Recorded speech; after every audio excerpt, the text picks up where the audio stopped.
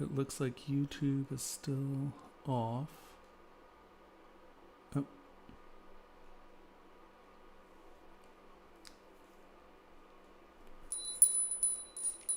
Are we live? Yep, everything's connecting. Okay, woohoo! Looks like YouTube connected too. Score. All right. Hello, kind and gentle folk. How are we doing tonight? Sorry about last week. We had an OBS. As I drag my earphone out. I think we had a OBS collapse. So, yeah, needless to say, we died 15 minutes into the process. Let's keep our fingers in that we can make it all the way through tonight. Woo!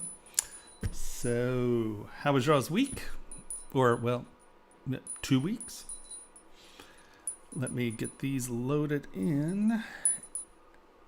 Do you want to get... Why does that keeps... Okay. You want to give me the order real quick out of these? Can you see this? Oh, we need to switch to the public, don't we? Yep. Different chat. Yeah. Hold on.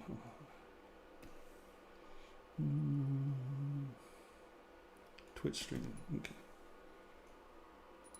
There we are. So now we're live. Twitch streaming. Chat. Join our Discord. Get into chat. Okay. Let me get that there.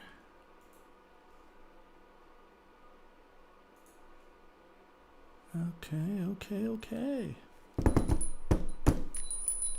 Ta-da! We're up, running. We're looking sort of stable. So yep. That's a bonus. Let's see if we can make it working. Let's see if we can make it past the 15-minute point. That'll be a big challenge for us. All right. Do you want to give me the order of these? Yes. Kevin is first. Where's Kevin? Kevin first. Okay. And I guess we have to wait for it to upload, don't we? You can do it. Okay. Next. Hello? Gasgar, the last one. Okay.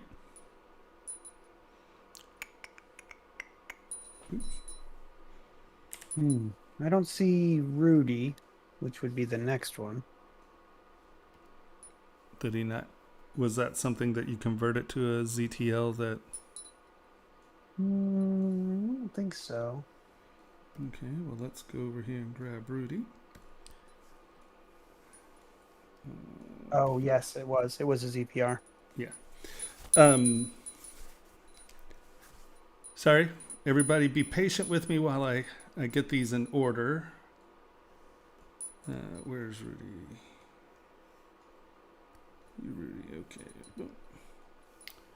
Download.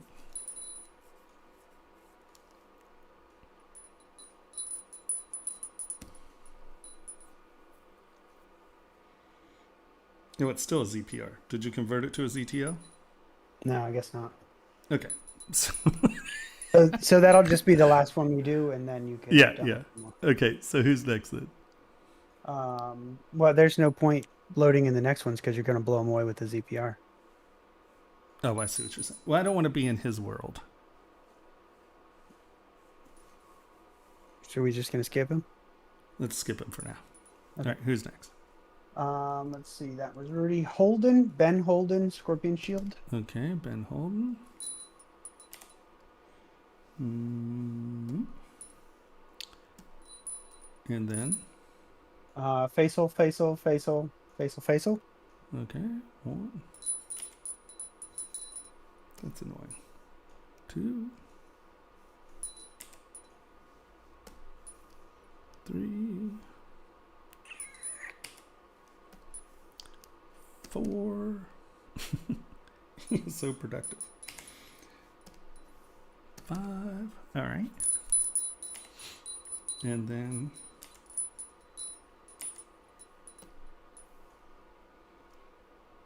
the other Ben, Ben Ramos. All right.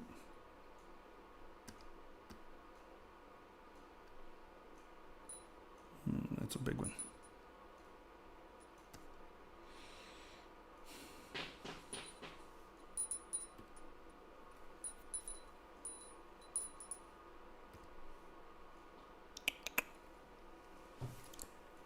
Hello, hello, hello. Why, thank you, Maddie. They're very loud. Everyone's like, I'm a cat. You can hear me coming down the halls. Hello, Jose. All right, Raytheon's good. He can hear us. All right. Okay, and then let's end it there because Miko has a newer version up. Okay. So we'll start there. Yep. And we will start with Kevin.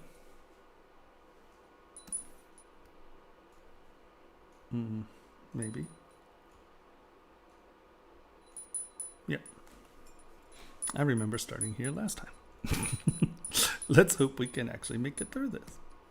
Is edit not on? I guess not.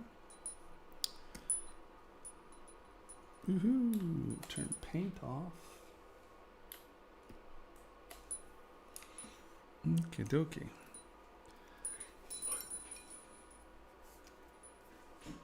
Yeah, since we blew up last week, we wound up having to have tonight's a longer list.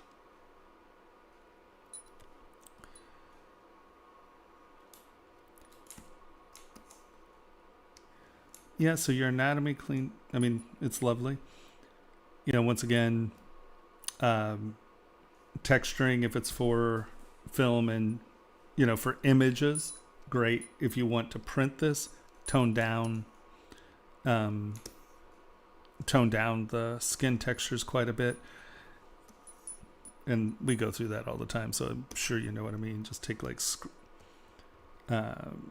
trim polish and just kind of knock these down a touch, and that'll help a print. You made the leather straps look a lot better. Your stitching is right on, even though it looks like you missed stitching on this one belt. It might just be I turned it off or something, but your stitching looks great now.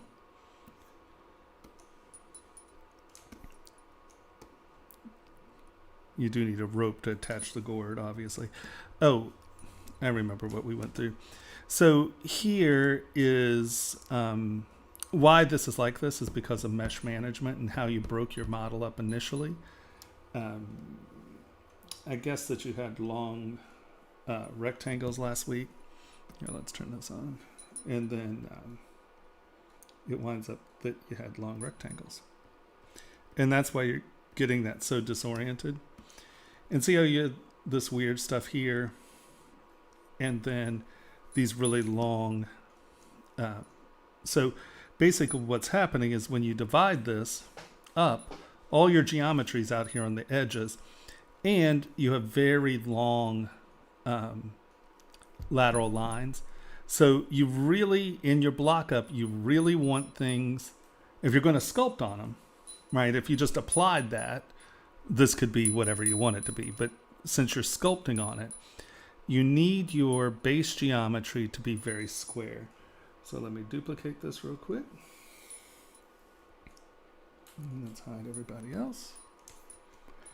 I'm going to, not adaptive, ZBrush to about 5,000. That should keep the shape.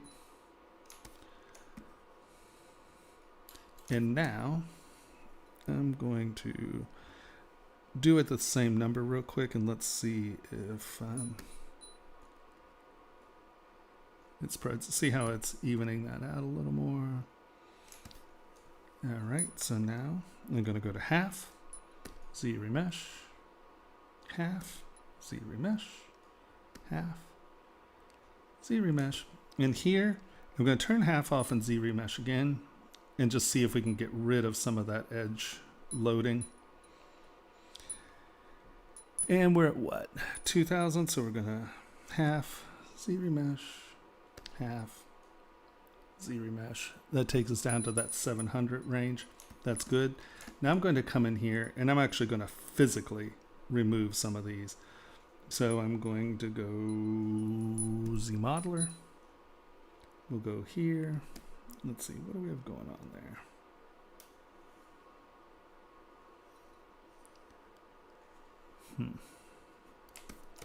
I don't like how this folds over itself. Let's see if we can get it to remesh cleaner. It's a little better. There we go. So see, we don't get that weirdness. And now we can come in and I'm going to hold Alt and get rid of that line. Alt, get rid of that line. Alt, get rid of that line. Get rid of that line. So now things are much closer to even. Like I would probably come in here and go slide, edge loop complete. Push these up a little bit more. Because you can see they still load a little. So I'm just trying to make them roughly the same size. I want these to be roughly square. So now we can see that I can insert probably 1, 2.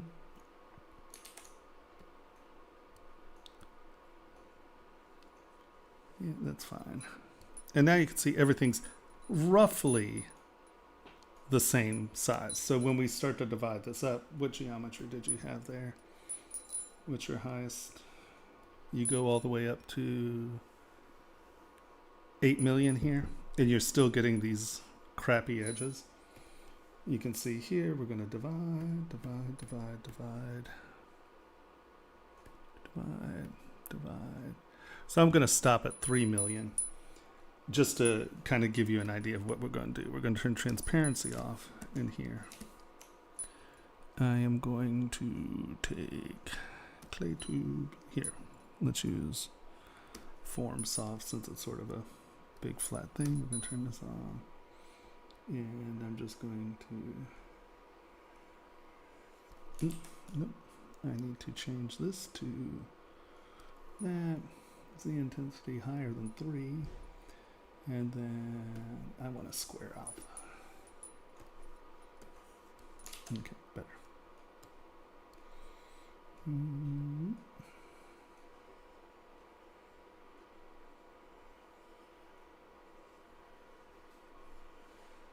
I'm obviously not spending as much time as you were, but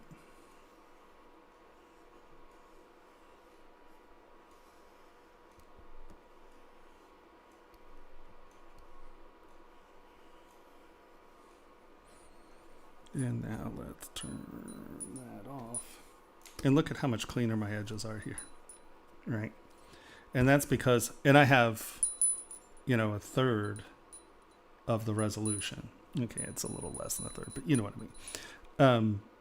And I'm not getting that tessellation because, you know, 3 million for something that's that, this isn't very demanding detail on a surface, right? You're not putting really subtle surface layers or fine texture on. So you get much more performance out of your meshes if your meshes are really tight in the sense of squares, right? Like, look, you didn't sculpt any detail on this over here, but I'm even going to make this smaller. That's at its highest res. And you can see that you get more geometry there, but because they're long, right, you know, they're not squares, you get tessellation because there's not enough geometry horizontally, where vertically you have plenty. So you wind up with this odd tessellation stuff even at 8.5 million or 8.1 million. So just pay a little bit more attention. I know I would have at its base layer moved it back out so it was the appropriate proportions or creased it, and that would keep it at those the same proportions. But you can see that with 3 million as opposed to 8, we have much more surface fidelity. And I think, honestly, that was really one of the only things I saw that I would really comment on. I know I commented on a few other things last week. I just can't remember what they were. All right, let's look here. A string to attach the gourd. I mean, your fabric looked great. I like what you did, fixing the below the knee lacing. I would say, hold on, transparency. The only thing, and I think, I'm trying to remember if that was from this crit or the one before it. Yeah, no, still, you have a few. Let's start Sword Soft. Sword Soft, where are you? Oh, there you are.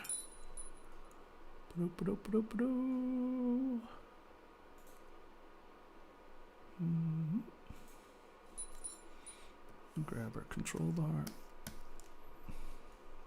That's really funny.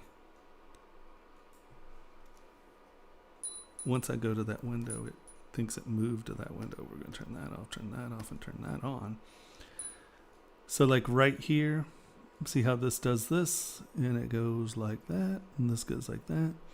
Just make sure when you're doing lashings, here's another place right here. These two collide. See, you get a little merging there. Just anytime you have strapping, make sure that they keep separate. Don't have them cross, because it's just a huge red flag where you're like, oh, look, someone's just a sloppy modeler. So make sure that you don't have these things blend into one another. You really want to make sure that if something's on top, make sure that it's on top. If something's on the bottom, make sure it's on the bottom. Now see back here how this is merging in with the surface back here. Since that's a lower level, it might not be a big deal, because then it's just sort of like texture. But you really want to make sure things like this, that is on top of that. And then come back here. Ooh, sorry. Come on. It's become so much more persnickety now.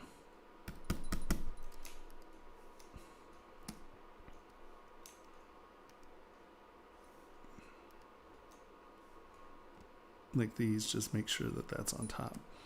So before you call the model finished, just run through any place you have lashings or anything that's full. Like it works, same issue with hair. Like if you have plaits that are going one thing and then they kind of cross over. It looks like lazy modeling. Like here, see how this is crossing into that belt? Make sure that, that belt is on top of that. Sorry, I just got yawny all of a sudden. And your anatomy's lovely.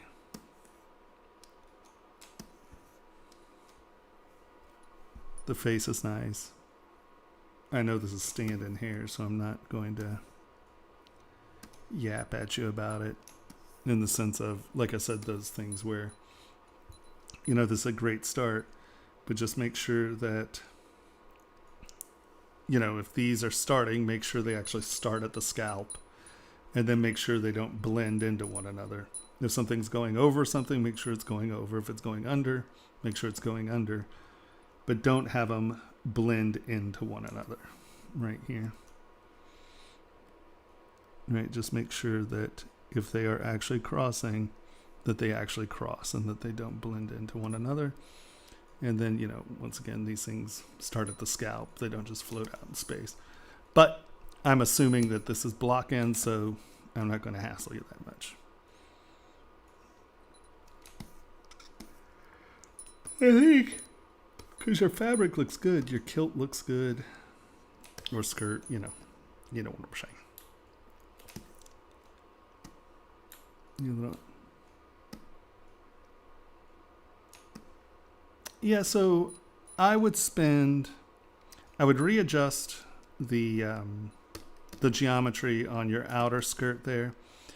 And then I would also do just a little bit more detail with your belt buckle, because you have so much nice detail. And I know that it's fairly rudimentary, but give it like an angle on the surface or something so it doesn't look like it's just once again, so it doesn't look like it's lazy modeling. Have it look as if there's intentionality to it. So even if this, let's say, is a very primitive shape, in the sense of it's not a super detailed, thingy-mabob. Where is it? There it is.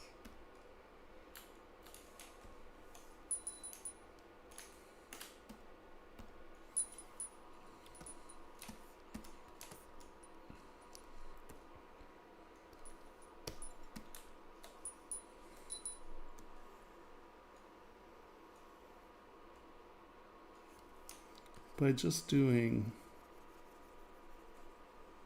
something like that, where it looks as if you have put thought into this, and like this little dimple and making it a ridge, just something. Just make it look like you thought about it. Ugh, sorry. Goodness gracious. Yawny, yawny. Looks like I might actually have to break down to soda again before the night is over. Sugar caffeine. But you can see that that looks like, it's sort of that when they find, like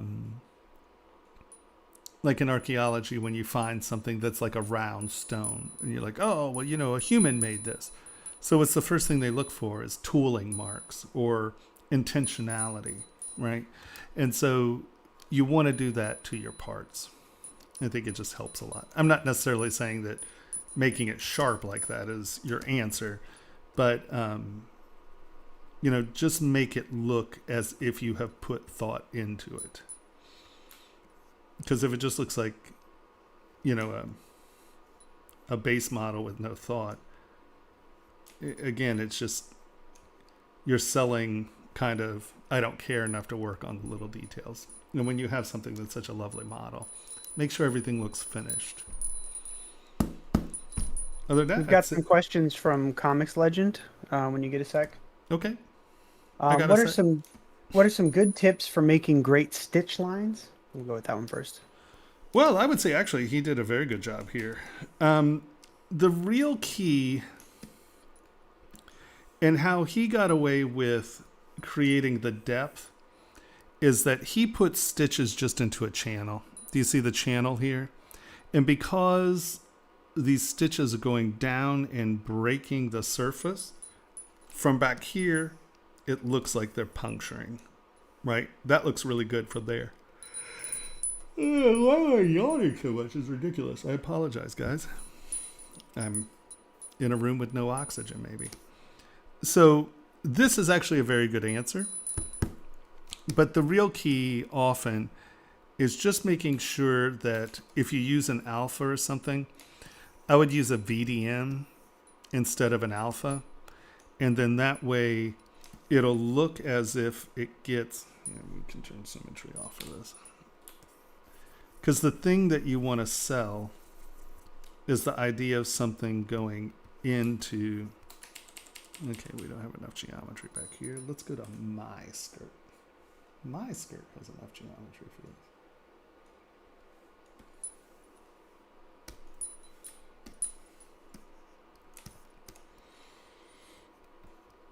So the thing that, so like a lot of people do this. Okay, well, you can see there's a big problem with that. Those are hash marks, they're not stitches. So the thing you really want to sell when you're doing stitches is the concept that they are puncturing the surface. And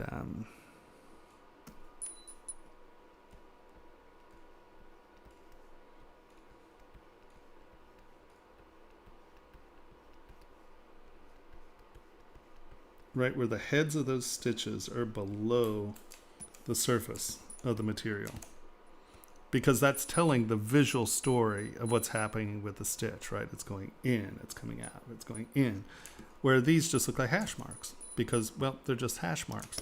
So by him doing this, where he creates the channel and then creates these little things, now it's telling that story of penetrating, right?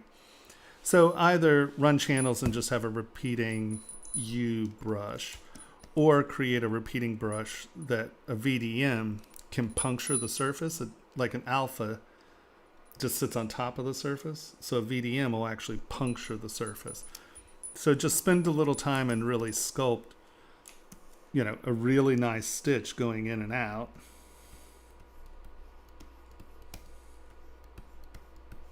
Right, we're really selling the idea. You can even come in here and give a little pinching in here. Get a little texture. And here, we'll set this up this way. And let's try extractor. Where are you? Extractor. Oh, my brush isn't big enough. Extractor.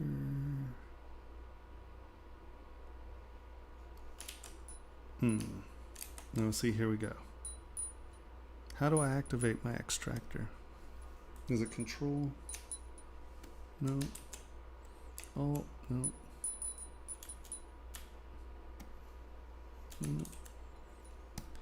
It's been so long since I've used the extractor brush, I can't remember how to get it to record.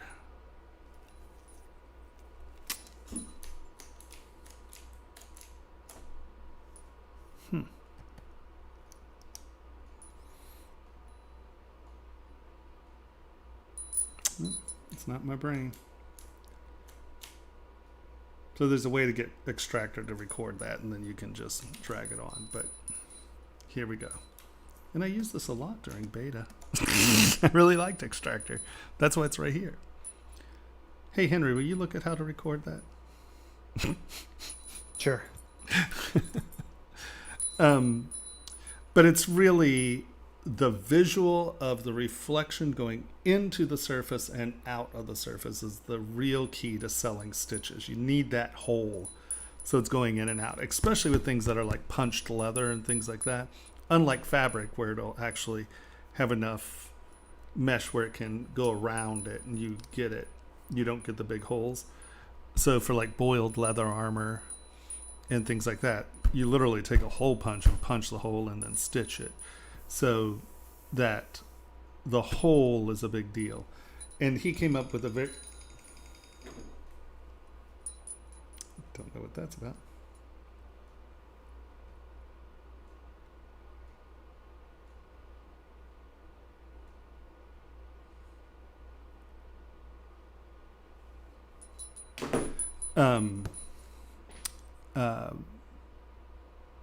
Yeah, that that penetration is what sells stitches, right? Here, hold on. Let's go to brushes. No. Lightbox. Brush, and I think it's in stitches. Let's look at this one. And see, this is sort of supposed to be the welt, and these are the stitches on the side. If I were to have created this, I would have punched holes in so they're not just flat. So there's actually a penetration in that. So when you're making, like if you're making a repeating alpha where you're going to use for stitching, does the other one have it? I thought one of these had holes. This one kind of does. But you can see this one has some dimensionality there. I would have probably, oh, hold on. There we go. My focal shift on this softens out. So you can see that reads a little bit more realistic because you have curve in your stitches, and your stitches do return down to 0. But if you'd taken the time and punched the holes deeper so it actually punctures the seam, that sells it a little more. So that penetration is really the key to getting those stitchings to work. Got it. All right. Did you figure out extractor? No. Something about G. Press G. Is it G? Okay. Hold on. Let's go here. Extractor. Yeah, G. There it is. I just didn't know what button. No.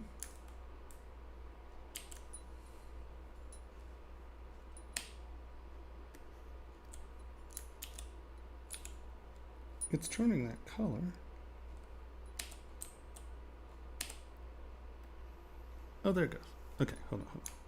Control Z. We come here. Oh, it's going to do it. I didn't run down the center. You can see that it's sort of halfway there. So let's do this again. G. Start in the center. Drag it. Stop it. Let it think.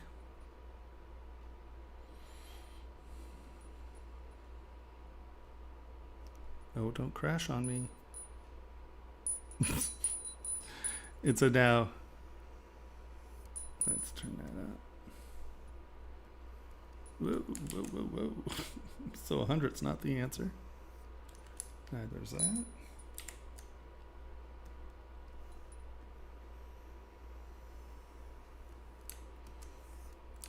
But you can see from back here, you're getting that feeling of it going in and out, in and out.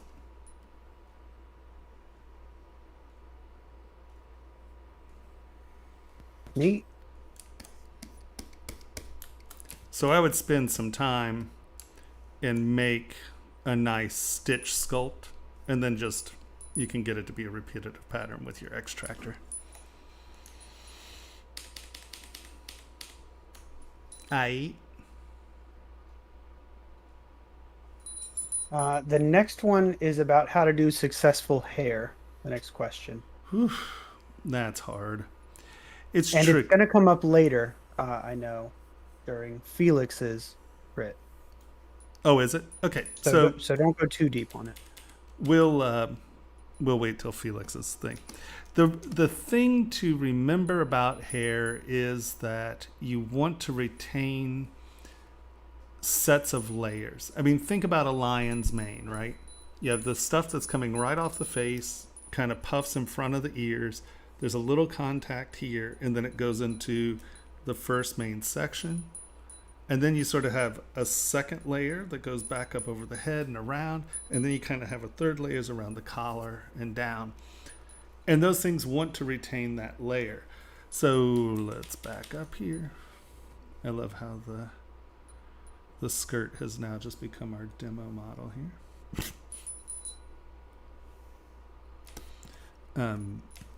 So if you're sculpting hair, am I on clay tubes? I am. Let me get a little bit more intensity. Okay. So under normal circumstances, I'm going to do this really light to begin with, and I'm just going to get my general feel, right? I want it to kind of curve around, and I want there to be like an S curve down at the end. So it's sort of longer hair, right? So now we're kind of figuring out how it's going to do that. So I'm now going to decide on what are my layers, right? So my bottom layer is going to be these points.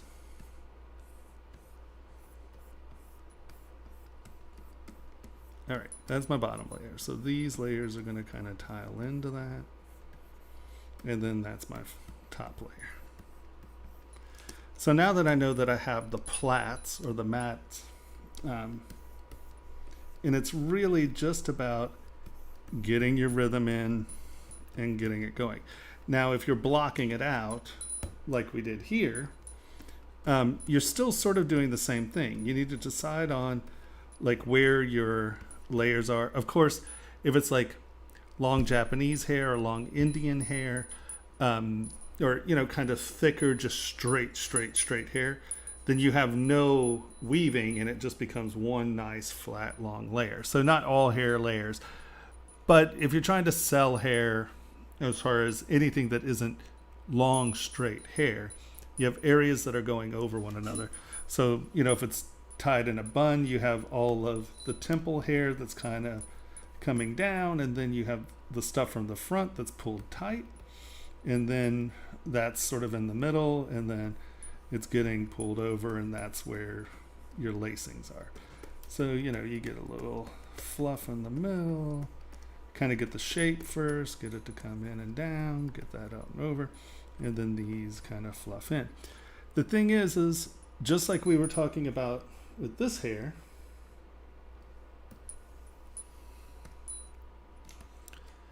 see, he did a good job, and you can see that he was thinking in that concept. Okay, these are what's being attached in the front, right? So that hair is going to stop about there. And then he comes around and he has that second layer of hair that's all inserting here, right? It's sort of at your top of the head and it's folding back. And it might be just a little bit longer. And then you have that third layer that's kind of attaching right here, coming down and filling in. I can't say it enough. There's nothing I can say that's a better idea, and that is no matter what, make sure you stick to the layers not crossing over one another. I can't tell you how important it is, because once again, it just looks like lazy sculpting. And so block out the motion first. Okay, I want this one to be on top, and it's going to get a little wider. That one's going to be under that one, and it's going to come under that one. And then this one is going to come over here, and it's going to be under that one. But it's going to cross over that one. So this one's in front and the back, and under up front. This one's on top of that. And then this one is under that and comes over on top. And then we have that's on top. So the thing to remember is that you just want to make sure that the things that are associated with this obey the rules of your story. Okay, these are going there. I'm stroking in, I'm getting my motion going. And then I'm going to come in and I'm going to put in my individual hairs. Or, and you can take this down as detailed and as squirrely as you want.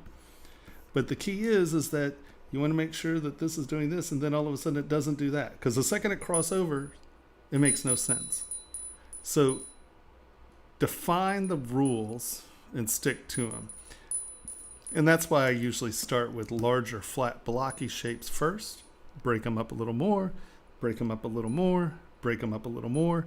But we stick to the rules that, okay, this one is on top of this one. This one comes up here and blends in. This one kind of comes off of it. So they're sort of equal there, but this one is below it. So define your rules and stick to them. That's the number one thing you can do with any of this stuff. Wrappings, anything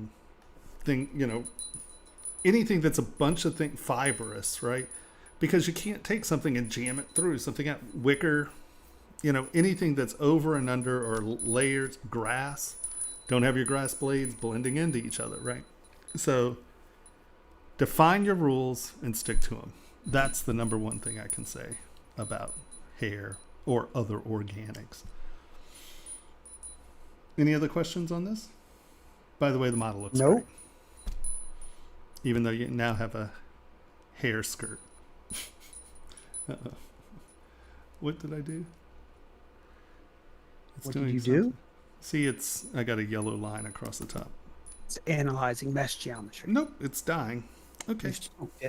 Oh. Nope. Well, I'm like, I don't know what it was doing, but it choked out. It decided you were done with that demo, and I suppose I agree with it. Yeah.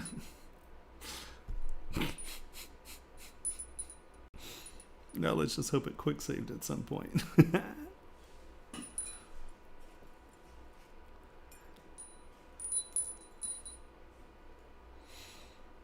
Come on, you.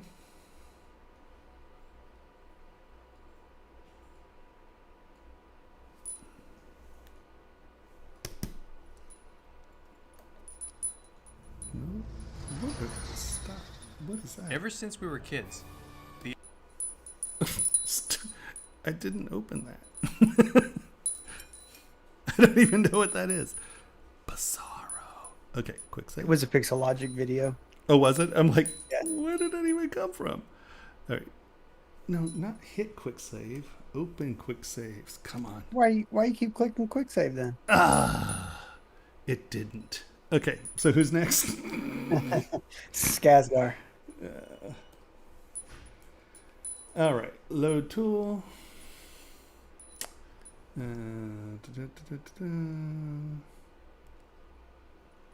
downloads, right? Okay. We'll just do this one at a time since I can't seem to.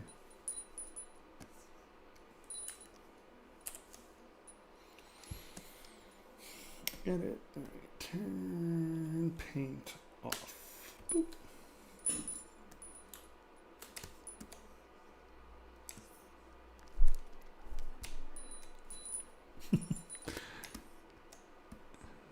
Alrighty.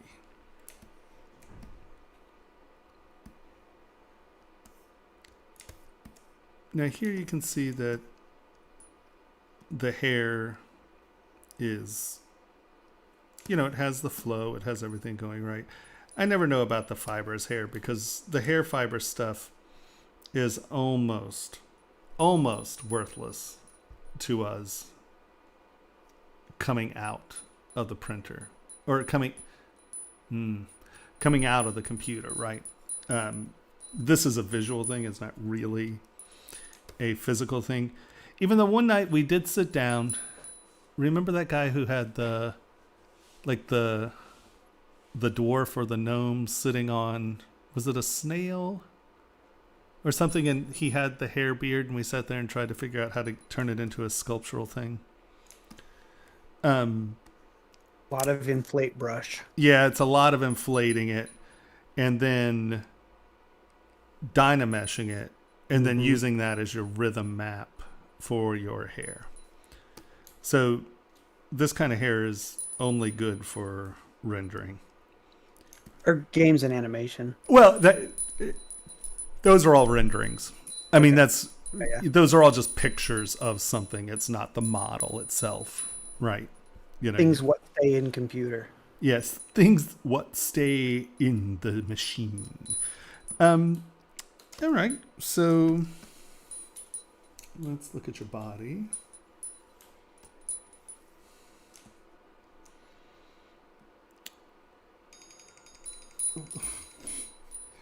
I don't know why I have all these alarms set up. What is going on?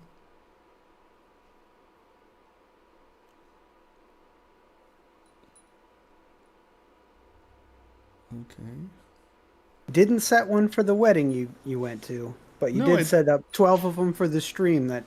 Well, no, these are way past the stream. These are set for 8:30, 8:45. I don't know what I was doing. I might have set those up in the middle of the night thinking I needed to wake up and set them for me. That's viable. Well, Andrew wrote us back. I wonder what that says. Wait. Huh? Can wait. Oh, yeah. No, without a question. All right.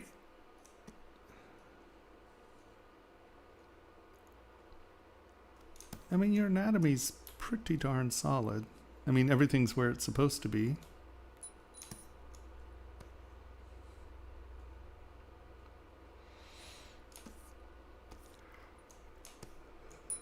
Oh, sorry. This is another place that Extractor works pretty well. And you had, I mean, I know what this alpha is. And so you only had a square, then you kind of traced it, got it going. So what I would do in the future, just so you don't wind up with a monotonous texture, is you can see how, like in these areas, you've sort of got this ridge going on. I would come back in, spend a couple minutes to tune this up into a texture, come back in with Extractor, make sure your brush is as wide as the detail you want and a little wider, and then you hit G and you drag it along, and where that straight line is where it's going to start and finish. Obviously we took a little bit of that, but that's what I'm saying. Spend some time, sculpt on the one, get it tuned up a little, and you can make a handful of these where am I going to crash again?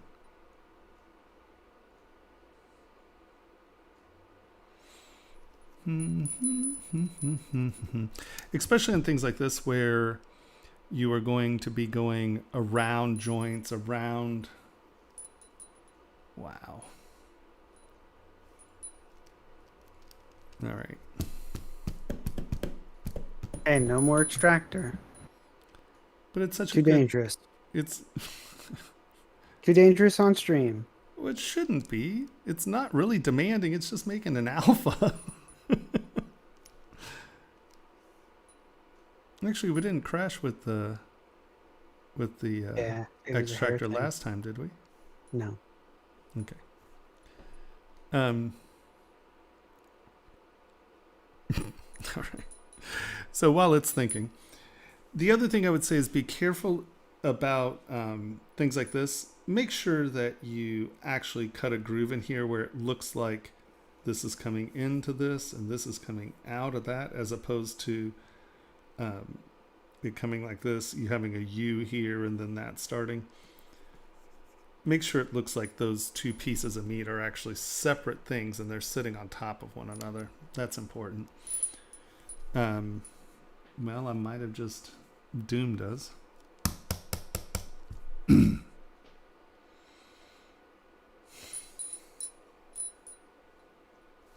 give it a second. 1,000, 2,000, 3,000. Oh, look at that. And so you can see over here, that's your alpha. But where this becomes very helpful, because, you know, this is actually kind of a cool little ridge, right? You know, it has its upper side, it has the shorter chattery side. Spend a little more time, sculpt on it, and then you can come in and you can actually use extractor to lay in some of those scales, but you can curve it, they can follow a surface, they can become, here,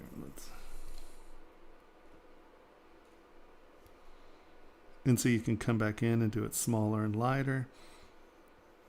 Lighter. Pressure makes it bigger.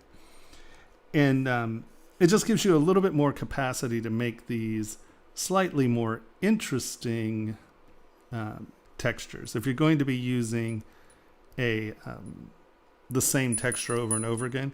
And what's really cool about the extractor is that, you know, once you get in here and let's say you're like, okay, well, I'm going to grab clay tubes and I'm going to turn this into a recessed spine. So I'm going to make that like that. And I'm going to make that like that. I'm going to make that like that. And I'm going to make these high. And you're like, yeah, I really like that one. That's what I want. Woo!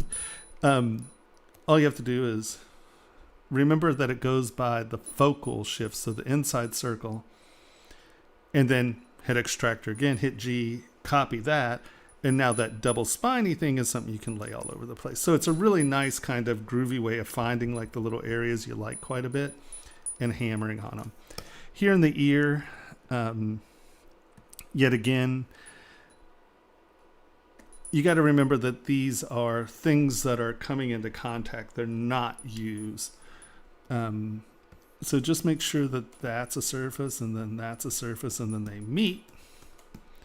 And where they meet, you have intersections, right? So and I'm being melodramatic here to prove the point. You know, it could be soft. And hold on. Right, because it's going to go under that. And so that's sitting in front of that. It's not a U. It's a step. So even if the step is a half round, it's still sort of a step. It's not just a U, right? Because see how this is the skull and then it has a scoop and it scoops into the ear and it comes up. So just make sure your intersections are actually intersections, that they're not just big U's. And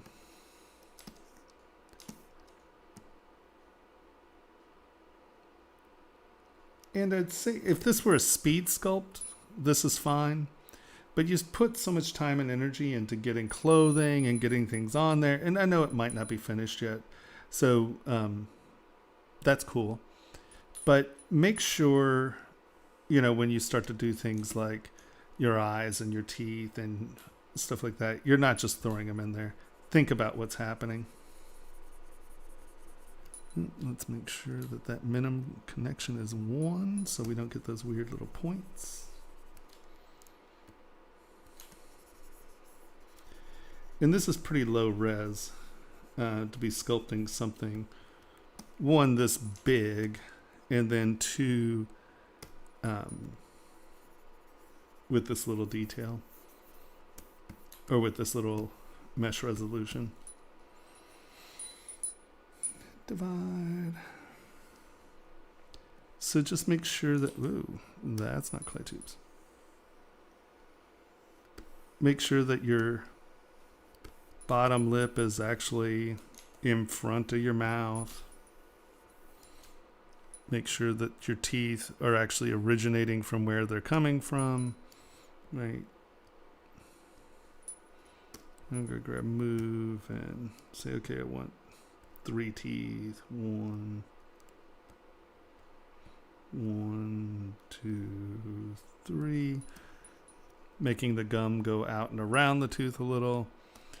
And then we're going to go, hold on, all 1, 2, 3. Now, these are coming out the wrong direction. I'm like, okay, well, that's not what I want. I'm going to come here, come from the top, where I can see them. And I'm going to rotate my camera to be 90 degrees of where the direction I want them to come out. I'm going to go trim front and make this a flat surface. I'm going to make that a flat surface. I'm going to make that a flat surface. If I hold down Alt, it fills in, right? So now I know that these are going to be tilting slightly forward because that was the camera angle I had, right? And now just touch that surface and pull out straight. Touch that surface, pull out straight. Touch that surface, pull out straight. And now you can really control the direction of your teeth. You know, this just becomes a little muddy. And once again, you don't want to look lazy, right? You're spending a lot of time and energy on the model. Spend the time and energy and get some of this stuff. These little things are really important, right? Because it now looks like these teeth are coming up and out. I know this isn't matching yours. I'm just trying to give you an idea of, you want the things to kind of make sense. Now, let's see. Yeah, I would spend a little bit more time on the face because the face is definitely what people look at. We are genetically predisposed to look at them. Here again, slash, sign of a big brush and make it weak. And then make sure that, you know, instead of those being used, they are layers that go in front of one another, right? This one actually comes back and back. This one comes under there. But this is in front of that, so make sure that it's in front of that. And, you know, have nice tight things. See how soft this is? It's that U, once again. You want these things to be pretty tight V's because they are actual, you know, the intersection is actually way up here, farther up into the armpit. So you don't want these to look like, you know, this half U, because that's actually not where either side of that meat ends. It meets up in there. So you want to sell that by making it meet up in there. All right. Top.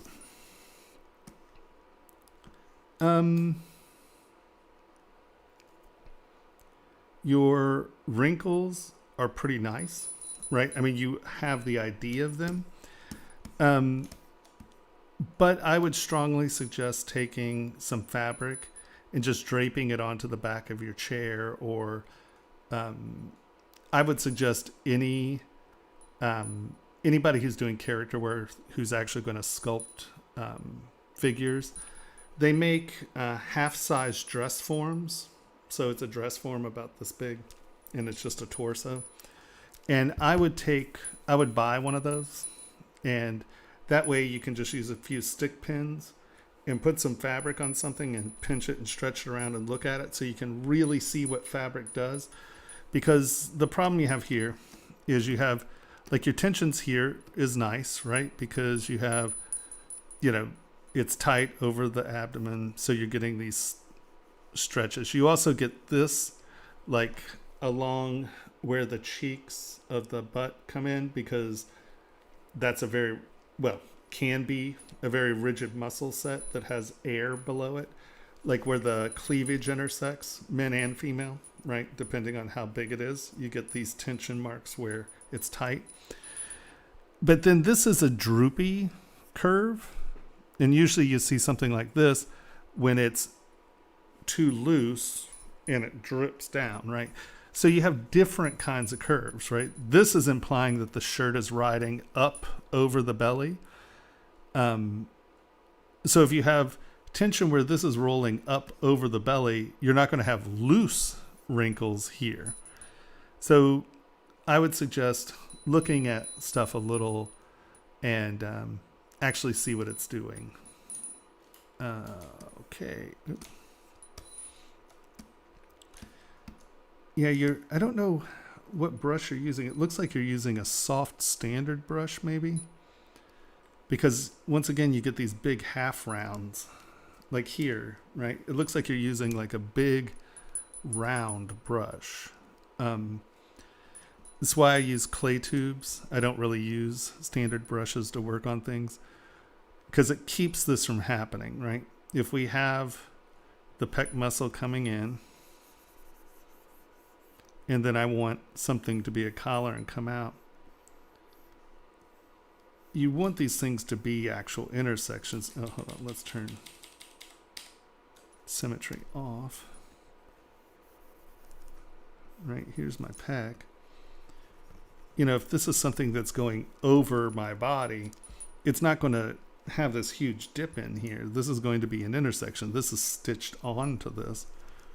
So you're going to have a nice, tight, kind of clean intersection here.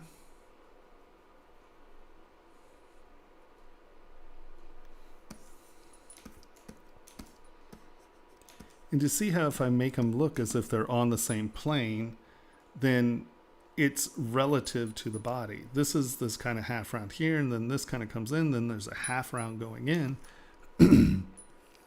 It may seem that those big, deep cut-ins are defining your shape, but what they're doing is they're actually doing the exact opposite. They're separating the context of how these two surfaces intersect. So you don't want to cut, see, like, because nobody's pec does that, right?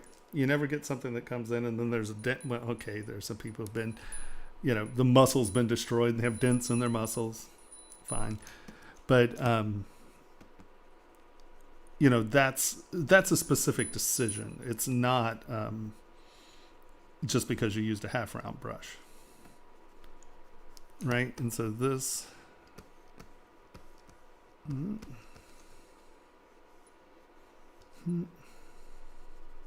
boom, and that's a surface that kind of does that.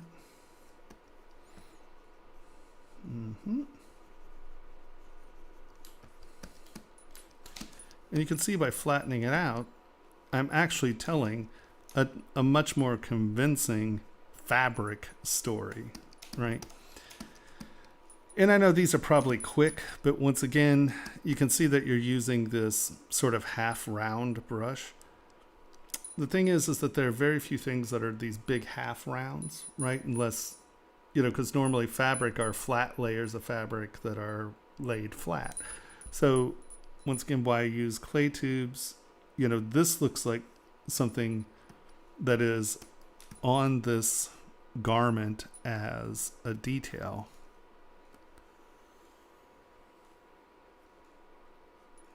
Do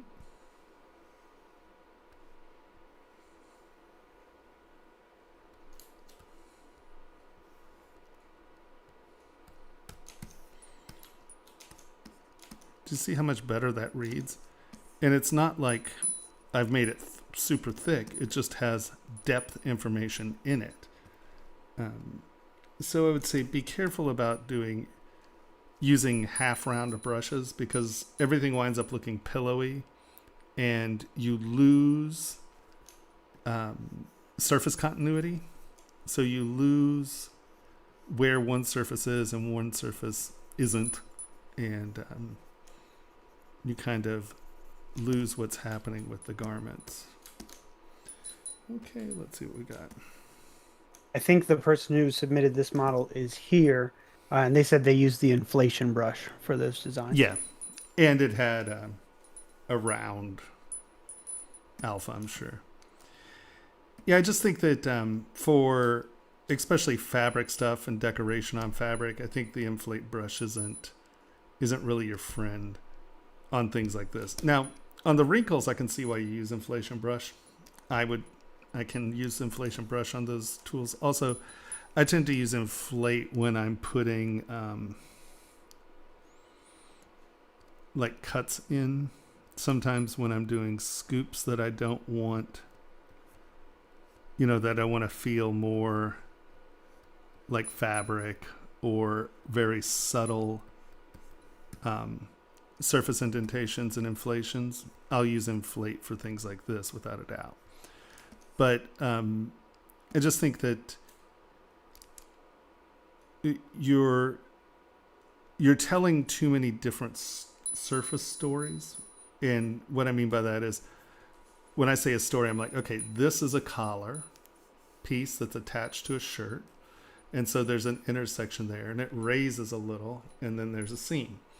Okay, so chances are this is a jerkin and these are embroidered onto the surface. And this makes it look a little bit more like, I don't know if you know what chasing and repoussé is, where you take something and hammer it out of like armor and stuff. So you would get a lot of softer detailed stuff like that. So how you sculpt your surfaces are important because it's telling the story of what that surface is. So if it has a lot of wrinkles, it's soft, right? If it has flat things on top of flat things, chances are it's fabric with a applique on it, right? So think about that just a little bit more. And like I said, buy a half scale. I think everyone should own one. They're great. Have a half scale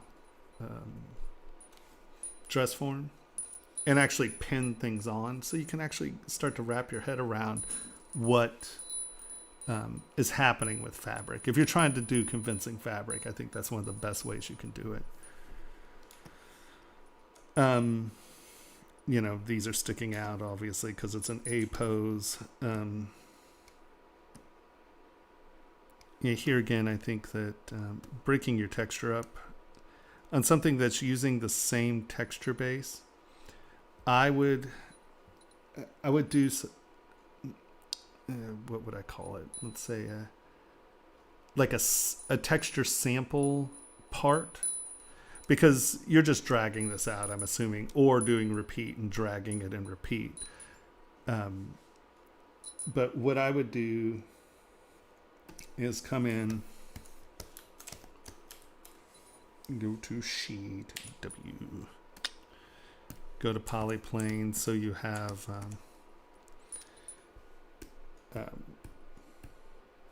all your geometries on the front side. Get it nice and detailed. And then you were using, I'm going to go to standard because I'm assuming that's a standard. Standard. Drag. Here's our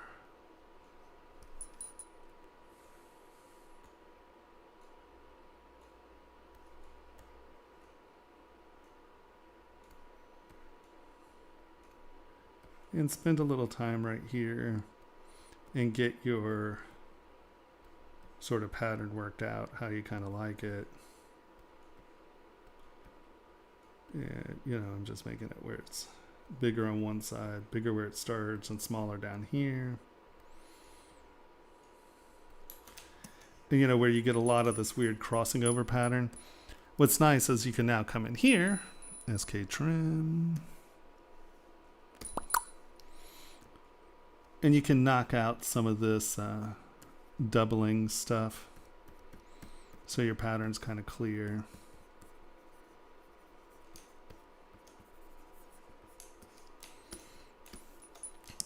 And then I would say, okay, well, I also want, because you had it kind of going down the back, I have sort of a ridge.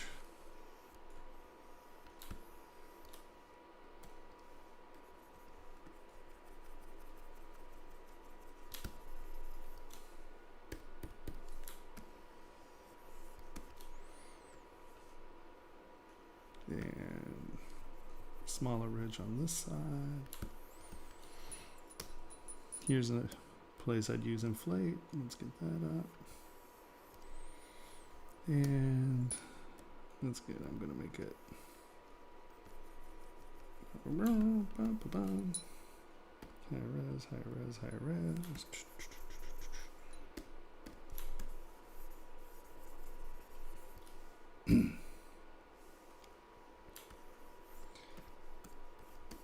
So that's one texture. This is our second texture. Let's go. And no. Nope. Freehand alpha standard. Standard seems to have the nicer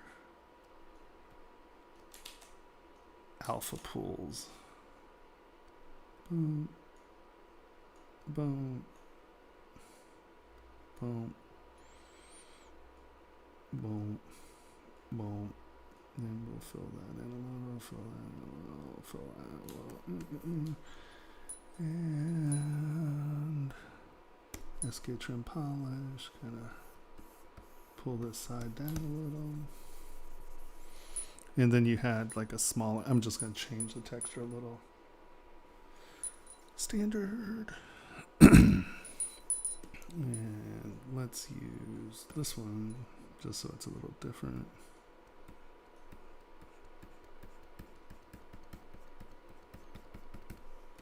So you kind of had something like this going on, and let's get inflate, come down here. Then we'll make bigger nodules, smaller nodules as it goes down. Okay, so you have this sort of ridge as well. So you make the handful of different textures you like or want, and then you can have one that's just flat. And this is where Extractor works great. I'm not going to do it because it freaked out last time.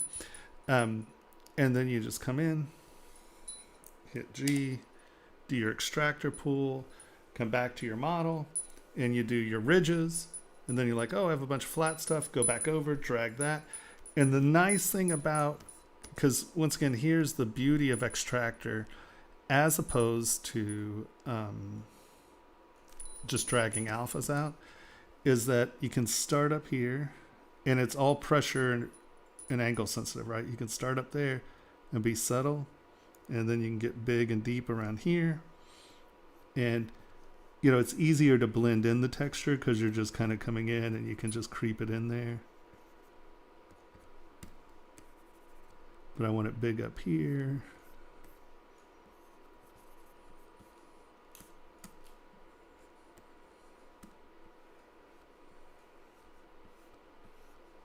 And you can see that it just gives you a lot more control over how you're laying texture into something. The other nice thing about it is, like I said, you can do things that are just slightly different and just hop back and forth between them. You know, just keep your texture pattern over here and hop over to it, grab a new texture, come in. Yeah, love that. And now we're like, I want that to be there. Oops. And then I want a little one there, a little one there.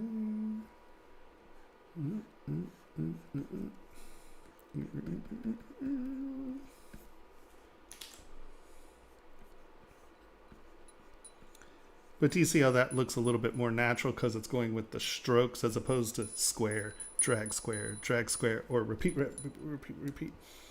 I think it's just a nicer, cleaner way of being able to do it because being pressure sensitive, it just gives you a lot more control over what you're doing with your textures.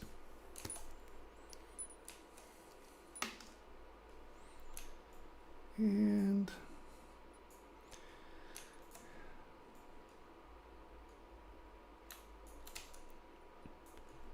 like this goes out into these like bladey edges and everything's soft. Here again, if you're using like clay tubes or a brush that's flat and has layers, you can really start to delineate your forms so they look, and I was talking about this earlier, that concept of intentionality, right? If this is a belt buckle, this is, or you know what I mean, like a cod piece belt buckle, this is going to be something that's very showy You know, this is one of the main things you're going to look at when you see this person, is this big phallic symbol hanging off his waist. And so, you know, and don't just keep everything on one layer. Give it some interest, right? You know, decide first, you know, come in and break some of this up into layers. And then you can really punch what's the focal.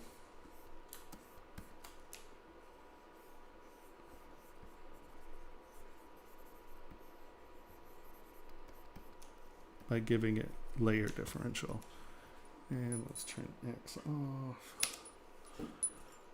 And boom. We had some sort of.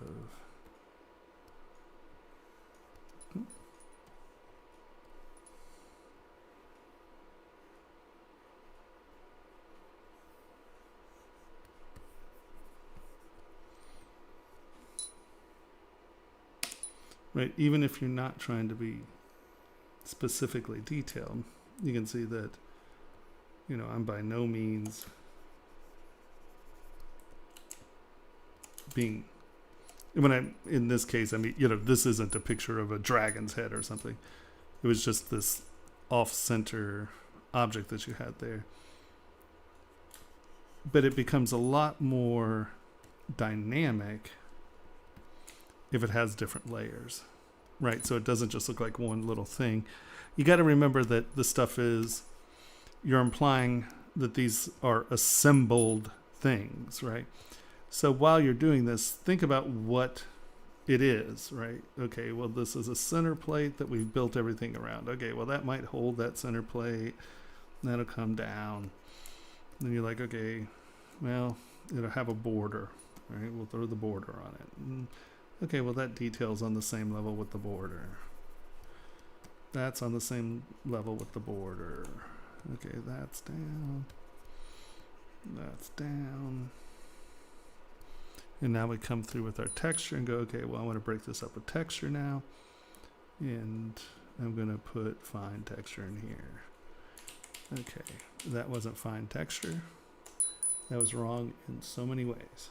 Okay, we're going to first make this smaller, and we are going to make that subtractive. All right, now here we go. We got to turn off lazy mouse. So now you're using texture to divide this stuff,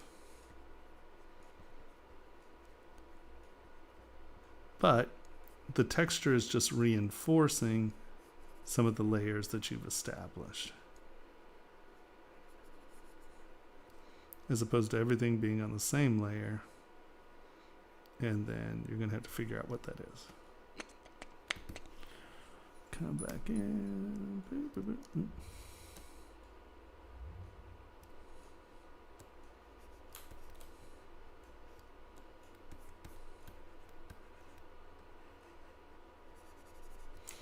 And just see how much more that pops, because it looks like something's going on there.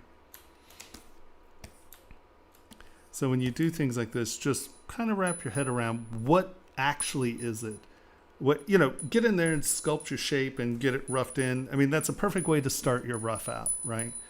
But before I'd worry about painting it, I definitely want to figure out, what is it? Okay, this is metal. This is leather. All of this is metal. It's a metal frame with hinges, you know, because in that identification process, you're going to then make decisions about what your materials are, and what your materials are going to have different sculpting techniques, right? So I'd play with that. Your skirt looks good.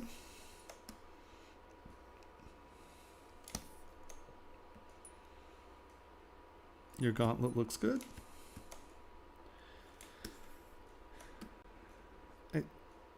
See,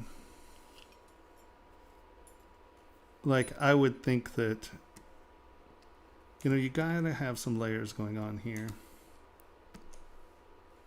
But here again, I think that you're going to be served a lot better by just making these change layers a little, right?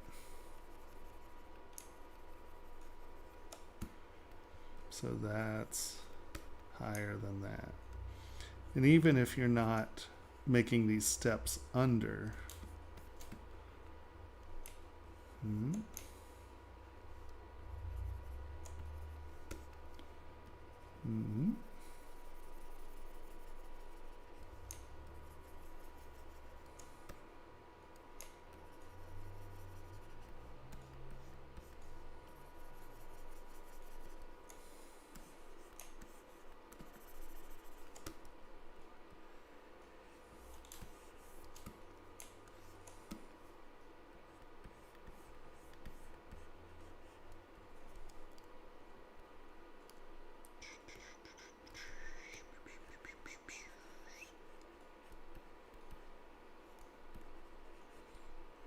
You know, every level change, every line you put into it is a story.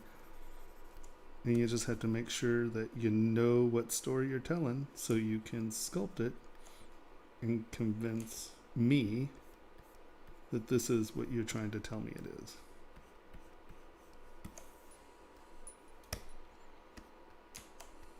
Ja.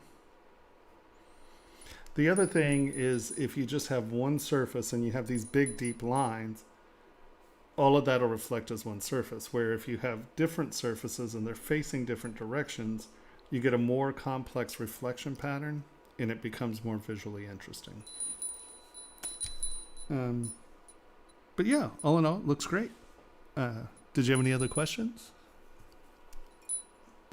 I haven't seen any from the model's originator yet, but we did have a different question that we can answer with this model.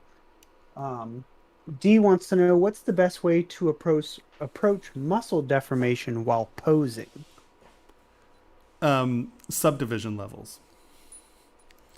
So, and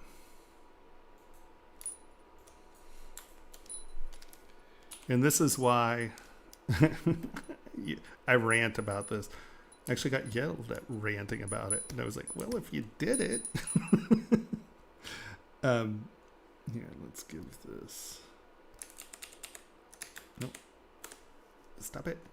Cube. Give me my cube. We want this to go the other way, and other way. Nope. Other way. There we go. Okay, so this is my shoulder. And then cube. Z modeler. This is my bicep. This is my elbow into my forearm. Okay, so that's my arm, right? So we're going to come here.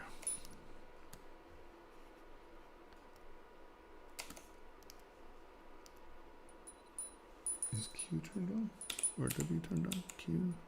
There it is. All right. And here we go. Nope. Move infinite X, Y, Z.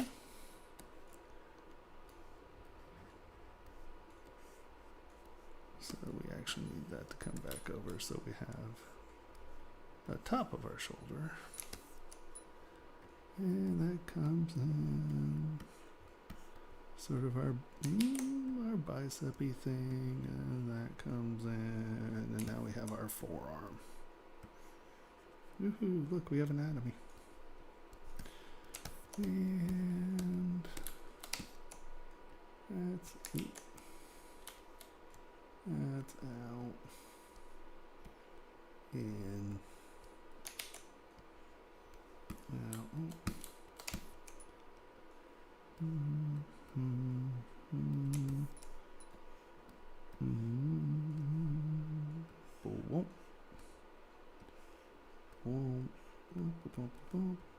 All right. Look, we have an. Ooh, no, we don't want that. Okay, so there is our arm. Right? Everybody's roughly in our right place. So now we divide it up. And we come in. Just curious. Wow. See? Scales bizarro. Something going on. So we spend all this wonderful time.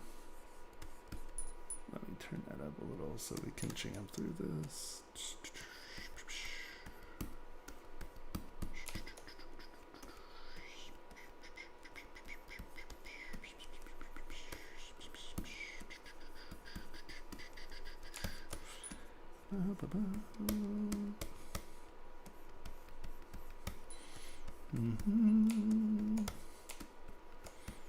And a mitten. Very important to get that mitten right. And now let's turn that back down. And so you've spent all this time and you get your anatomy where you want it. And I know this is wonky and whatever, but we're not really talking about anatomy here. And then you come in and you get it smoothed out.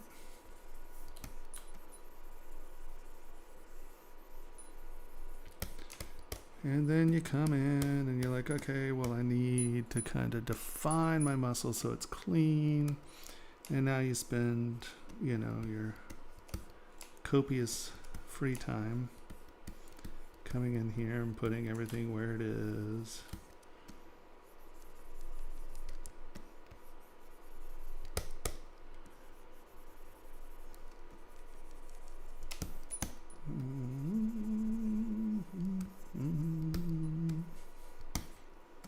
I know, that's weird, but once again, like I said, we're not really doing this for anatomy.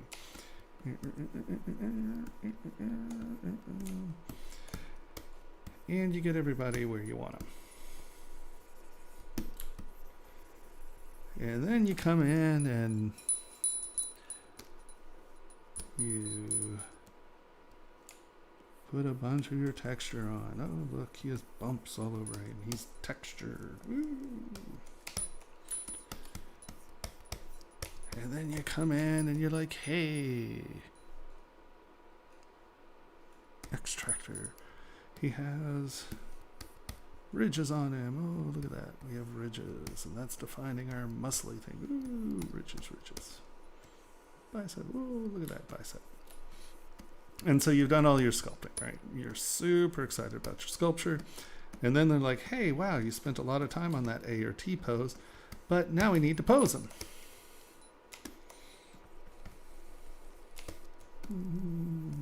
Right?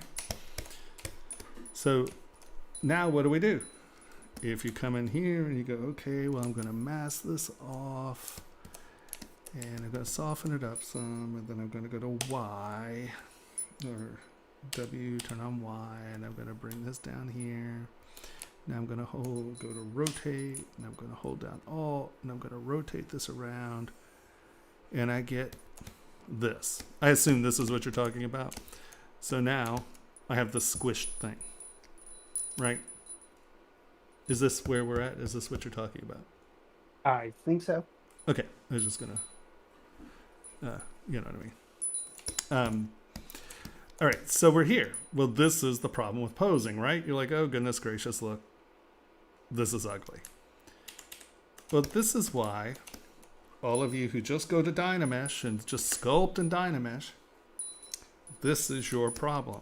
You have something that you can't do much with. Now, let's lower our resolution. Let's take our elbow. Turn Y off. Mask that out. Boom. Bring this down to here. I'm going to bend that in. And you can see what's happened, right? We have that compression.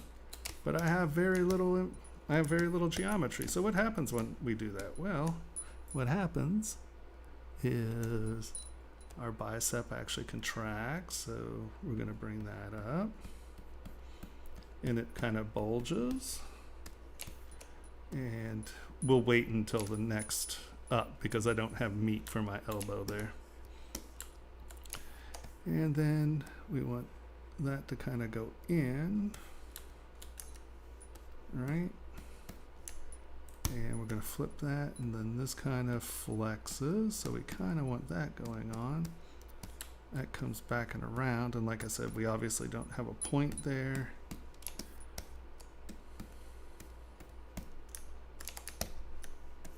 And now we're going to take both these and just pull this out a touch. Okay, so now I'm going to go higher res. So now you can see that I can bring my elbow back in and pull it out where it was. And we're like, oh, okay, well, I didn't need that back, so let's lower res again, and let's pull this back and in. Higher res. Okay, so now I have a little bit more meat to play with. You can tune your muscle shapes and forms, get that crease where you want it.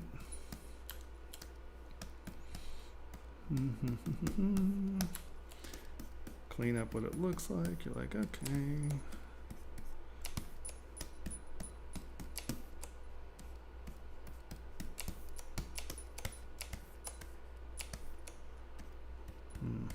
It's a little flatter because we're compressing.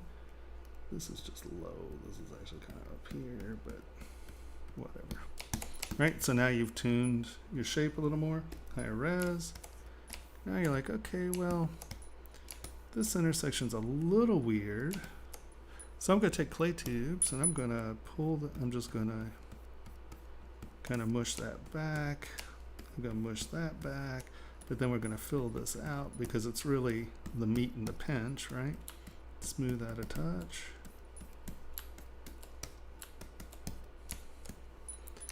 Mask this off. And so now we can...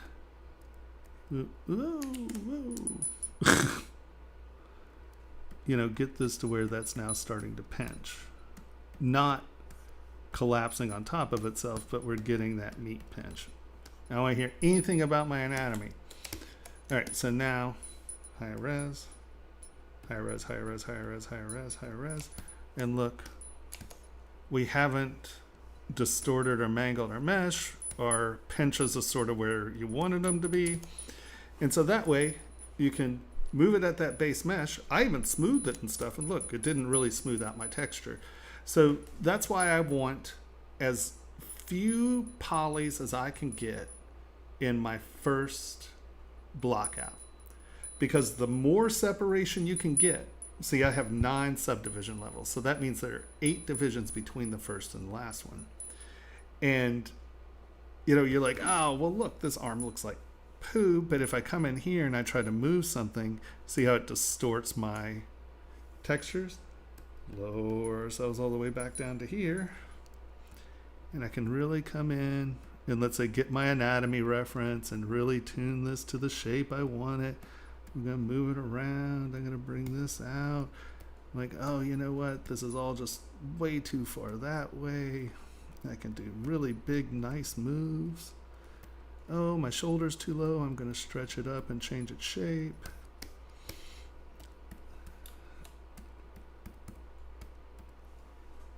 Oh, I need it to rotate out. Okay, well, let's take this, mask it, get under it,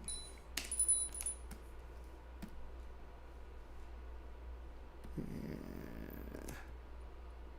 rotate it some. All right. So you can see that I stretched these quads out pretty dramatically, right? Well, it's nice, we're down here, so all I have to do, move topological, and I just want to make sure that these squares all stay relatively square. The thing is if you stretch something out, just make sure you come back in and get those lines to be a little bit equal, right? Just so they stay roughly the same distance apart.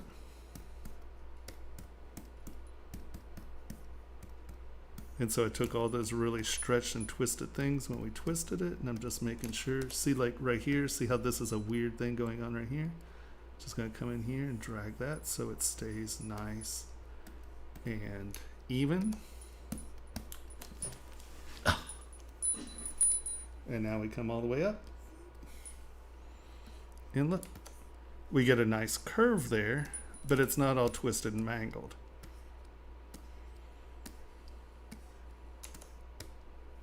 I obviously didn't look at the inside of the arm. But, you know, so you're like, okay, well, that's twisted and mangled. Okay. Lower our res, find out where it's twisting.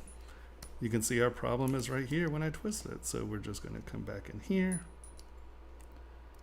and clean this up so it actually goes with the shape of the bicep a little more, right?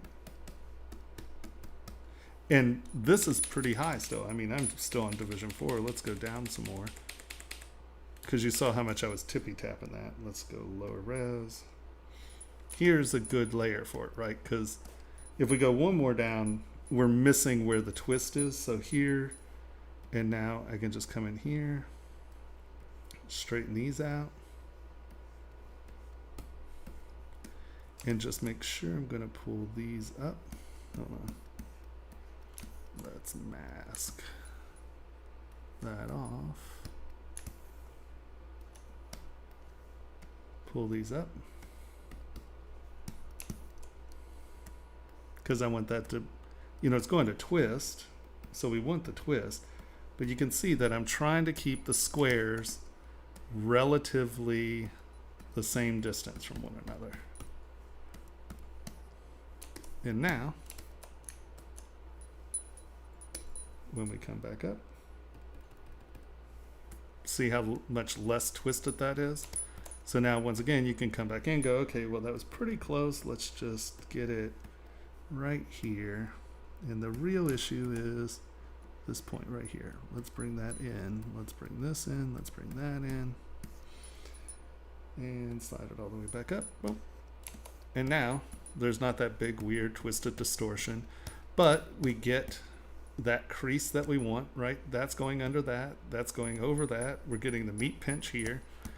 And then, you know, when you get it to here, often you just grab pinch and just get that in, and you can kind of define that how you want to. Does that make sense?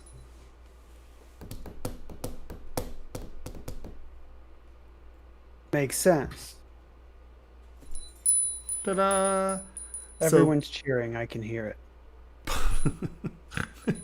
And the crowd goes wild. So keep your subdivision levels. It is so important. I mean, there are things that are very easy to do in Dynamesh, right? So let's actually go back one more thing here. Let's come back even farther. Let's come back even farther. Let's come back to here. Okay. So we have our subdivision levels. And let's say you really want this to become distorted and very twisty. Okay, well, how do we do it? Well, first I'm going to take this and line it up on axis so I can control my twist. And so I'm like, okay, well, we come in here and look, I'm going to go twist. Oh, you can't do it because you have different subdivision levels. So delete lower. Come in, take your twist, and you twist it all around. And we're going to go accept, and then we're going to do it again. Oh, I hope I don't blow it. I wonder, you might have to do it each step. Well, we'll see. Okay, so now you're like, yeah, that's exactly what I wanted. It's awesome. But now I have no subdivision levels. Except, come back down to geometry. How many did we have? We had 9. Reconstruct subdivision level. Reconstruct subdivision level. Reconstruct subdivision level. Reconstruct subdivision level. Reconstruct subdivision level. Full reconstruction. And now let's go up. Whoa. And now you have your subdivision levels back. You will notice, though, we only have 6 subdivision levels, and when it went down, it only went down to here. So it dumped our highest subdivision level and it dropped 2 of our lower ones. I don't know why. But this is a way that you can get at least 6 subdivision levels is workable. Like, this is something you could then use and smooth and blah, blah, blah, blah, blah. But this is too much geometry to really use as posing. You want 10 polygons, right? The fewer polygons you have, the better off you're going to be in posing and all this. So, end of the day, start with is absolutely few polygons as you can. Like, literally, I would not block out an arm more than what I did just a few minutes ago. I start that low. And now if you have, let's say you've been working on a model and it's just Dynamesh.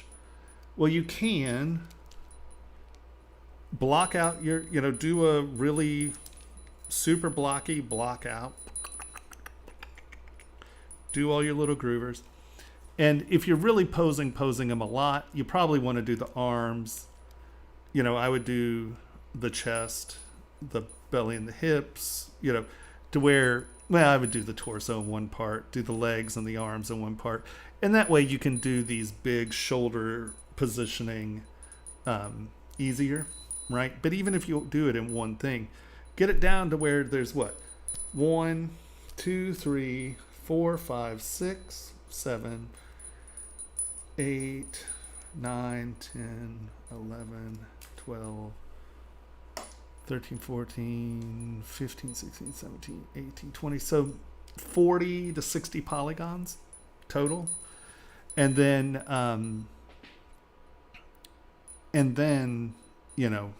bring it up. You can pull your fingers out and stuff like that when it's still very low polygons. And then divide up, because if you have your fingers and stuff down at that point, all your geometry is going to go into the fingers as opposed into the chest and things like that. So, and the key is just to try to get everything roughly the same size. And then that way you get a lot of really good, you divide it up and then you just project it to your sculpt.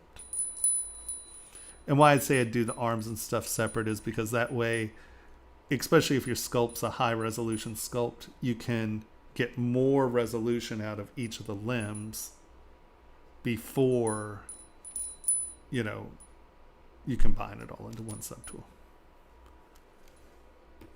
Yeah? Oh, yeah. Oh, yeah. Oh, yeah. Oh, yeah. Yeah, yeah. All right, who's next? Ben Holden.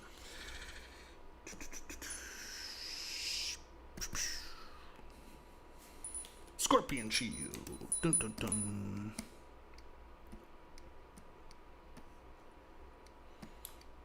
Looks like a scorpion shield. That was the lead sculptor on Scorpion King 2. We did The second one. Yeah. Oh, no. Oh, yeah. I can blame you then. I didn't write it. I had nothing to do with that. We built caves and things. I think it was the second one. It might have been the first one. No, you're stuck now. Were there 2 Scorpion Kings, or there was the Mummy and then Scorpion King, right? Mm-hmm. So it was actually Scorpion King 1, because technically he showed up in the Mummy. Ulfr was the lead sculptor of the Mummy, I think. All right. So, kind of what we were talking about just a second ago. Here, let's turn symmetry off, and let me just do this. Oop, that is not clay tubes.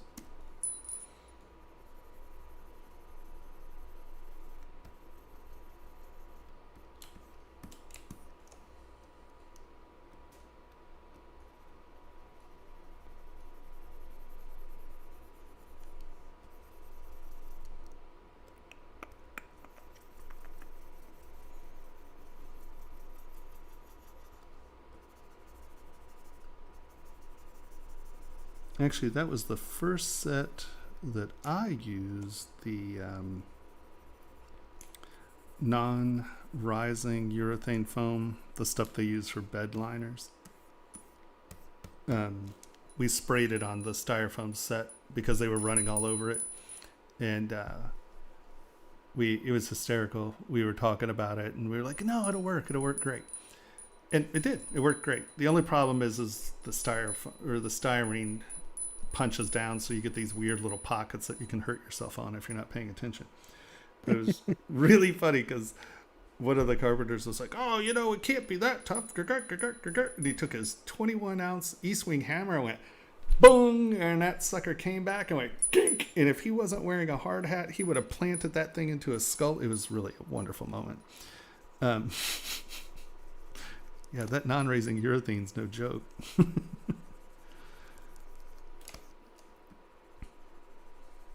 I was just thinking of how many things we actually sculpted with little scorpions on them. Lots. I mean, given the title, probably more than 2. Oh, yeah. Lots more than 2. That was just great. Oh, I can put my boom skink. Look at his eyes are like, oh my god, I almost killed myself. It was awesome. So what you did here is, I'm assuming this was probably soft. This is just purely my guess. You can tell me I'm wrong. You may have done this on purpose, but what my guess was is you had something like this where you sculpted your little groover here, and then you were doing this between it where you were scooping it out. And then you're like, oh, I want this to look like it's sitting on there. And so you took something like Slash, maybe. Let me see the silhouette of that.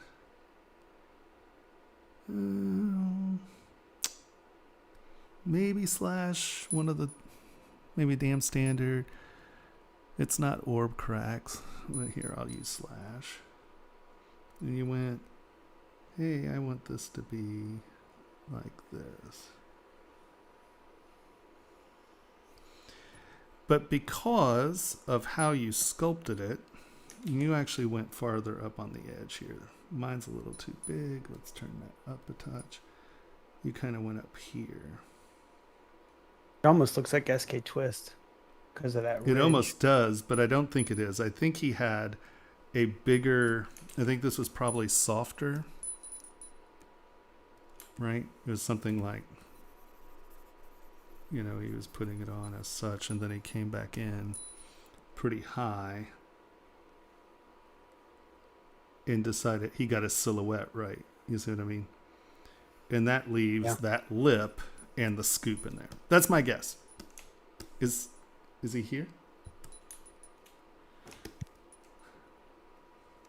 But you can see that how I got that lip or edge. That's my guess on how you went about this.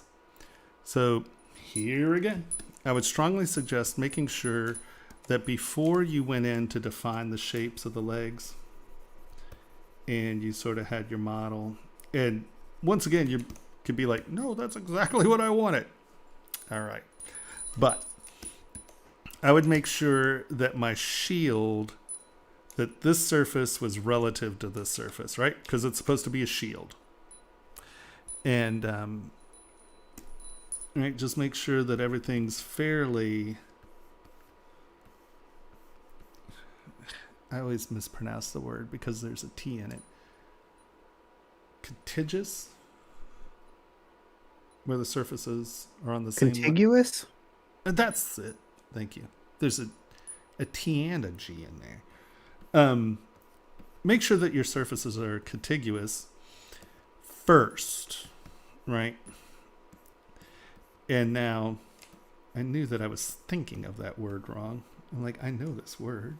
Why is it slipping from my brain? And you can see that now that is sort of reflecting of one surface, but you can see I have a dent here.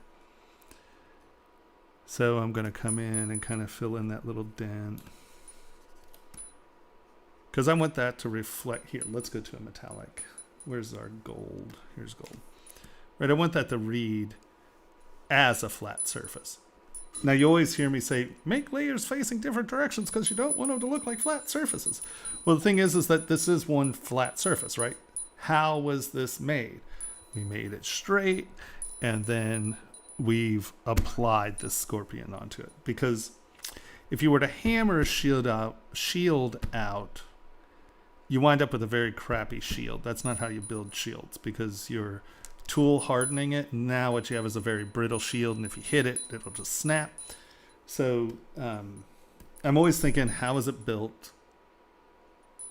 And then how can I represent that? So now we have this flat surface. And so instead of cutting into it to form my legs, you notice I took SK trim and I went more into the leg than I did into the shield space. Does that make sense? I know that if I want my silhouette, I'm going to have to add out there. That might be a slightly better description. I'm dividing this one more time just so I can have a slightly cleaner surface. Come back in and smooth. The other thing that dividing it up one more time allows me to do is I can come in here and smooth this edge, and everything doesn't just, like, my structure just doesn't collapse, right? I can actually smooth things without it changing the structure of the part.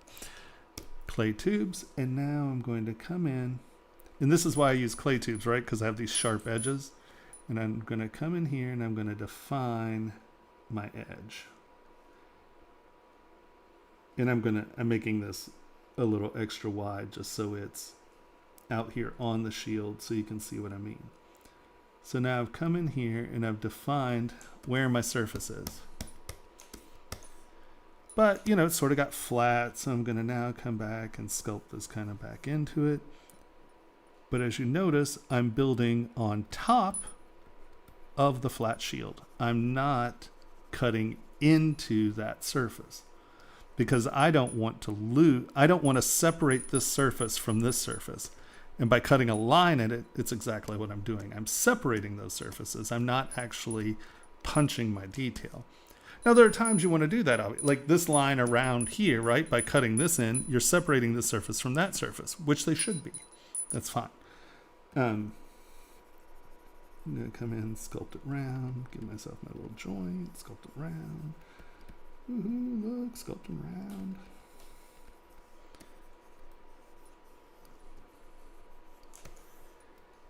And you can see that now this looks like something where this is sitting on this surface because this never violates this surface. Where here, not only does this violate the surface, but you've also scooped these things out. And so these surfaces don't look as if they're associated with one another in the sense of it being a plane. So do we see the differences there? Aye, aye, Captain. Aye, aye, aye. And here again,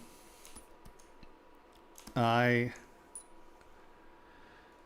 want to see layers, right? You have these lines that are indicating something. What they're indicating is the division of the scorpion head, the plates of the scorpion head. And so just do something like this. Oh, hold on, let's stick to one side here.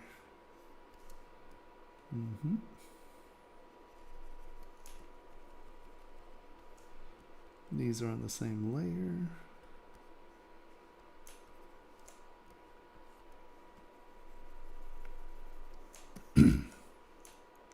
This is below that layer. This is below that layer.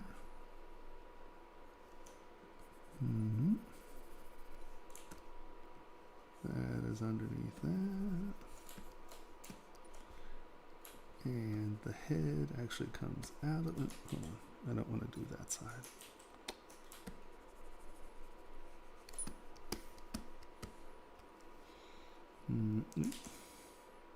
Come.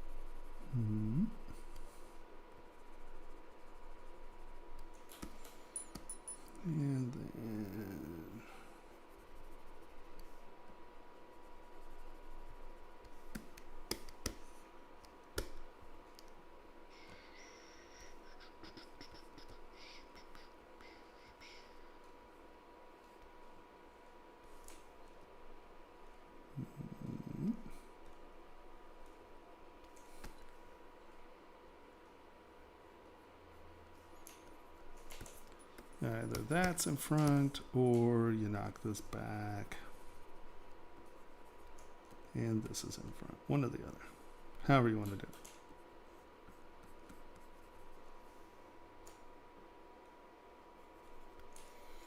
That's turned up way too high. I'm not putting on way too much material.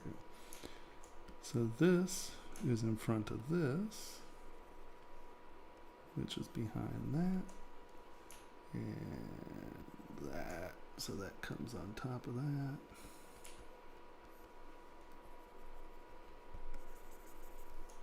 That comes on top of that. Right. So those are layers. I mean, just look at how, you know, reflectively, that's just much more interesting. Then you have these little lines. And I would do the same thing here, where you at least punch one of these back, punch one of these back, punch it back, punch it back.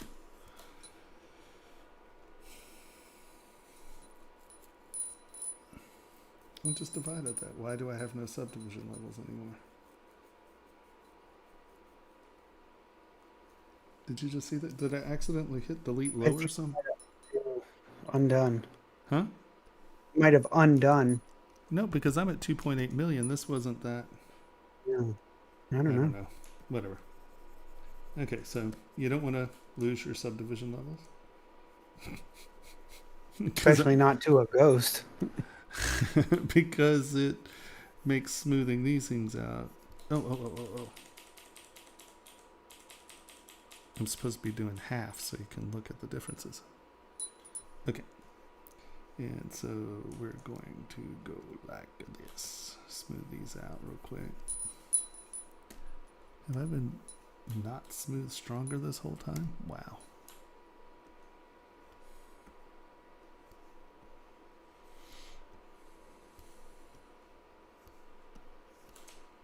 Okay, so we have these guys. And I'm just gonna come in and knock that back. Knock that back. Knock that back. Knock that back. Knock that back. Come back over and put that on. Put that lip back on. And I'm not as SK twisting or any of this stuff. I'm just doing this with simple flat layers.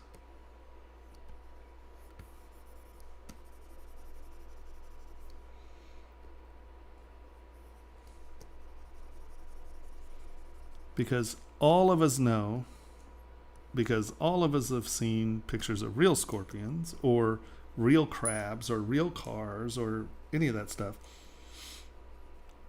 that has things like this where it's tiled, right? So you have something that is in front of something else or on top of something else. You know, they're not just lines, they are tiles. And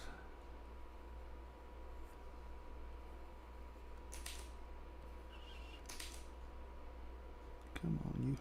There we go.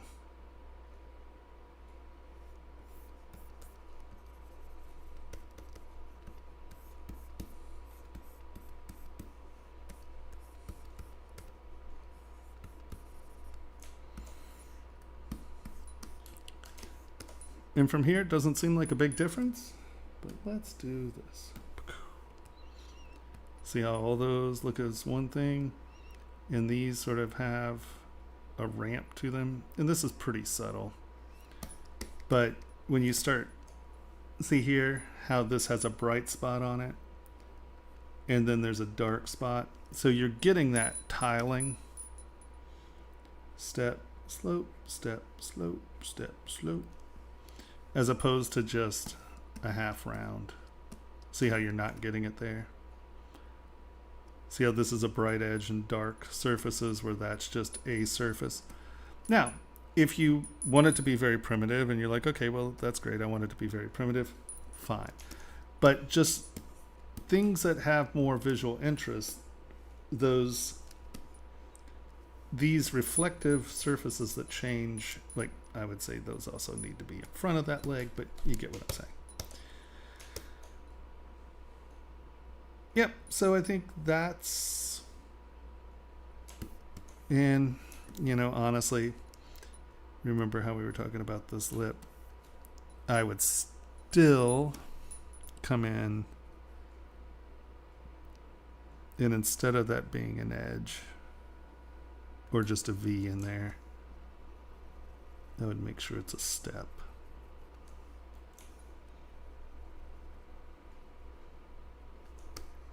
Because shield construction, you know, this is like a layer that's framing that edge in, and supposed to, so you can see without anything cut in there, I'm getting as dark of a line, but I'm also getting the story here. See how I'm getting that high reflection? I'm getting that story that this is on top of this. And chances are that's what it is.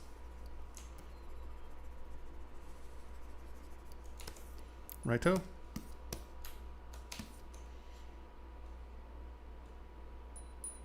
All right, looks great. Any questions? Anyone? Anything? Anyone? Oh. Nope. Okay. Who's next? Facial. And then facial, and then facial, and then facial, and then facial. Boop.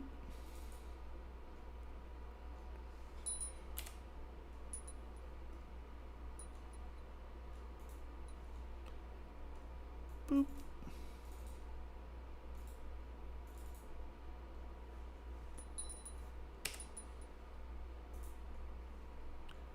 Boop. Boop.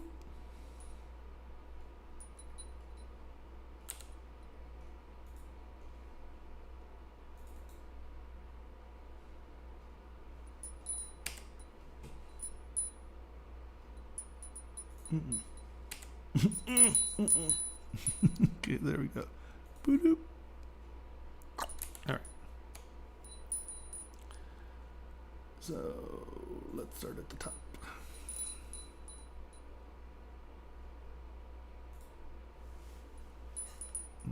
Okay.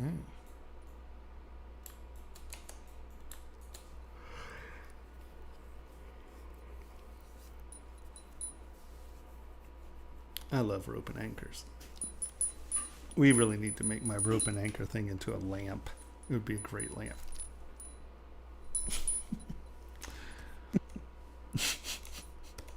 We got to find a good LED structure so we can start making lamps. I like lamps. I think lamps are a thing.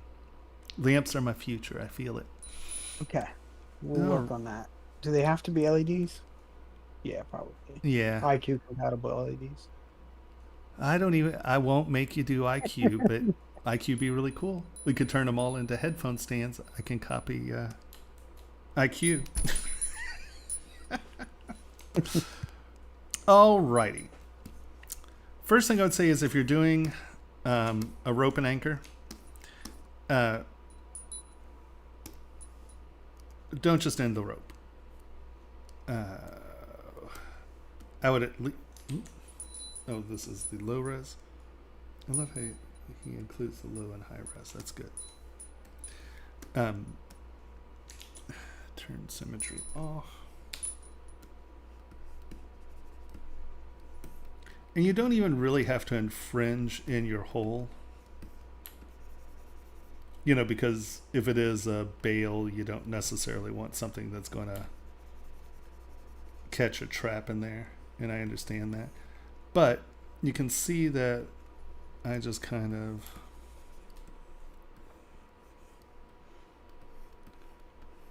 did that.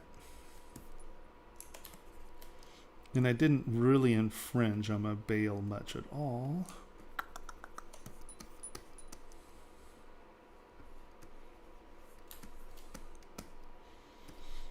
But, man, I would probably fake a knot or something there.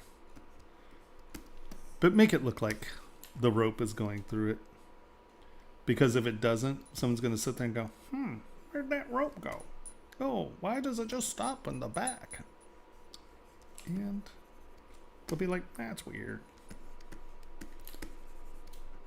Trust me, I've had them say all of that.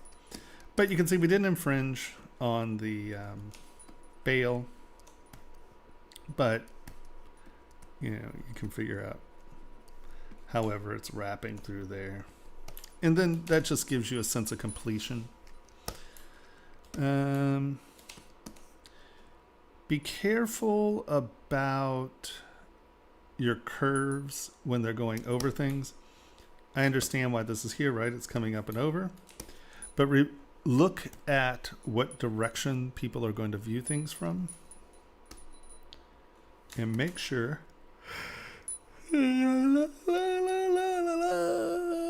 move.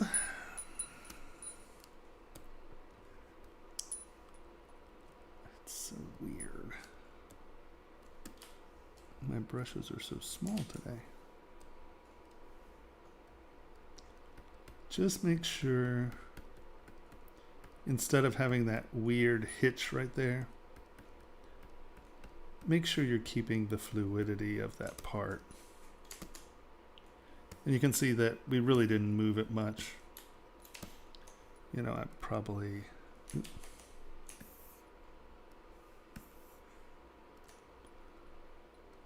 chances are that's going to rest there.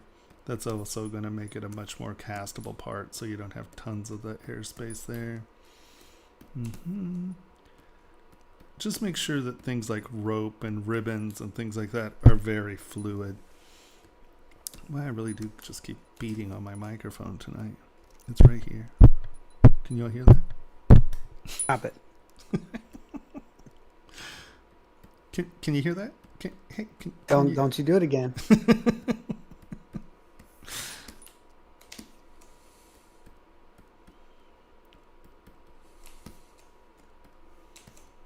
Now I would assume and expect you to be a little bit more careful than I am. And make sure that your little ropey twine doesn't get all murgly-lurgly. Okay. The other thing I would do is here. What is up with that? Look at that. We're at 4:5 dynamic brush scale. And my brush is that size. What is going on? Bizarre. My scale's a little wonky. So you had these arms, right? Or the, what do you call them? Pegs, steering pegs. But you see how we've lost the tips of them, and you're hiding all three of them.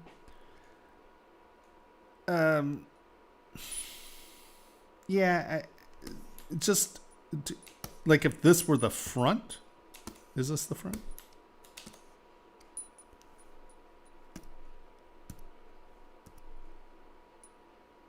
No. Okay. If this were the front and I saw all of them or lost one of them, I'd be fine with that. But I lose the continuity of my wheel here.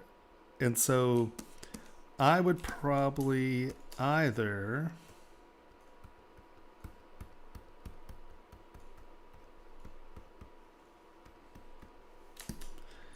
get these out where you can see two of these.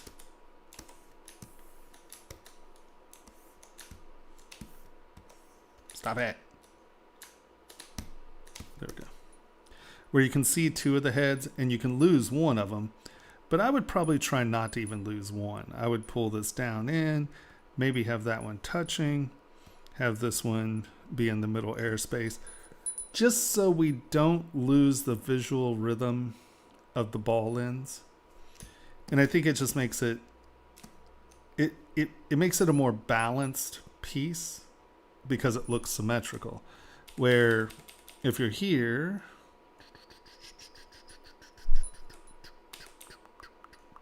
Basil said turn it around.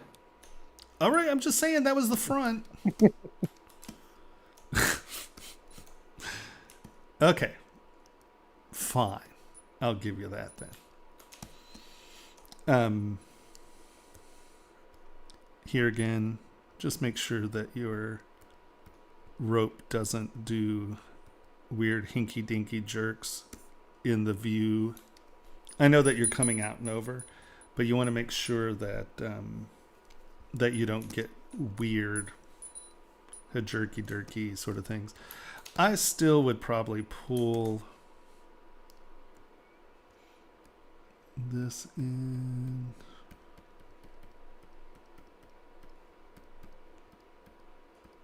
I think. Let me take a look. Yeah. I think I would probably do, you know, because it's even on the bottom too, maybe not. I mean, you're kind of framing it.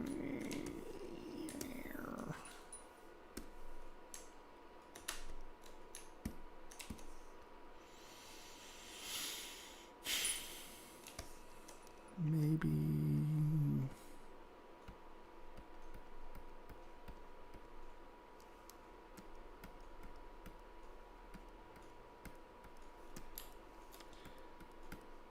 I mean, you can see them, but I still think you're losing something in that symmetry by the rope being the frame.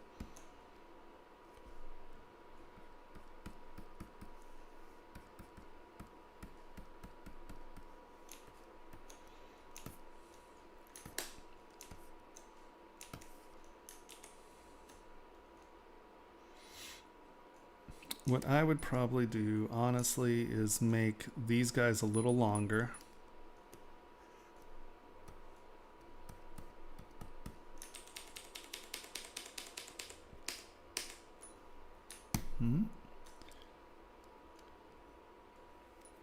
The other thing is you're missing the center post. The steering wheel wouldn't be missing a spoke.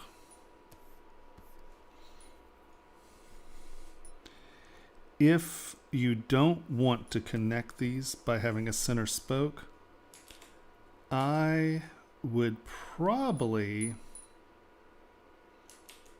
No, that's not... Undos aren't going to help us there. And that was the other thing that was kind of wogging my brain there. Even if you don't have the balls on them, I would put that spoke in there. If you don't want that spoke in there, you want the airspace, I would probably remove these spokes. So you can't. If you don't want them center, I would change your divisions.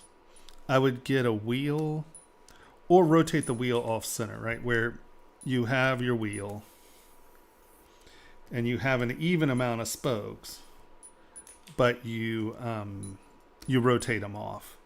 So instead of having them running up and down, you have them running at that angle.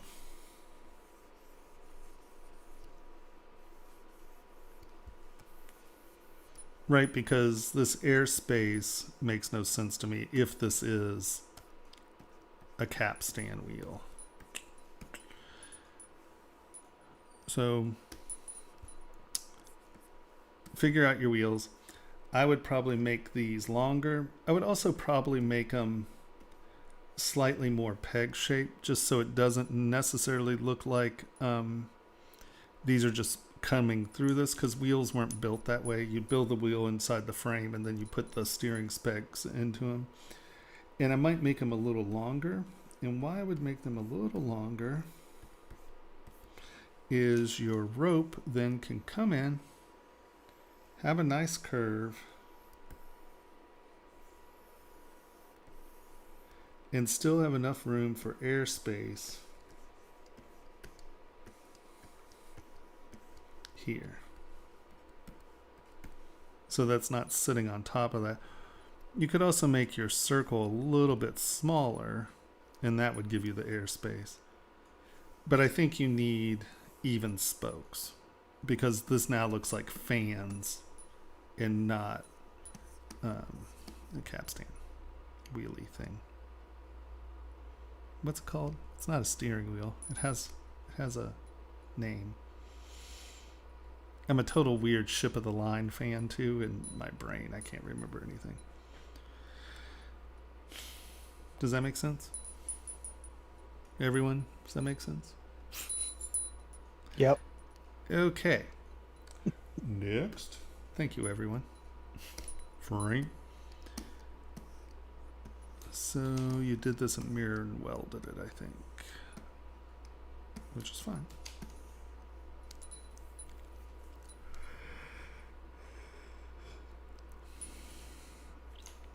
We have our little squiggles. Because you have those squiggles, just once again, as far as continuity goes,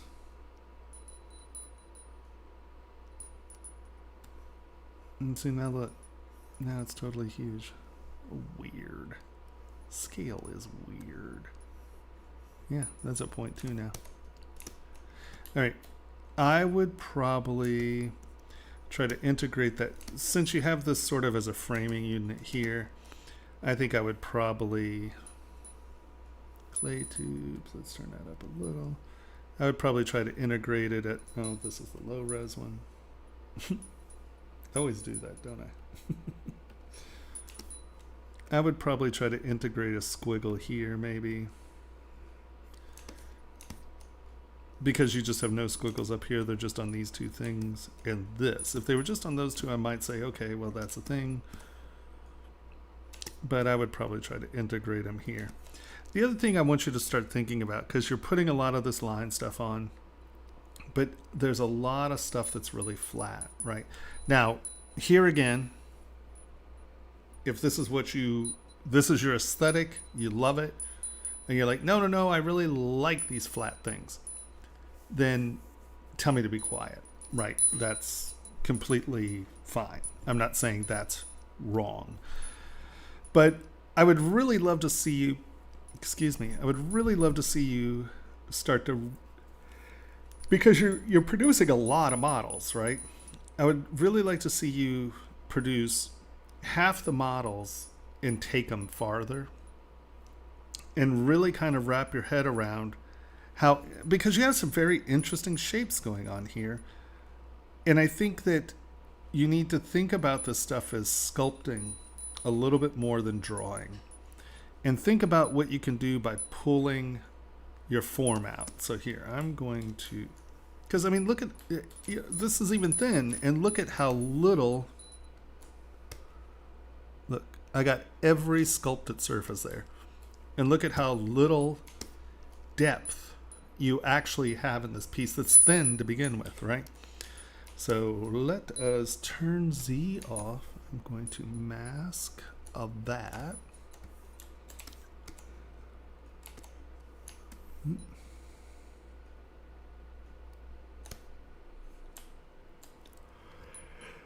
Sorry. Yeah. I think they turned off the air in here, so I'm suffocating slowly. It's my story, I'm sticking to it. Let's take move elastic, let's turn that down some. And let's make this slightly bigger.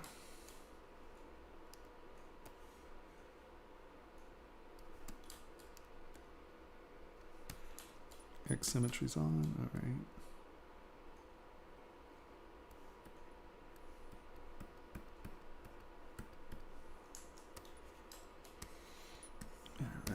That's sort of that division line.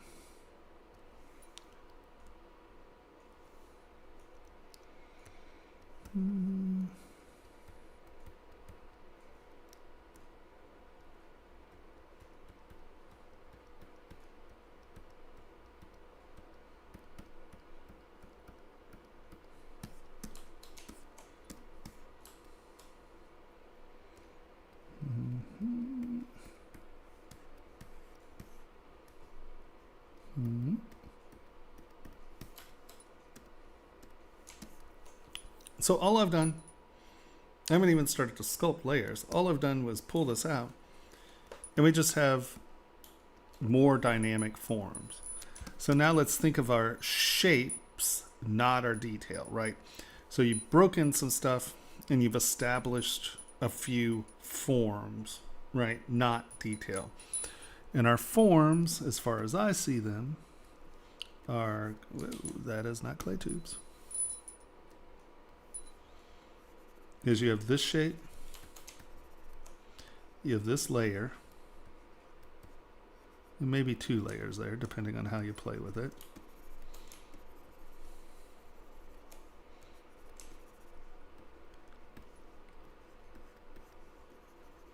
Right? And now you have this form.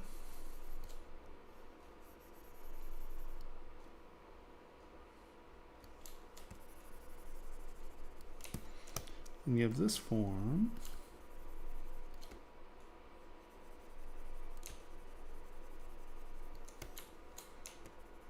And then there's this form. These guys, this is a shape.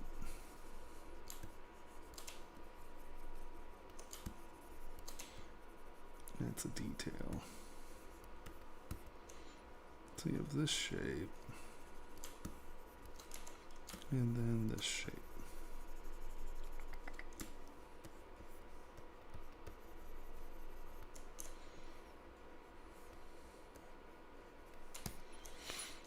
And then these are tiles. Okay, so let me lower this a little. You don't have your subdivision levels.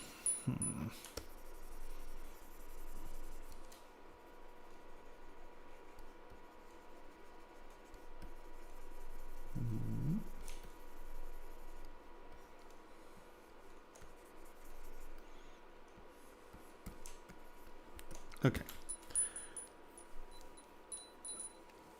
So you have these things that are implying this stepping down towards the point, right? Even in the flat version, right? You have this is on top of this, which is separated from that, but it could be on top of that. But you have this like stepping down towards the point.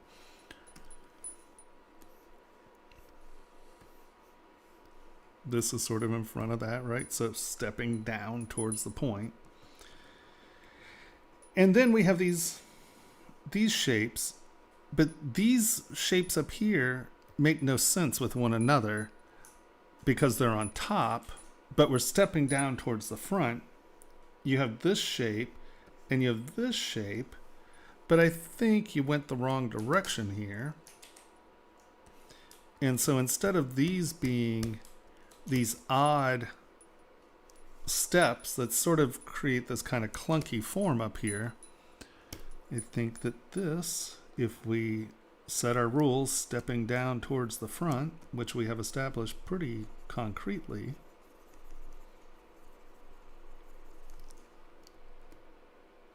I think that if you do this,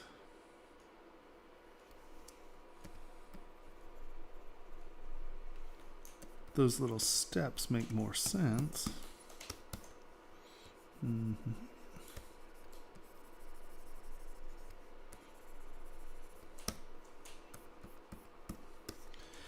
And so these are coming up and over, and you sort of matched it to that line, but that makes this an odd shape. Maybe we do that.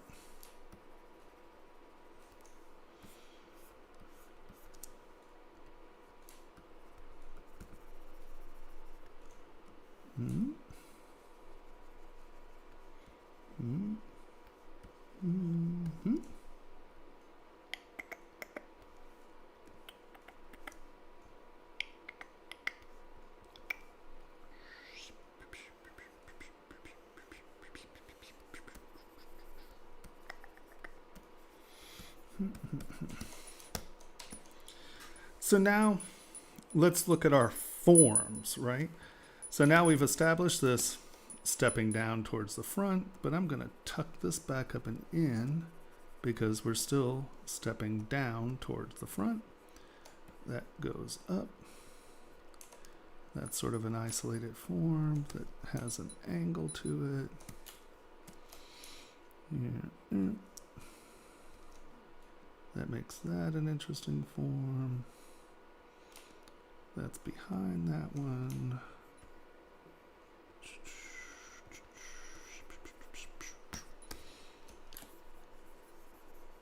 So now I think that this layer story makes more sense because you established stepping down towards the front. We've cleaned up this edge and given this reason, or we've cleaned up these points and given this edge a reason to be like this. These now, instead of this just pinching off, this comes in, and that's fine because these are under this now. Right? Because these are under this. This line doesn't necessarily have to carry through there, but it is giving us there, right? So it's not just floating there. It has a resolution. This comes in like this, which makes this point more powerful, which gives us a more solid point to the tip. And now that you've established your form, you can come back in and put your little linear detail stuff on things. But I would really like to see you spend a little bit more time, instead of just kicking out piece by piece by piece by piece, start to think about, and this is a perfectly good place to start, right? Sketch your stuff in there and get it to the shape you want it, right? Because I still see you as drawing on the surfaces of your objects when you're doing these kind of pieces. And that's why you have the ability to get lost at certain points, because you have this like nice repeating form, but you completely broke this form by making these the scales or the tiles, right?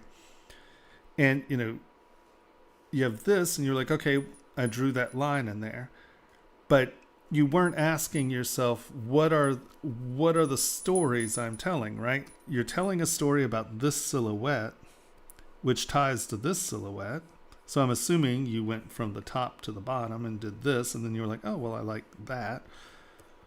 But then you were like, oh, well, these are tiles, so I'm just going to do these, or steps. Then you're like, oh, well, I have this weird thing here because you started from the outside and went in. And you're like, okay, so I have this triangle that really doesn't tie in anywhere. Where you come out here.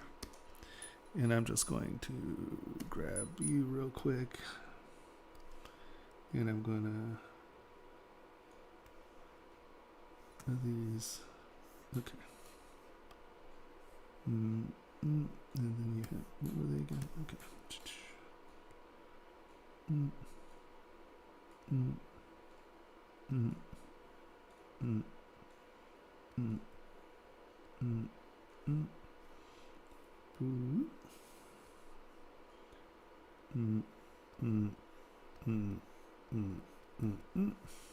And you have this continuing there, but this can easily be, hold on.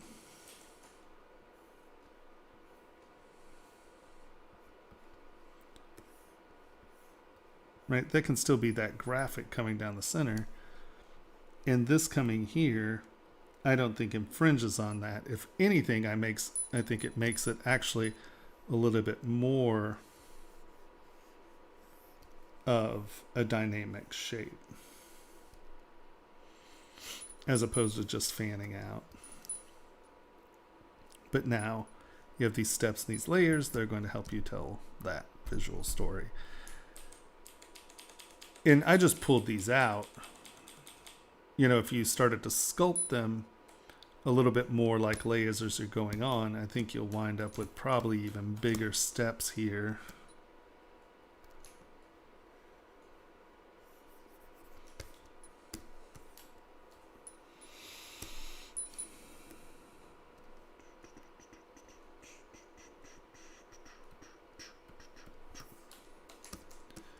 Which then gives you a complete another surface to start to think about what you want to do with it, right? That is now a nice reflective form. It becomes a step. It can become all kinds of things, but that visual depth, because if it's hanging on your neck and you're looking at it from far away, that has a lot going on. Where, nope, stop. Where that is super flat right? Because, I mean, the point of jewelry is to catch the attention, to get someone to look at it, because most people wear jewelry as billboards. This is who I am. This is my character. This is what I like. This is who I am. This, look at me. Look at me. So I did that just for you, Henry. You can see here that you get basically one layer change from here. And that is this shape right here looks like it's a little bit higher than the other shapes. But everything else looks pretty flat, where if we flip this around, see how much more dynamic that is? And this is soft, right? Because I pulled it out in bows as opposed to making them steps. So I'd like to really see you work on something in this vein. Like, don't put your detail on. Play with form first. So I'd like to see a number of things like this where you haven't worked on the detail, but you've really wrapped. And like I said, this is a perfectly good place to start because you're developing your surface rhythms and you get that little story that you're trying to tell. But then come back in and futz with it and figure it out and decide, you know, the layer story that you're telling.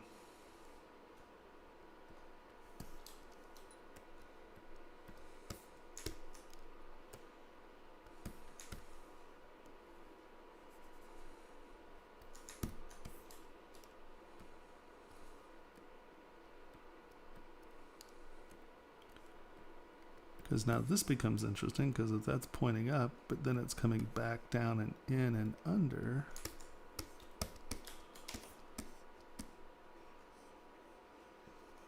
Right, as opposed to that. Just something to think about.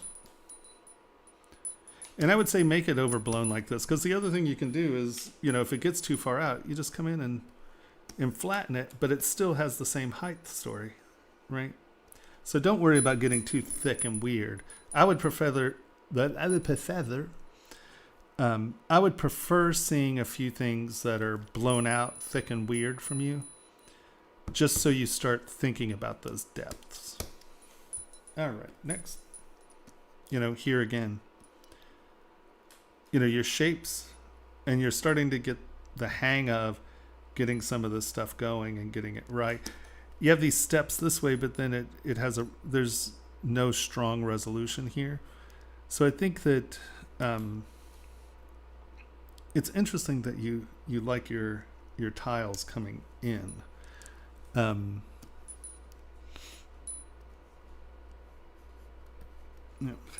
again, start with low res. Come on.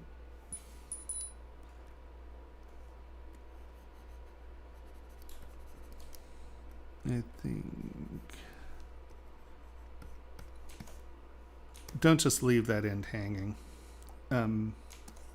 Because see, you have frames on all of these, but you just left that one unframed.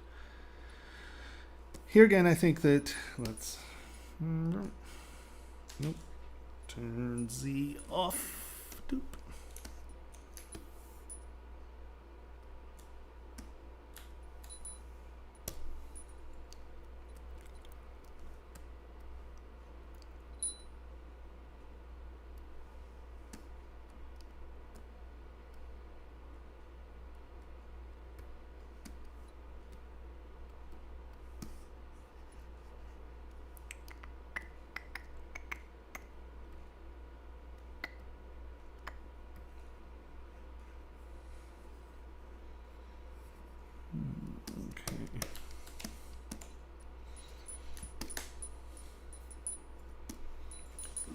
So what do we have as far as forms?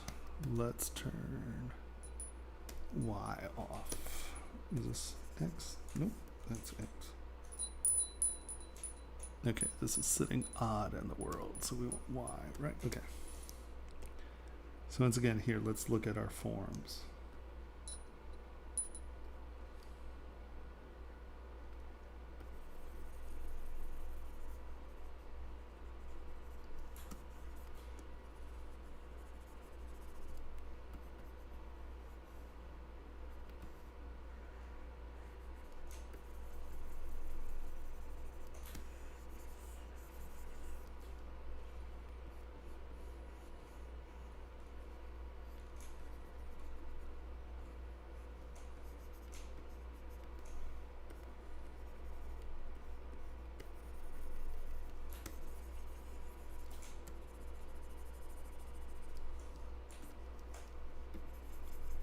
this is higher in the middle, lower on the sides.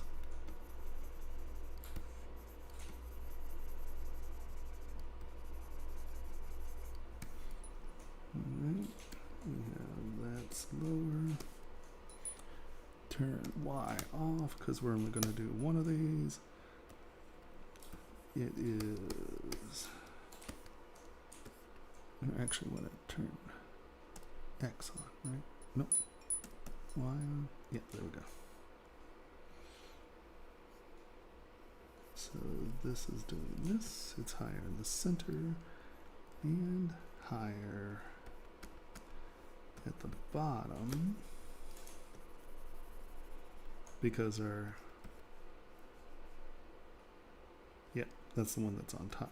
So you have this higher up here, lowering down here.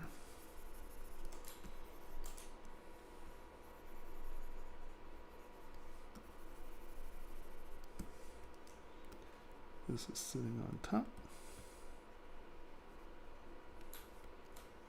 Oops. Half, Thomas. Half.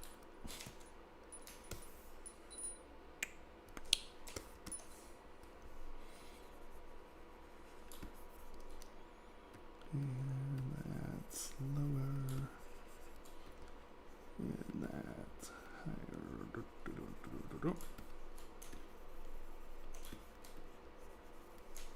So this is sort of the height story you're telling me, right? Lower down here, higher up here, da da da da da da da da. So now think about what these structures are and how can you make them more interesting. So that's where pulling these things up, futzing with the height, futzing with the forms, and just seeing what you can do, right? So, like I said, I would like to see, you know, a few models that are sort of in this vein where you start, forget the detail for right now, because I mean, you're getting pretty consistent with your detail. I just think that by putting in your detail, you start winding up with spaces like this, right? Where I tend to make, like when I'm tiling and stuff out, I tend to make the center the lowest and then it can flare out, sort of like wings, I guess. Because by these things being not the center and they stop here, you wind up with these dead spaces like this, and your inclination often is to then go from all this linear, and then you kind of come in and you fill the space with a swirl, right? And there's nothing wrong with filling spaces with swirls. I'm not saying that's wrong. I'm just saying it's pretty arbitrary, right? So do some more general block up where you're actually making dramatic layer changes and make them more dimensional. And, you know, the other thing about things like this, it's pretty easy just to come in and once again, make the center actually higher. You know, you can play with the shape of your forms, you know, bring the edges back a little, make that point away from the body. And now you have something that has a lot more dimensional play and interest than something that just looks like it's been die stamped out of a flat piece. Right, next. Frame.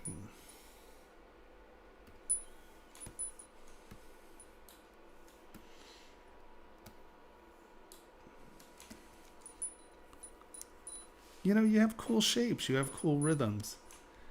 I just, you know, once again, I'd like, you know, all of the stuff that you have drawn on, I'd like to see you break out into, because yet again, look, this isn't thick and you've only used,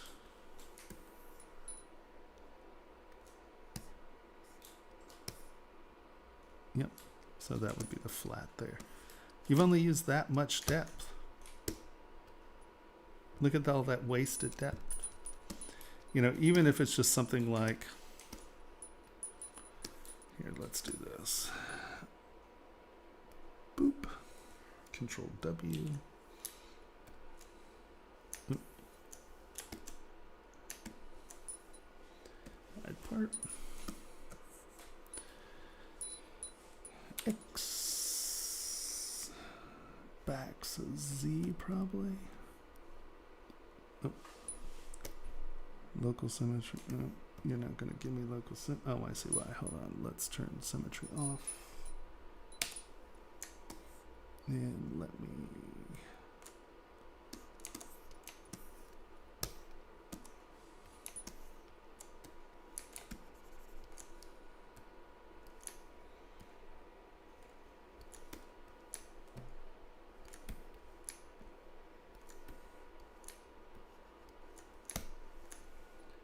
Part.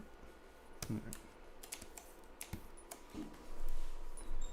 Even if it is beep.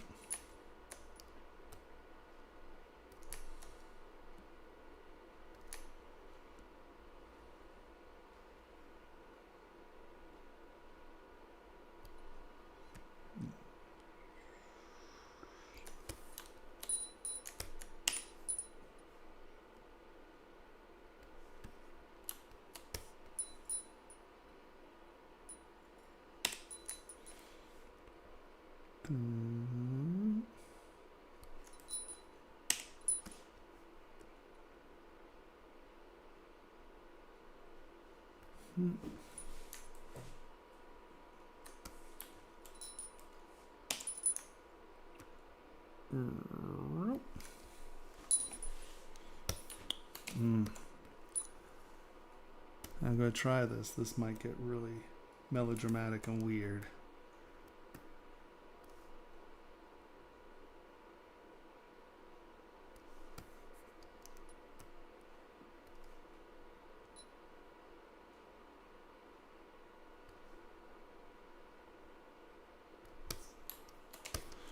All right. So. I don't know what I did there. I don't know how we got that little line in there. Sorry. Let's fix it.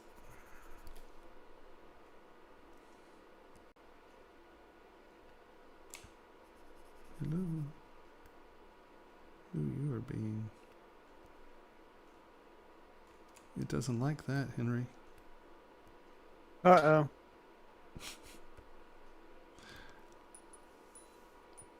It'll be fine. It'll be great. Okay. X, Y.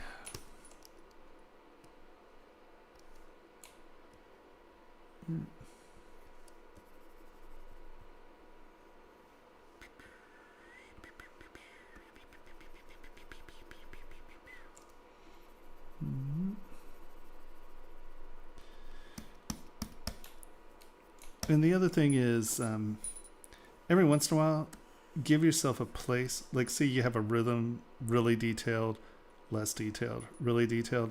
If you give this to be something that doesn't have all the lines on it, maybe you can put the lines on, but as a slight surface texture, something like that. It'll then punch the center off the surface a little more. Oh, no, we don't want to autosave. Well, I guess we need one autosave, huh? Has it been 60 minutes? Oh, I think so.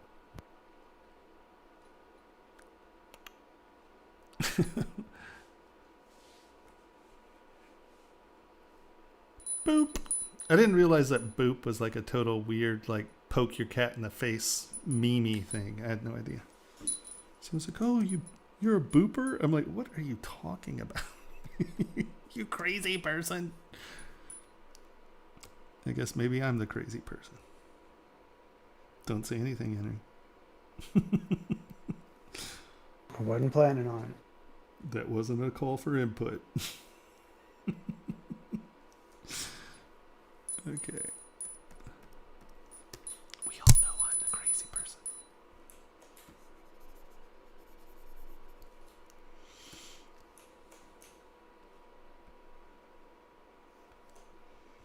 Mm-hmm.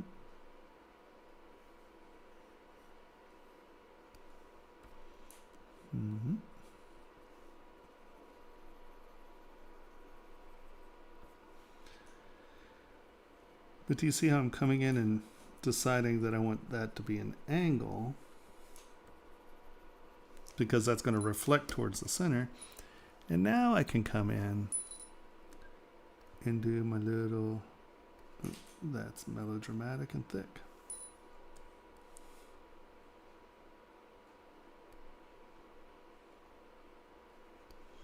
Okay, whatever.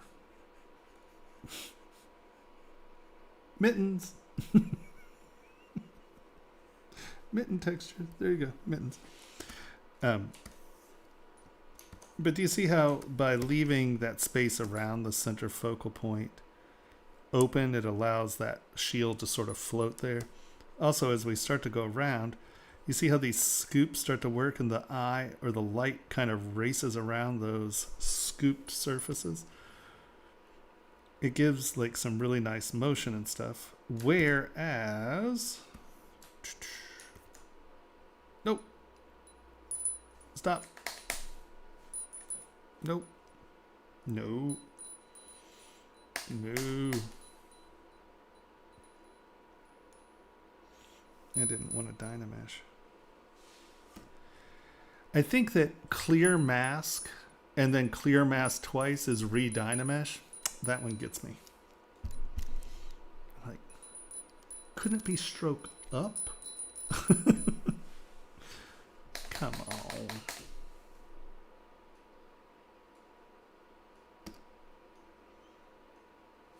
What time is it? 10:45. Oh no, it'll come back. I'm going to take a very quick potty break while this is trying to salvage its poor brain. And I think I'm probably actually going to hunt for some sugar and caffeine too. Just so I'm not so yawny. I'll be right back. Henry, entertain those guys. Tap I dance. will not. No. I better hear some tap dancing. No. Ooh. You can definitely hear me crunching.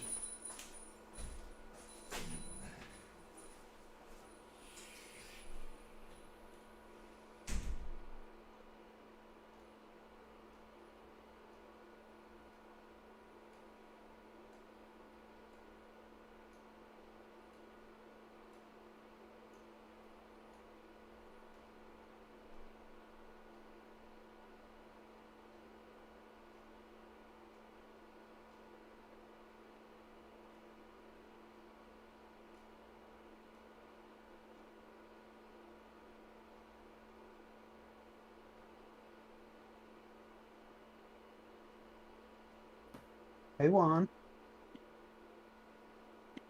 Hello, hello. How you doing? Good, good. How's everything going there?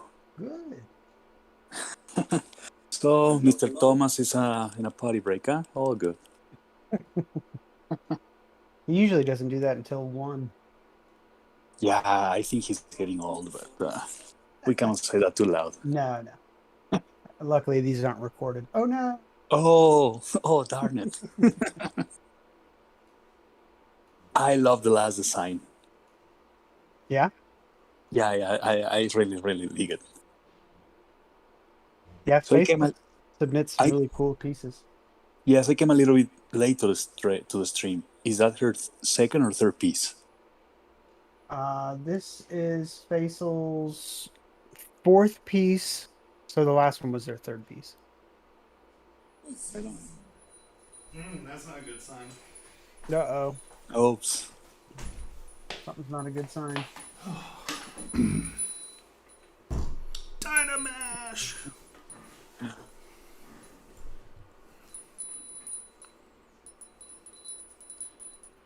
See, Dynamesh is expressly tied to your tap dancing speed. All right. Okay. Nope. Goodbye. I'm gonna bail. I'm gonna let you guys keep going with your stuff. Love the stream. Are you sure you don't want to take over? You got all the If- wins. I'm just kidding. I think Juan would have tap danced. Oh, I probably would have. You know what? Let's do it next week. You'll tap dance? Awesome. I'm so looking forward to it.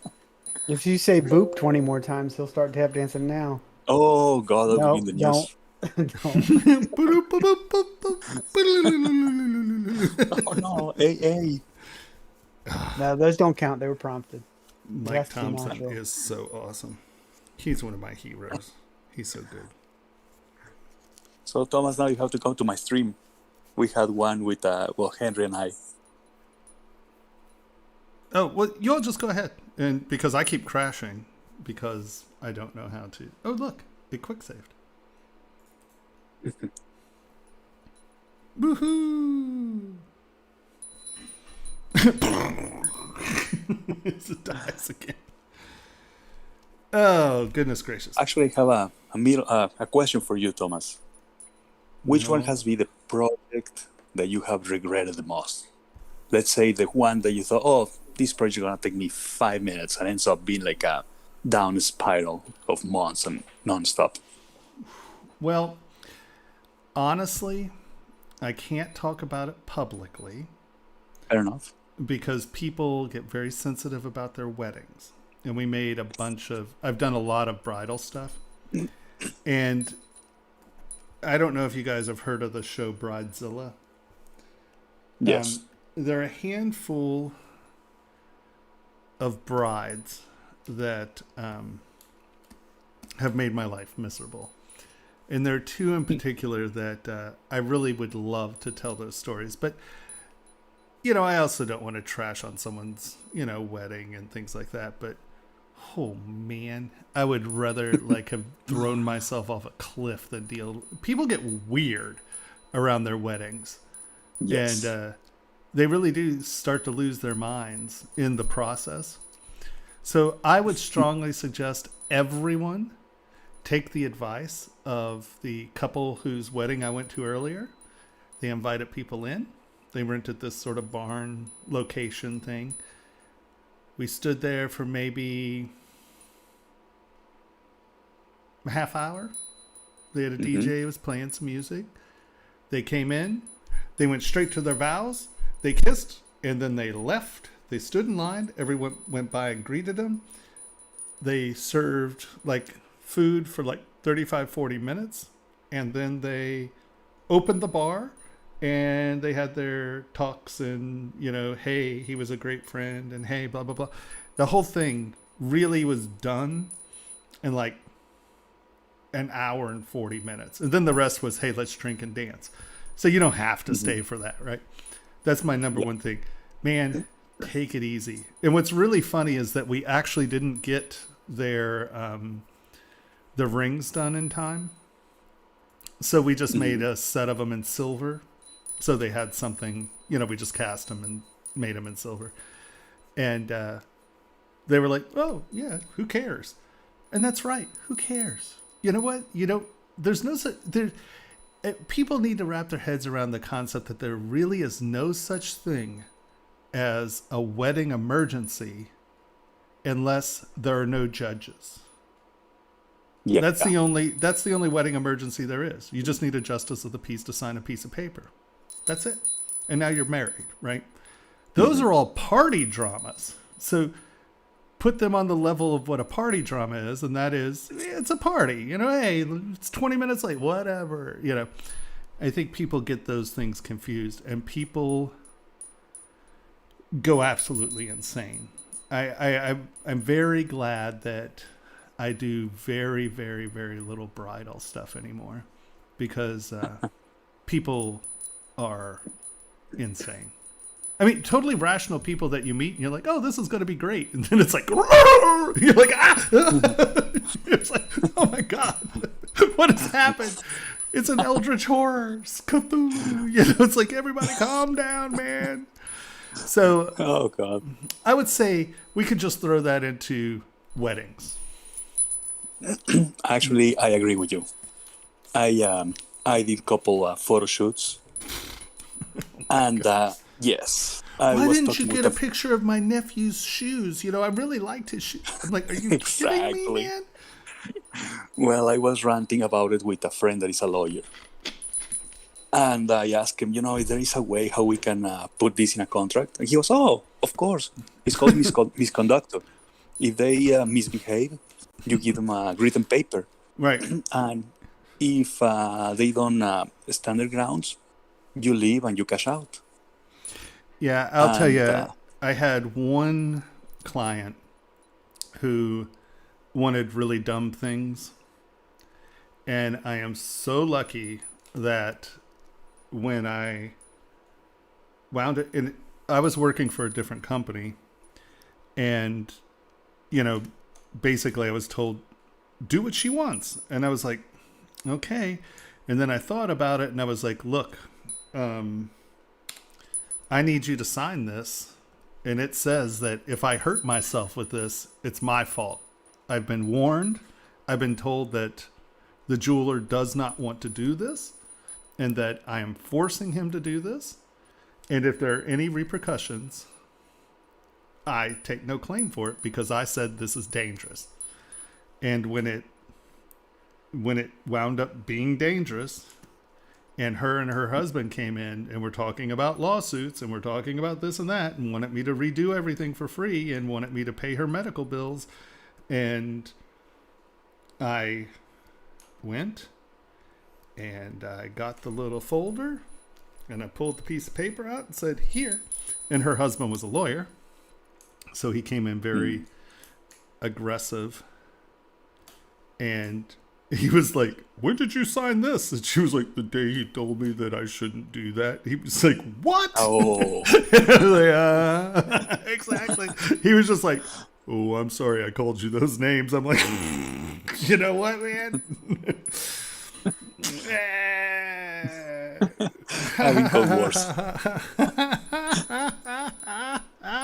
No, I didn't laugh, even though I really wanted to. That would have been very impolite. I was just like, man. I mean, you got it. I mean, literally, I said I wasn't going to do it for like 45 minutes, maybe an hour. And I was told that I was going to do it. And I was like, okay. And it's funny, I didn't really consult with, who I was working for. I literally just said, hey, I need you to sign this.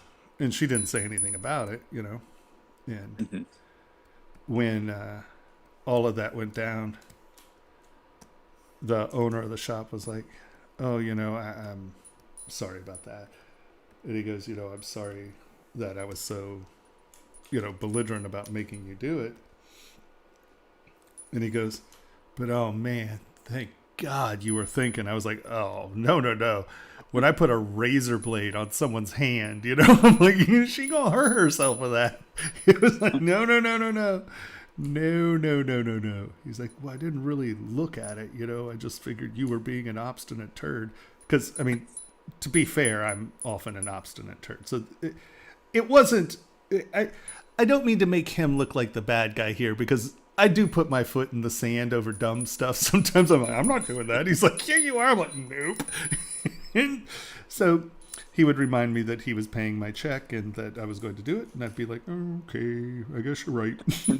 But so he didn't even really pay attention to what I was being obstinate about. But yeah, I'm very glad because that could have been a very serious lawsuit because I think she had, it was like 25 stitches in her nose. Oh. And yeah, it was no joke. It was brutal. Well, that was a big nose, huh? Well, no, it was more, you put a razor blade on someone's hand and during the ceremony after they make a kiss and they kiss each other and they're like, I love you. Just and completely she cut this completely all the way through twice. Oh. And proceeded to bleed all over her wedding dress. In the middle of the ceremony. Oh, wow. Oh, yeah. Man, when he came in storming and then she came in after him and her face was all bandaged up, it was the hardest thing in the world for me not to just bust out laughing. I was just like, oh my God. Because you knew what happened, you know? I was like, oh, when did it happen? Was it like, you know, later? No, they had just kissed. She turned around. She's looking at the she goes, I was like, oh, man. But make people sign papers. I mean, even if you do it on the back of a napkin, you know, there's a lot of, you know, you actually have quite a bit of legal protection. You know, that is a contract. If it's dated, it says what it's about, you know, that it's clear, right? If it's ambiguous, you might not get anywhere, but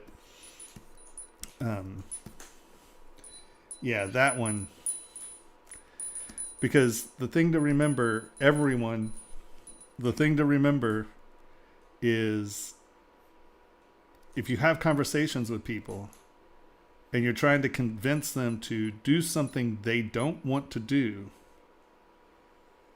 and it's something that could be potentially dangerous, harmful, lead to loss, you know, anything in that vein, they are never going to remember it when it happens to them.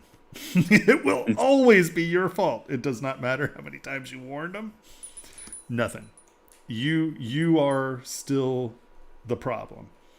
Unless, of course, you have them sign paperwork. I felt very blessed about that because,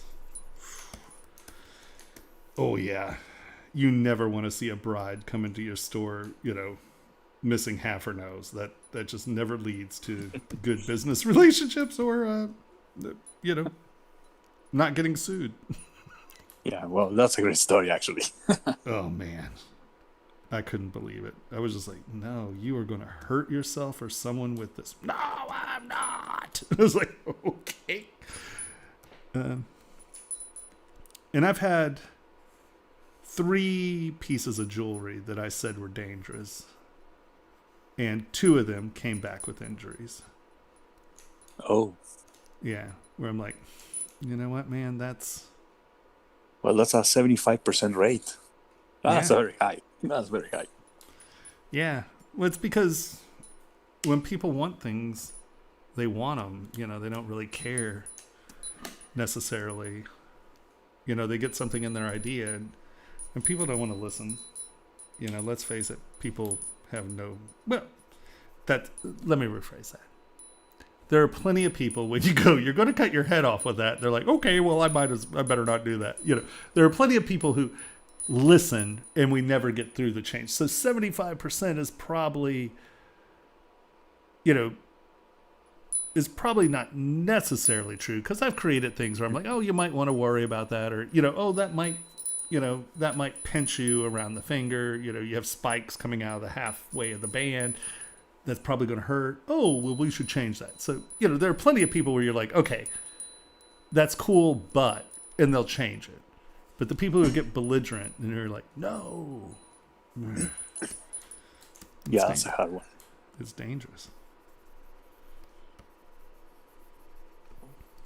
Well, thank you. Thank you so much for answering my question. I I'm won't here interrupt for the you. stream. No, you're not interrupting. I can talk and sculpt. No, I'm sure that the fella in front of us wants your entire attention. Yeah, I doubt it. They're like, yeah, whatever. Normally, all he's doing is booping, so it doesn't really matter. Oh, yeah. I So cannot talk too much about it. Did Rio give you an estimate on when you're getting your piece? No, and I'm very intrigued about it because I wanna talk to them and see what I can improve for future castings. I can tell today that I got, you know, when you get those transactions on your credit cards of $1 and then they pay back the $1. Oh, yeah. So they did that today, which I was very happy because I'm like, okay, it means that the piece is coming very soon, right? Right, that means something's going on. Yes, and I want to make a video and post a cool video and move from there. Yeah, no, I can't wait to see the the results. So far, Well, I think everyone's been pretty happy with the stuff from Rio. what if I send we talk to Rio and we send the pieces to you guys, and you guys can photograph it and promote it and all the good stuff. Rio is going to document the process of making all those pieces, Oh, and they're going to take professional pictures of it. oh, so we're not professionals. I know. I was just saying, wait a minute. Now, we could also take professional pictures of it, but they're going to do it first. Oh, good stuff. Good stuff.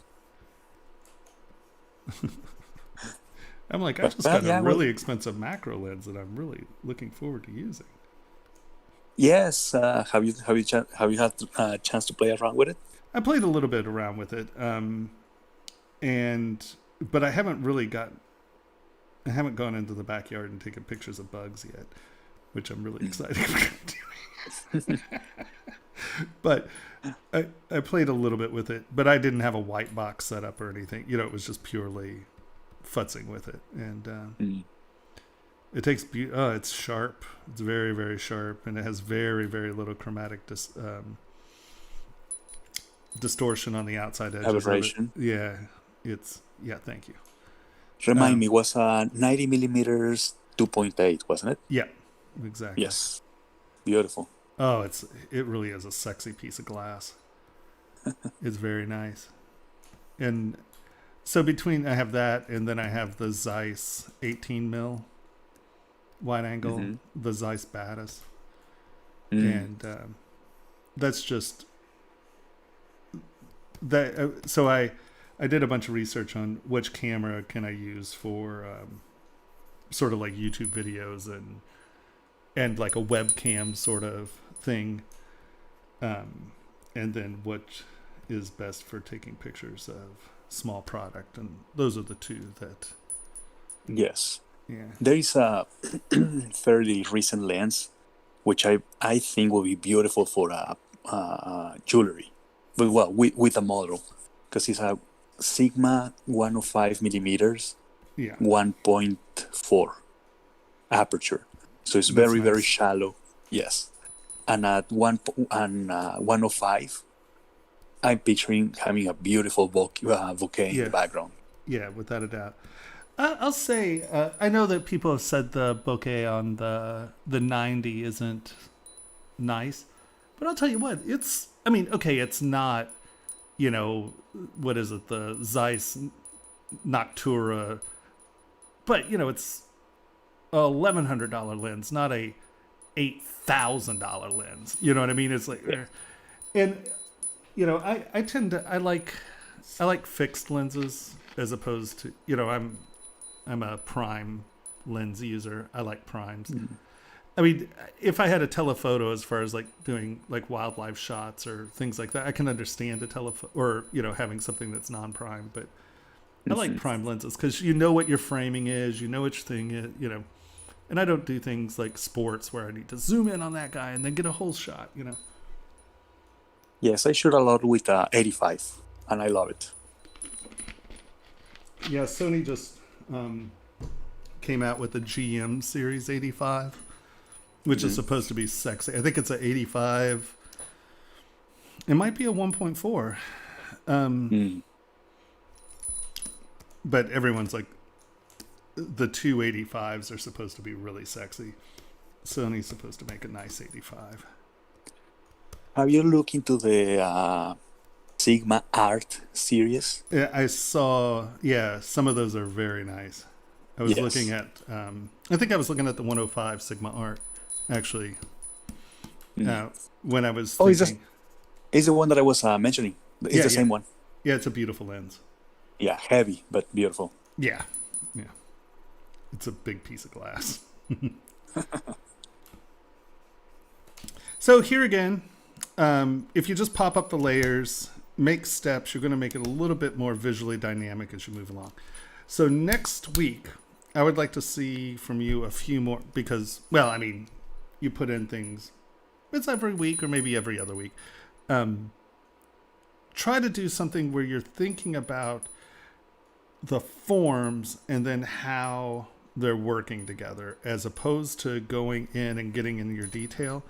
I want to see you block some forms up and see how they're going to work together. Because, like, you know, this shape here, is this higher? Is this higher? You know, I want you to make some decisions about your layering story. Righto? Yeah, and just an FYI, it's upside down. Yeah, Not that actually. that changes anything. No, I Just- figured that. That's the bail right there. Yeah. Yeah. No, I knew that. It was just I was stroking in the other direction, so yeah, you know what I mean. Know what I mean? You're- Know what I mean? Kinda know what I mean? All right.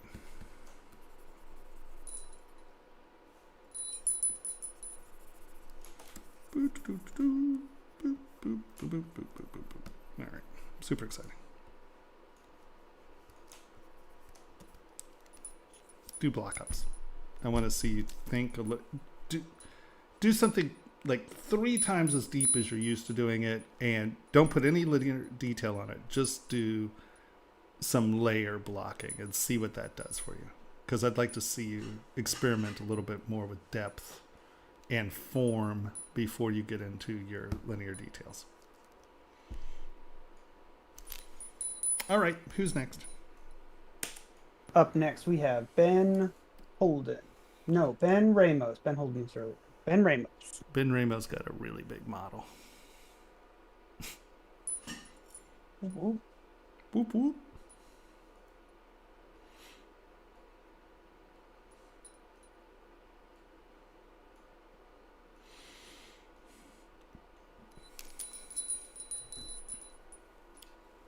See, sucking down sugar and soda, I've stopped yawning.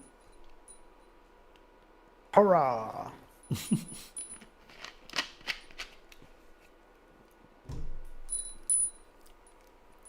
It hurts. It burns.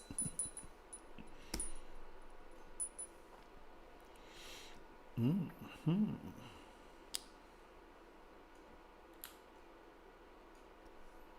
Okay.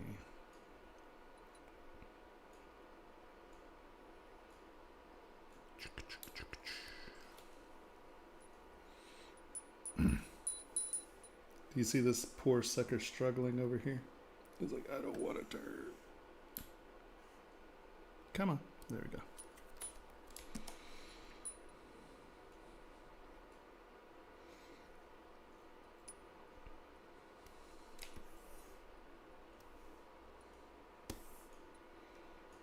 Okay, let's look at our strapping here. Strapping young man.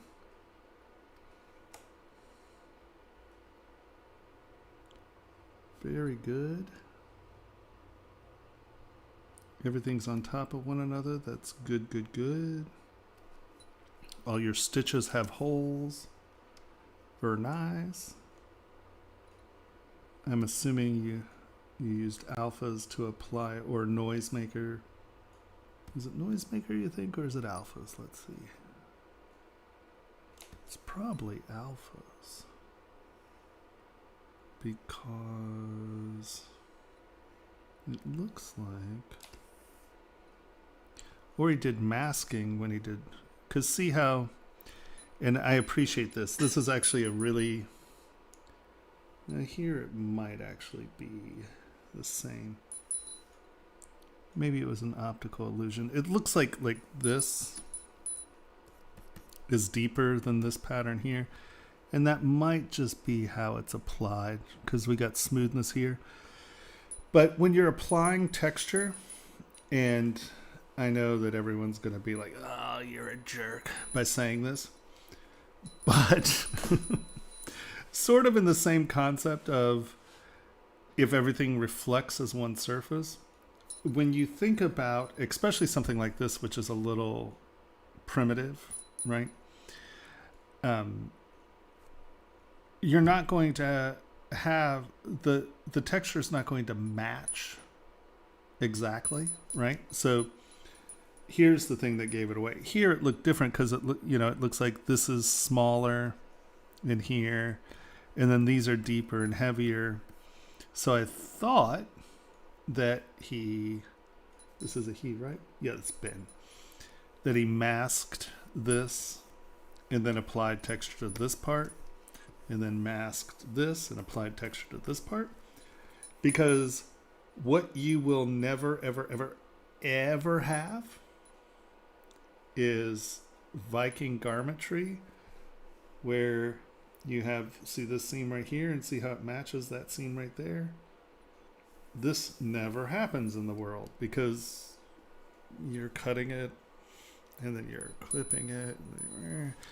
And so by having your textures, you know, you can use it the exact same way, right? I mean, I'm not saying, you know, this has to be blue and this has to be pink. You know, it's all the same color.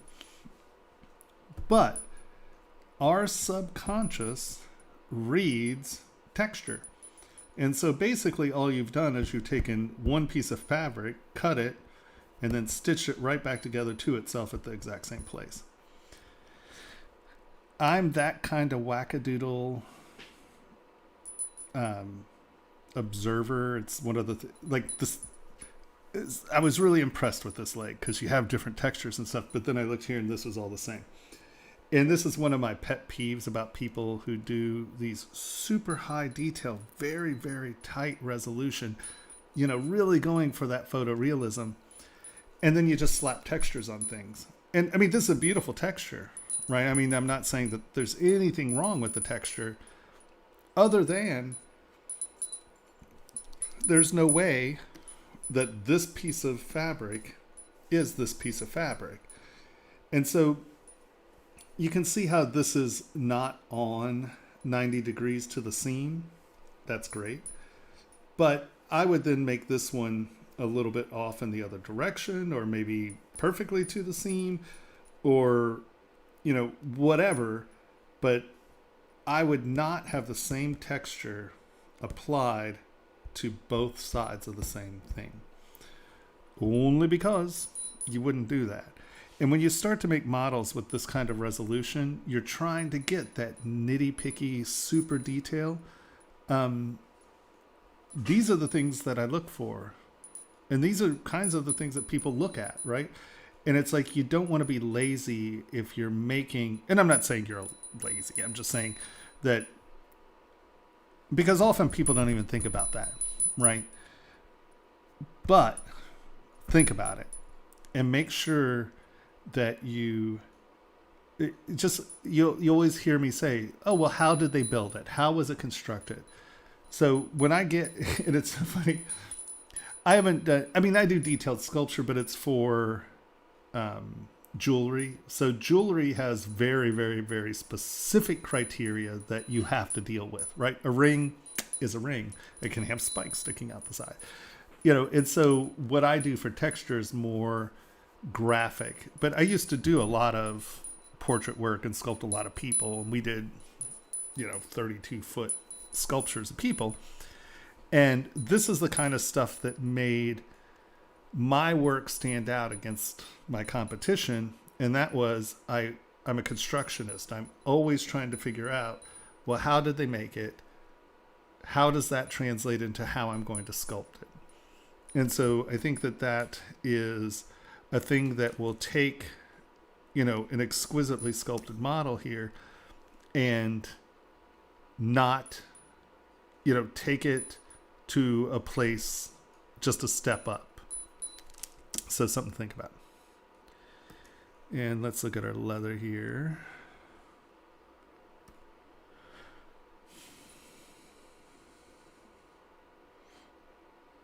You know, your torn edges are really nice.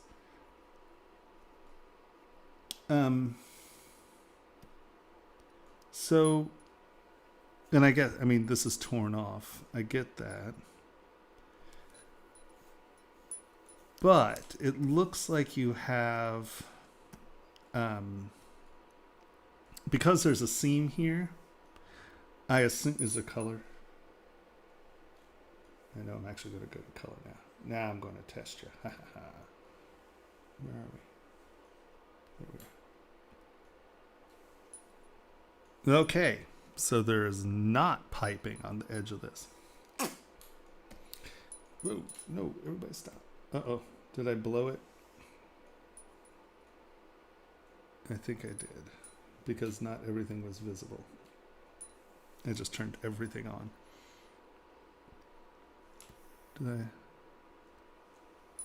I? Okay, no, there aren't a ton of double things. Okay, maybe I didn't blow it.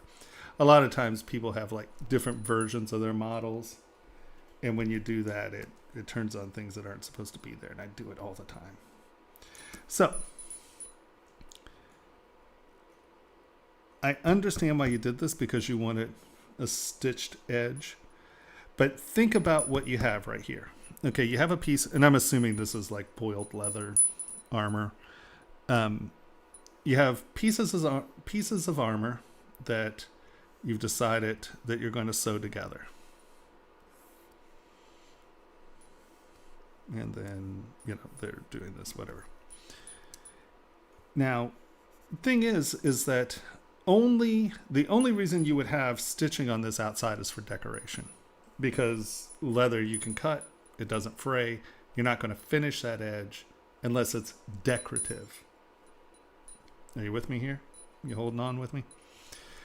So what you've done, and I get it, I don't know if this was an alpha and that's why you did it, but if you were going to do stitching on the outside edge, either you're stitching on piping, and what that is something that's a detail that you've stitched on, and under normal circumstances it would be a different color because you're doing it, right?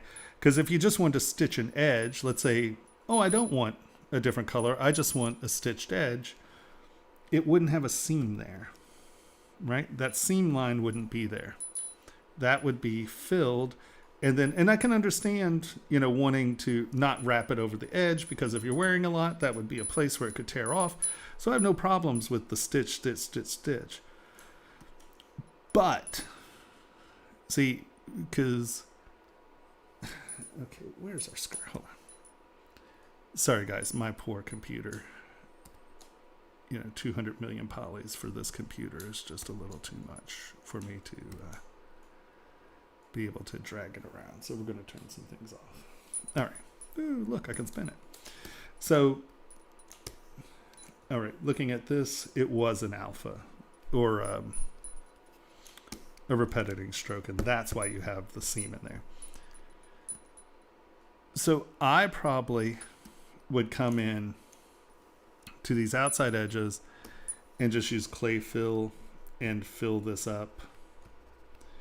Or I would make another alpha that does not have seam in it, right? Just go in and paint that seam out, and then you can run it as an edge detail.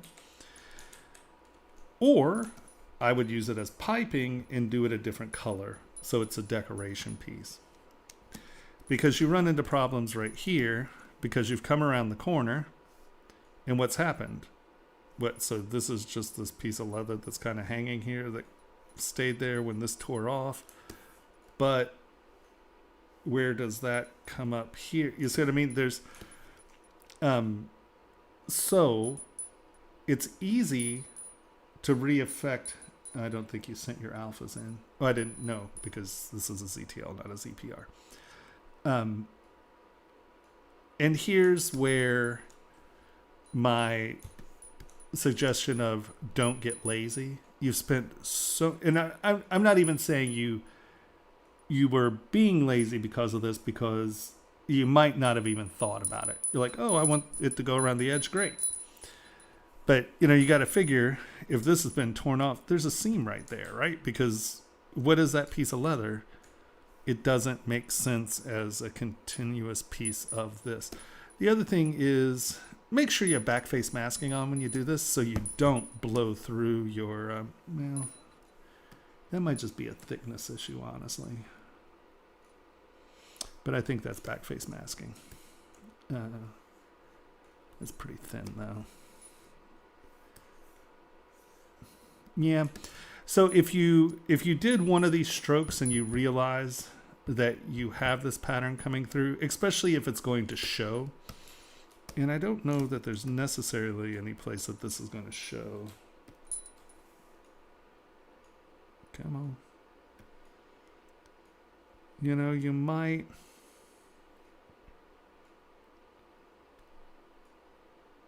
You know, you can see it sort of there hanging. I would probably mask the back off and do it, or do it twice. Make the front and back different poly groups.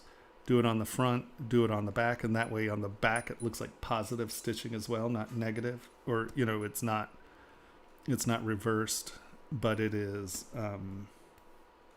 right. If I look there and it looks like stitching, well, of course it's stitching because there's stitching on this side. And I'm being a lot more persnickety with you because you have a very high detailed, lovely model. And I want you to be, because I'll tell you, if you're applying for a job and someone sees that, what that means is they understand that you think about what you're doing. You're not just trying to get something done. You're actually thinking about what you're doing. So I find that to be fairly important. I know it's something that I always looked for when I hired people. And hold on, let's turn this off. And I would say the same thing here. You know, you got a little muddy here because you had 3 repeating alphas coming in. You know, just take your time and do this. You know, come in, get your creases set up. And the other thing is, in intersections like this, especially with something that's rather stiff, chances are these things don't meet perfectly even. So before you get too involved, just come in and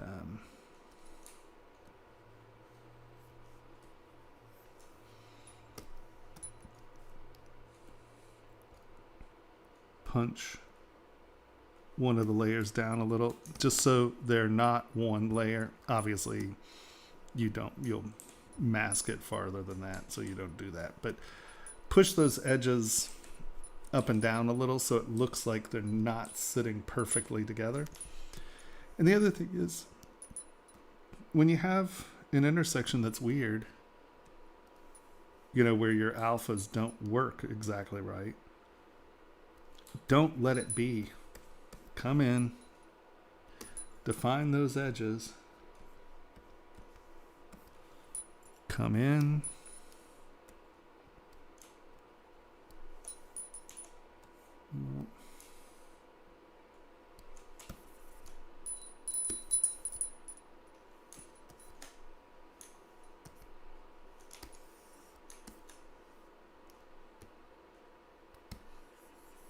why is that not working?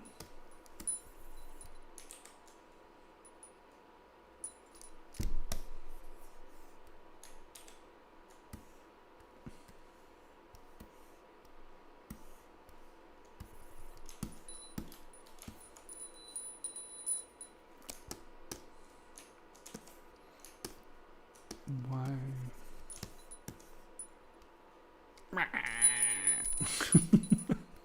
Okay, I don't know why that's not working. My brushes aren't working on this surface. I'm not sure why. So make sure to come in and just by hand go in. And like, I don't know if you've ever done saddle work or leather stitching.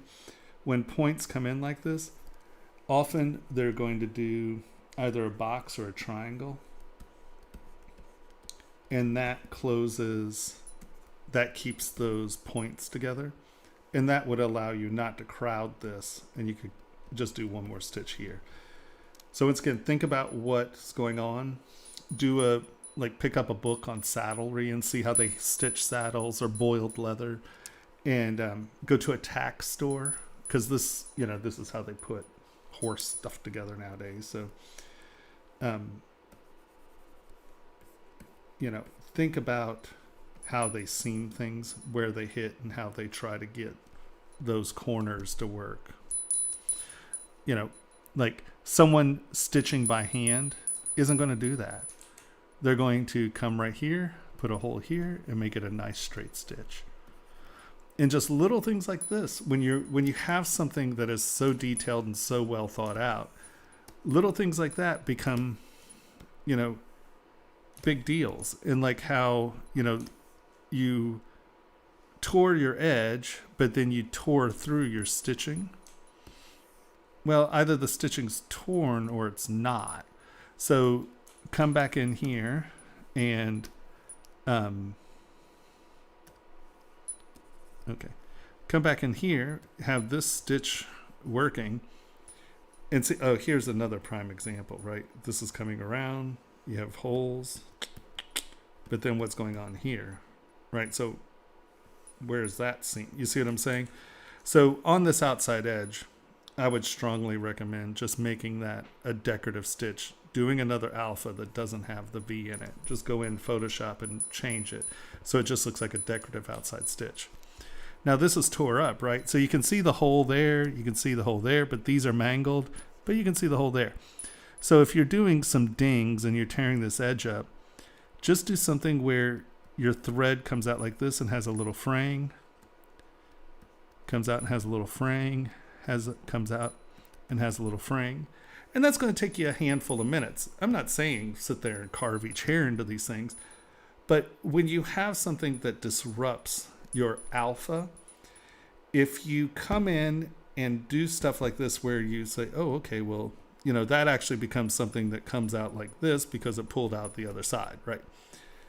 That's 5, strokes and then just doing that to it. That's 8 minutes of work. But if you show something like that to someplace you're trying to get hired by, that kind of intentionality is what separates real professionals from really talented artists, right? You could be a really talented modeler, but this is the kind of detail that happens, at ILM and things like that, where you're like, you can't be lazy in those places. You have to, and when I'm saying lazy, I'm not being, negative. I mean that as you can't think lazy when you're at this kind of level. How you're going to polish that up to be like an apex predator is think about these things. Here's where you change this alpha, right? So it's so weird. I can smooth. What is that? Oh, no, these have back face masking on them.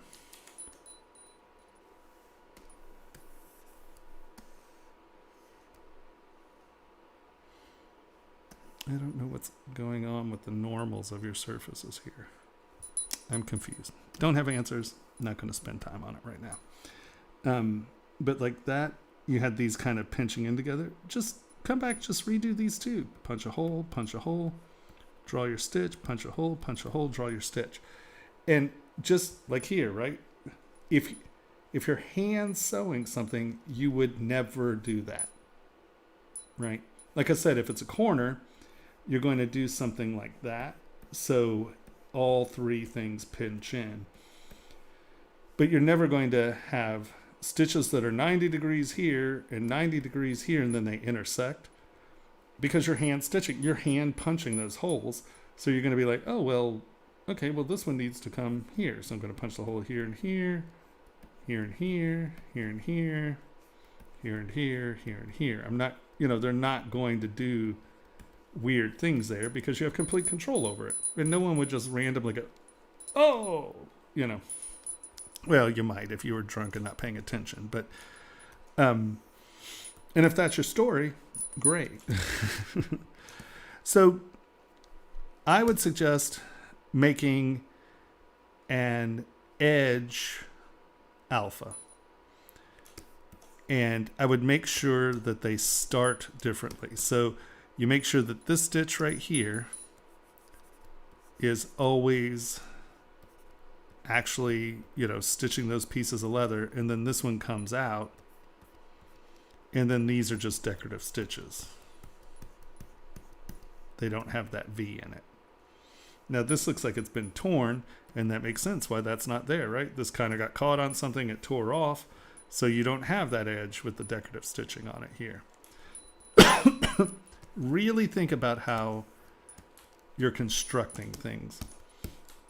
So that's that. And I know, I know you're like, out of your mind.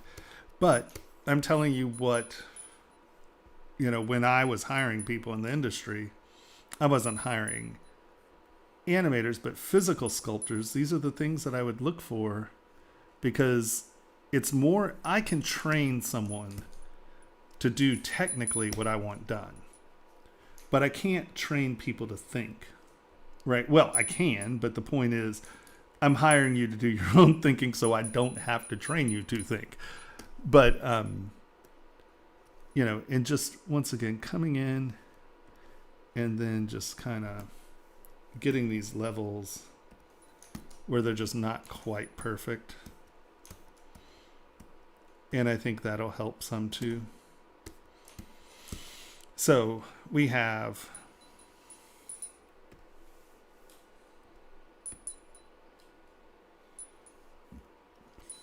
come on. So everything so far has been just very persnickety stuff. Don't use the same alpha on both sides of stitching. I would say the same thing would be viable for the leather, but this is a pretty random texture, so it doesn't really matter. But you can sort of see that the beats of the rhythm are going like this on that leather, so I might still just take this one, mask it, and go the other direction. And the rhythm of that part will be a little bit different, just so it does look like different things are stitched together.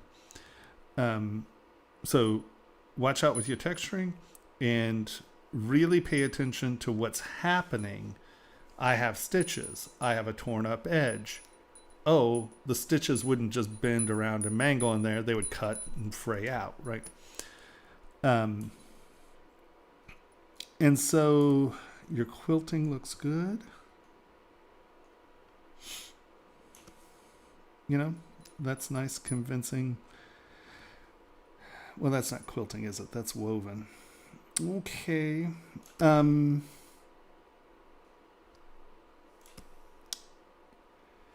If this is actually supposed to be woven, let's come over here real quick and let us go to something else.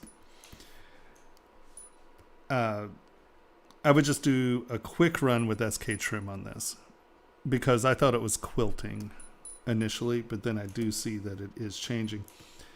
And because you have these little ridges, I'm assuming this was a quilting alpha as well, my guess. And once again, these aren't super long things. I'm not saying come in and resculpt the thing. I'm just saying come in and get your SK twist going and separate these corners. Make sure at these at these intersections it's super clear what's happening, and that will always tell you that it's woven, not quilted, because you can see that twist. When we come in here, let's go to a new area. See how that is no longer going over in that? This is the most important place for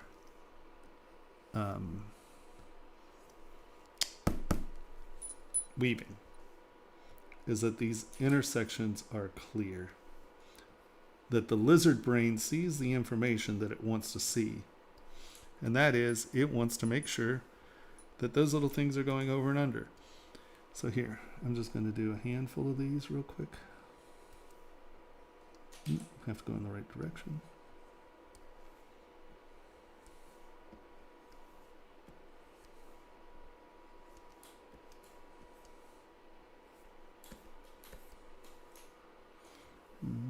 We got those. Let's do one more intersection. Clay fill. I'm going to fill that little dent.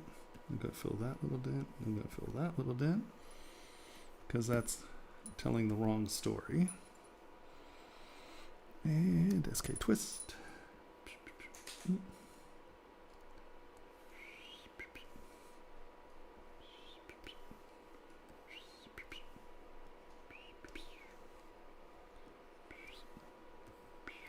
Mm-mm.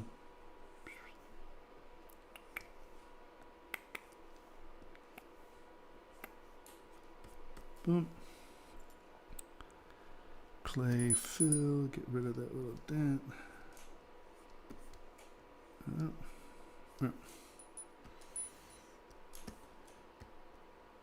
And do you see how that's just a little sharper than this here? Because this looks like quilting, because it looks like you kind of went back in with the slash tool and cut the, oh no, you inflated them. You inflated something and you lost that there. But do you see, by having those little squares right there, that really clarifies what's happening. And coming back, once again, and this is just being very careful,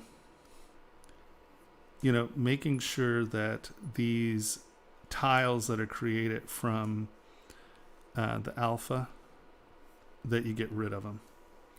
Because these little, it'd be different if these were scratches or something. I'm not saying it has to be smooth, but what you have is misinformation, right? That's going that way, going that way, yeah, going that way.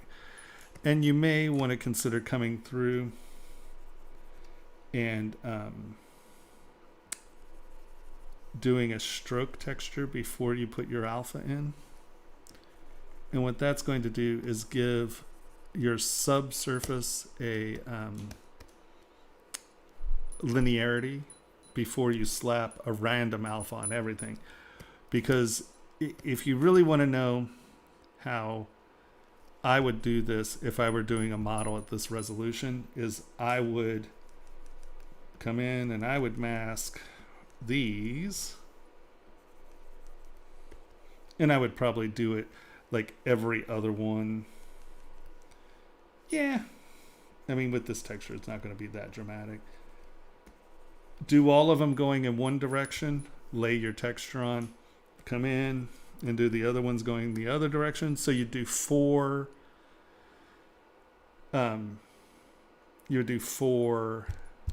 different leather patterns on it, and that way your texture once again has no connection between the two.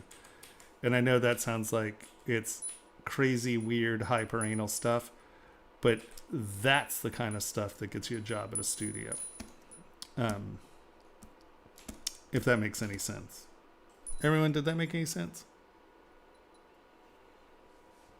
That made sense. Okay. I'm everyone, and that made sense.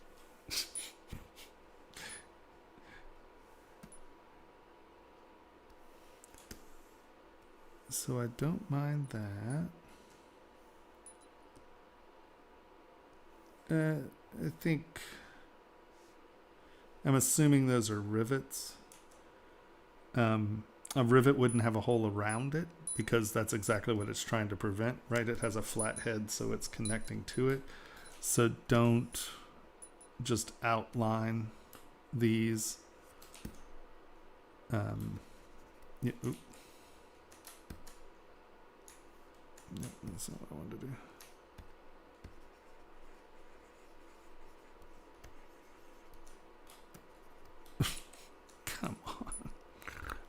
Come on.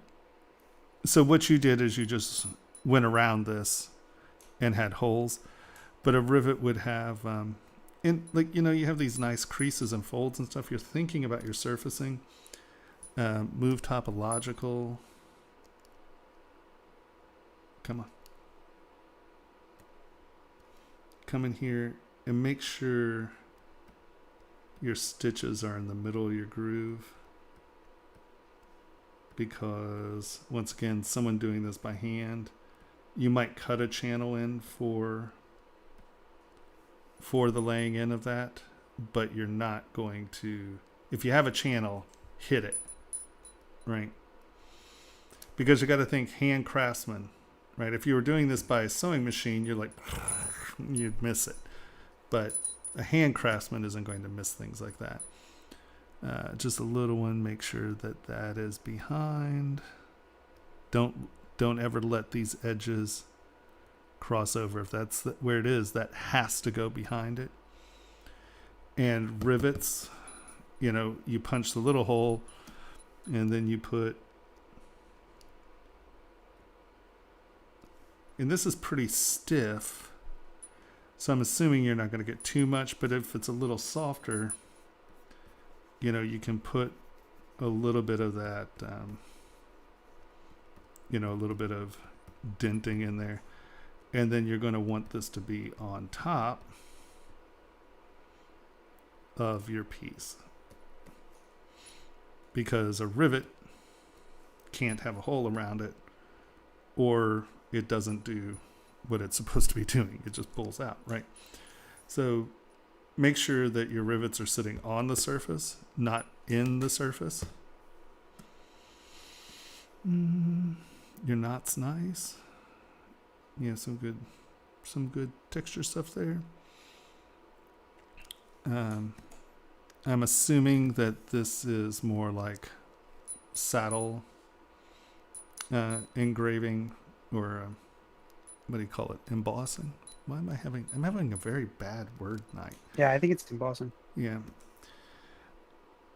And I understand that you do that with big flat engraving tools, and you know, and you haven't put stitching around this, so none of this is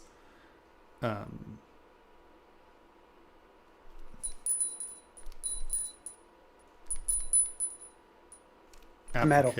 Applicate. It's metal, Thomas. It is? Okay.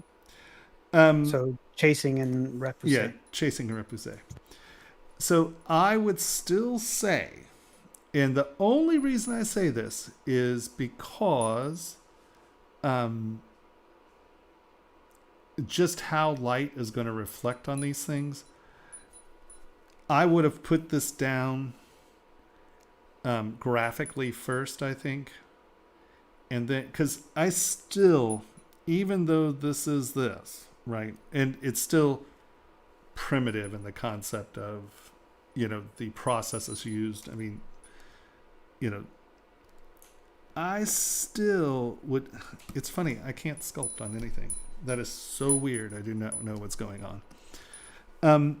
I would still probably just do very slight layer changes, so your airspace is just back a little. Just have these be raised just a touch, because it just changes the reflection angles and it just becomes so much more dynamic and nice, right? So I would mask, you know, your things that are positive out and just raise them a touch, just so you have a visual breakup from different angles, and it just makes it a slightly more dynamic surface. And yeah, it's just those little touches that are going to let it reflect better. And okay, it doesn't want to, like I said, 200 million polys is a kind of struggle for this machine. You know, here again, with your embossing, I would strongly suggest just doing it in really tiny step layers. And I get it. I mean, technically, chances are they wouldn't do that. You know what I mean? But visually, it just becomes so much nicer. It's just that extra step. It's good. It's good.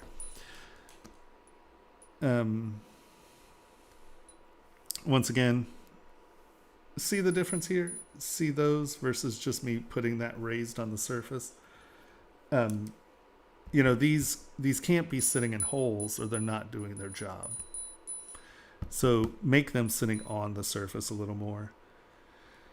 In the belt here, hold on, let's see if I can go to, no. Come on, you can do it. That's not the belt I want. I want that belt. Okay. And there are rivets. There's our belt buckle. And that's our underbelt. Now let's come over here and look at this from the side. This is good. except if those are rivets, there probably wouldn't be airspace there. And your buckle is going through your belt. And that also, because it's going through the belt, it's not sitting on the surface. And that is preventing this from giving you that slight bulge, because this is pulling this down below the surface. And that surface is the same as this surface. So you've got to get a little bit of a, right? There's that S in there, and that's what prevents that from working. The other thing is that's going to ride up on here because the tension is pulling that way. So that buckle, that's going to ride up on here. So get the buckle on top of the surface where it should be, and then make sure that you get that going up and over. Once again, I know I'm being like really fastidious and persnickety, but I mean, this is a model that could get you a job. Just make sure that it makes sense, right? So this being, well, no, that wouldn't be riveted. That's going through. So where's that buckle attached? That buckle is attached to this piece. Okay, so this buckle is attached to this lower piece, which means there has to be a welt or something here that's going to hold that on, right? So yeah, the belt, this piece is on top of it. Your buckle goes through here. You have a hole here. You have your pokey thing. So this is the floater side. This is coming down and under. So if that's coming, down and under, and that's up and over. So that would really be a step, because not only is this not level with the belt, you actually have to raise this up. So now the question is that attached to something? What is that attached to and what's it holding? I see, that could be like a tension adjustment. So that's probably holding this top pad on. Oh, I see. There was no airspace. That was there.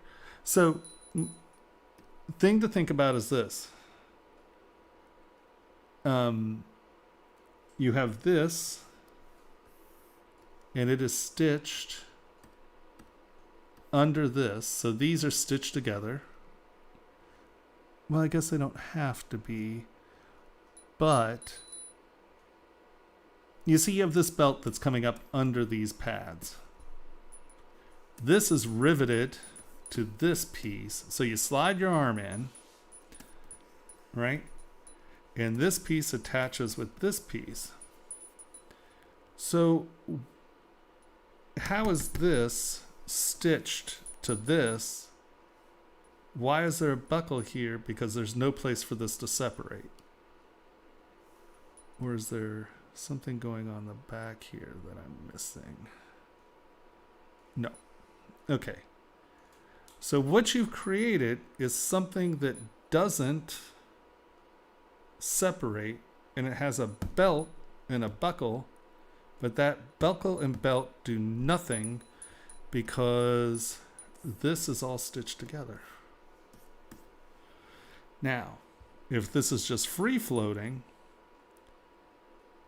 I think you would probably free float down this way, because if that's tucked up there, you're swinging and chopping and swinging and chopping, and you have this piece of leather that this is the connecting point, and this is all just floating up here. That's a lot of leather to be floating up here, which is eventually going to wind up down here, and someone can tug out on you, poke you in the eye. So I don't know what's going other than me. Oh, sure. Now it'll sculpt on your model. Do you see what I'm saying?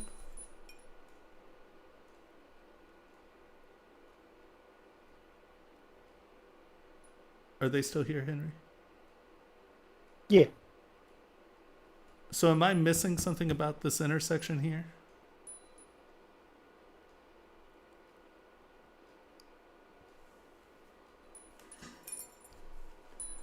like what you could do or could have that would explain this is if you had, let's say you had like a belt loopy metal, like a staple there, and you signify that this ends here. Now this is going through that, and by this going through that, it's attaching this piece to this piece, and that leather is preventing it from going down. But then why would you need a, well, you don't have holes, so that, okay, hold on. It's not an adjustment because there are no holes. That makes sense then. Okay, so if you actually had this here, this goes through it, that's holding these pieces together, the belt going through it comes in. I would still put something to hold that down because that's, what, 5 inches of leather flap that when you're fighting is going to be something. So I would put at least 1 belt loop, if not 2, here. Because when you're fighting, you don't want to give someone something to grab a hold of. So I think that the only way this could work as I see it, you have, so this piece down here looks like this. It comes in and it has,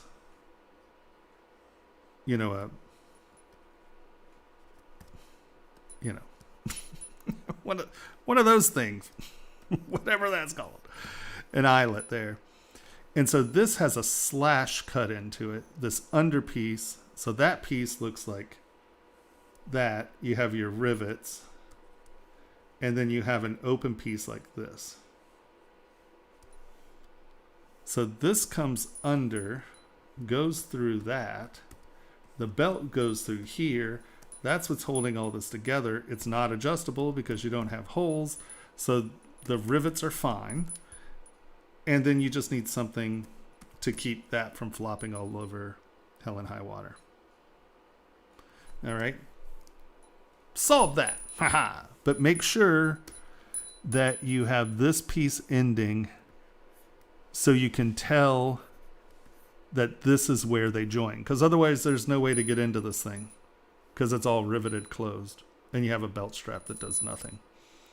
So make sure that this is going off. That's doing that. Coming through there. Okay, that makes sense. You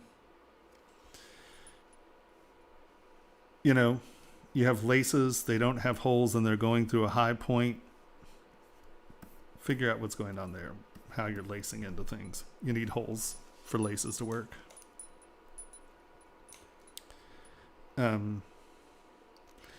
In here, let's go here real quick. Hide part. And I just want you to turn symmetry off. And when I'm talking about this, I'm not really meaning this to be melodramatic. But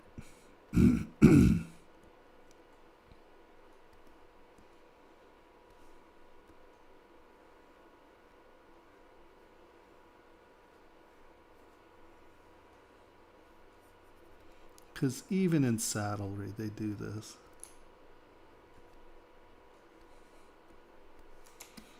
So find your background.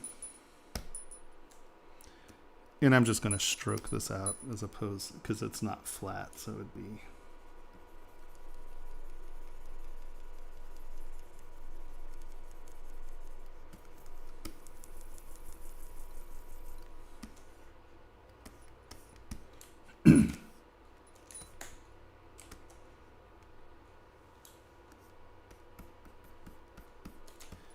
Do you see how it looks like you put more thought into that than this side? Right? There's just some intentionality there that isn't in just the plane. Just even... Oops, sorry. Come in, And just knock that down, get that back and in, get that back and in. And just get a little layering. And what that'll do, I mean, here, you know, even from back here, I mean, I hope you can see that that's brighter there, right? You're just getting some standoff. And that standoff, I think, is very, very important. Because I understand that you can paint all those textures on. But even in a computer world, you're using lighting. And those are surfaces that are going to catch light and be visually interesting, right? It's going to provide the brain the triggers that it thinks it wants to know. And that's the kind of stuff that it wants to know. All right. I think that... Come on, everybody. And I think that everything else is things that I've said. You know, keep your rivets on the top. Like here. Well, here you did a good job of it, right? See how that's separated up? It's raised a little off that texture. That all being one texture is fine. It's one piece. But anytime you have a seam where you're attaching something, change the texture direction. And that's going to be a big deal. Don't let things creep through your model. Right here you have like some stitches that are riding through from another side. Don't let that happen.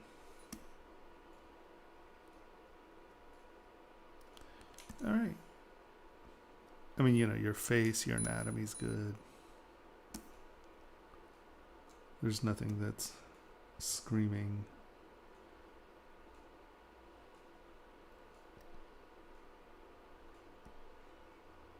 Yep. I mean, can you see how that just has a little bit more visual interest with that depth there? And, you know, the same here. Oops.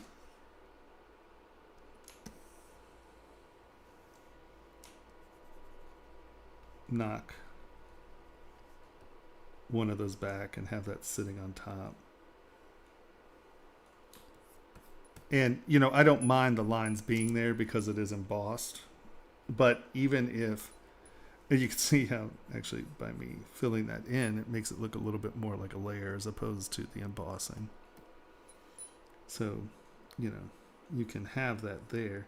But even if it's there, the layer difference really does make a difference. All right.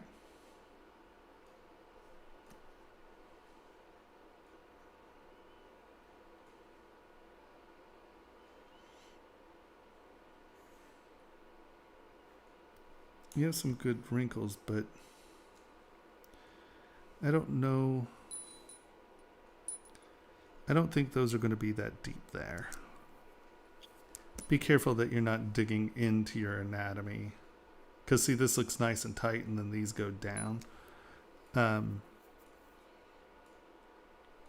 Is your body model here? Here. Oh, well. Oh, I see. You have that pretty dramatic. Okay. No, there is airspace there, it seems. Hold on, let's go back to our pants. Transparency.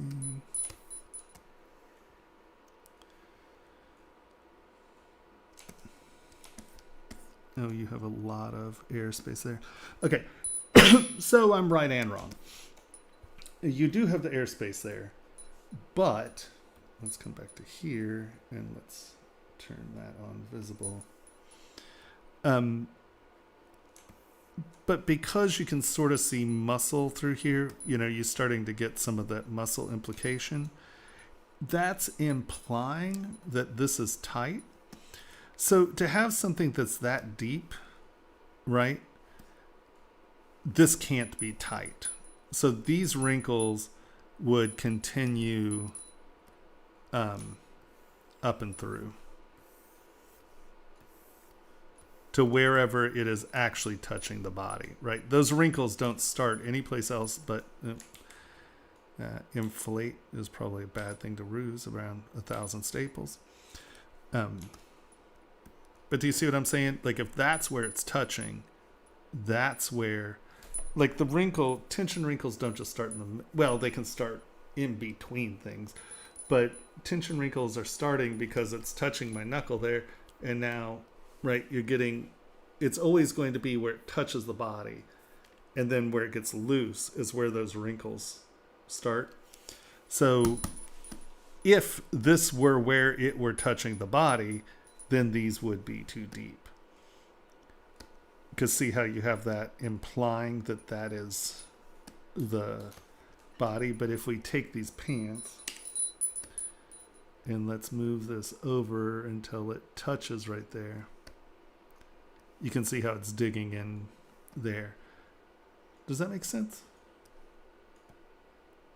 You know, anytime you have things start along a line like that, that's going to be a really,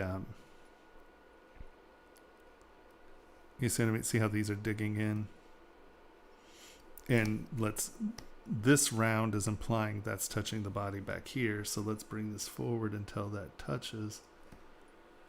Right, because that's positive and that's positive. So you see how these are digging into the body. Does this, what I just did, make sense to you? Because, right, you have this half round here, and then you have this ridge here. So this is implying this is touching the body. And this being tight, this is implying that this is touching the body. If these two places are touching the body, this is in the body. Does that make sense? Okay, cool. Okay. It looks awesome. You know, I mean, I'm just being that persnickety because, like I said, when you're doing models like this, these are the kind of models that can get you jobs. But showing that you're actually thinking is really what gets you jobs. Because there are a lot of people who can reproduce something, you know, from an image or something like that. But when they're trying, or if they're there and they have problem solving, or here's something interesting, figure it out. Well, you know, how do you figure it out? Always go back to how was it made? How was it made? So how is this being made? And those silly little things like doing the alpha differently at the seams. Those are the things that when someone 80% of the people may not notice it. But I assure you there's going to be an art director who's like, wait a minute, that's awesome. And you'll get a job because of that. It's happened to me. You know, so, the other thing, like, make these seams slightly off because, these, when they were making these things, especially for combat, you're cutting it down, but it might get a little off, and just showing that little bit of off makes it, and I don't mean, here and here or something like that, but, where it's just, where they're not perfect together, just break up perfection, and that makes it feel a little bit more handmade. These are pretty close, but they're,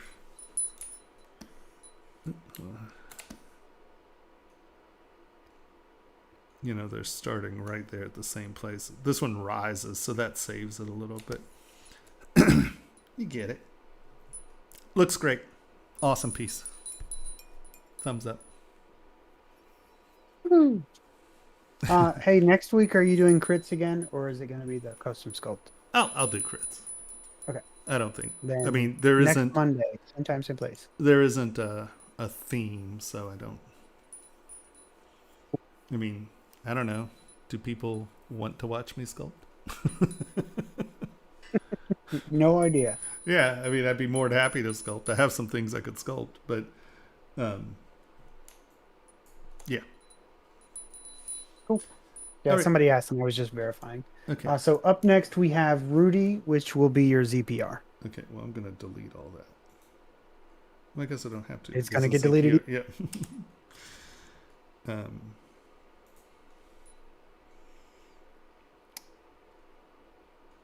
Where is it? Did I delete it?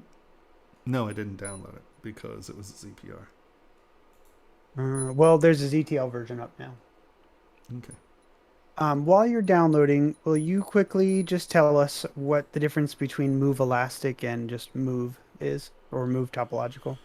Hold on. Let's start the download and then I'll. That's ZPR. Where's the STL version? ZTL. I mean ZTL. Okay, so Steve Oliver's new, refresh. right? Refresh the page. Good point. Refreshing. That's refreshing gets me all the time. Yeah. That's Every new. single thing in that list, you can go ahead and download. Goodness gracious. You were definitely not going to get to all of them. We've got 2 hours left and 9 models. Yeah, sorry I took so much time on that one, guys. I just, well, no, it's funny because, you know, I think it's important that people also see, you know, on people who are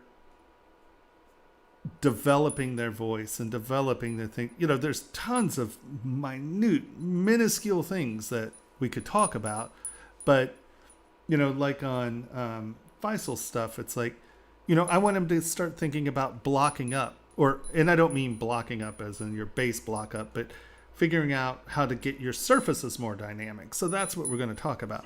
But when you see something that is a great model, and it's a great model that someone could get work off of, not saying that you can't get work off of the other models, but I'm saying, you know, that's a very specific kind of model.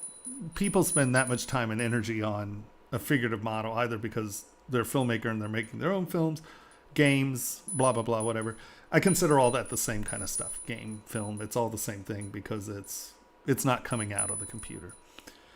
But that industry is really tough to get a job in. And so when you're making models on that level where you're in that potential market of getting jobs, I want to show that person how persnickety I would be if I were hiring someone for that job. Because I hired people for that job physically, right? Before the computer stuff was also blown out. We physically sculpted this stuff, you know? And so I'm just trying to get people to feel and see how, because I often get asked, oh, you know, what do I have to know to get a job in the gaming or film industry?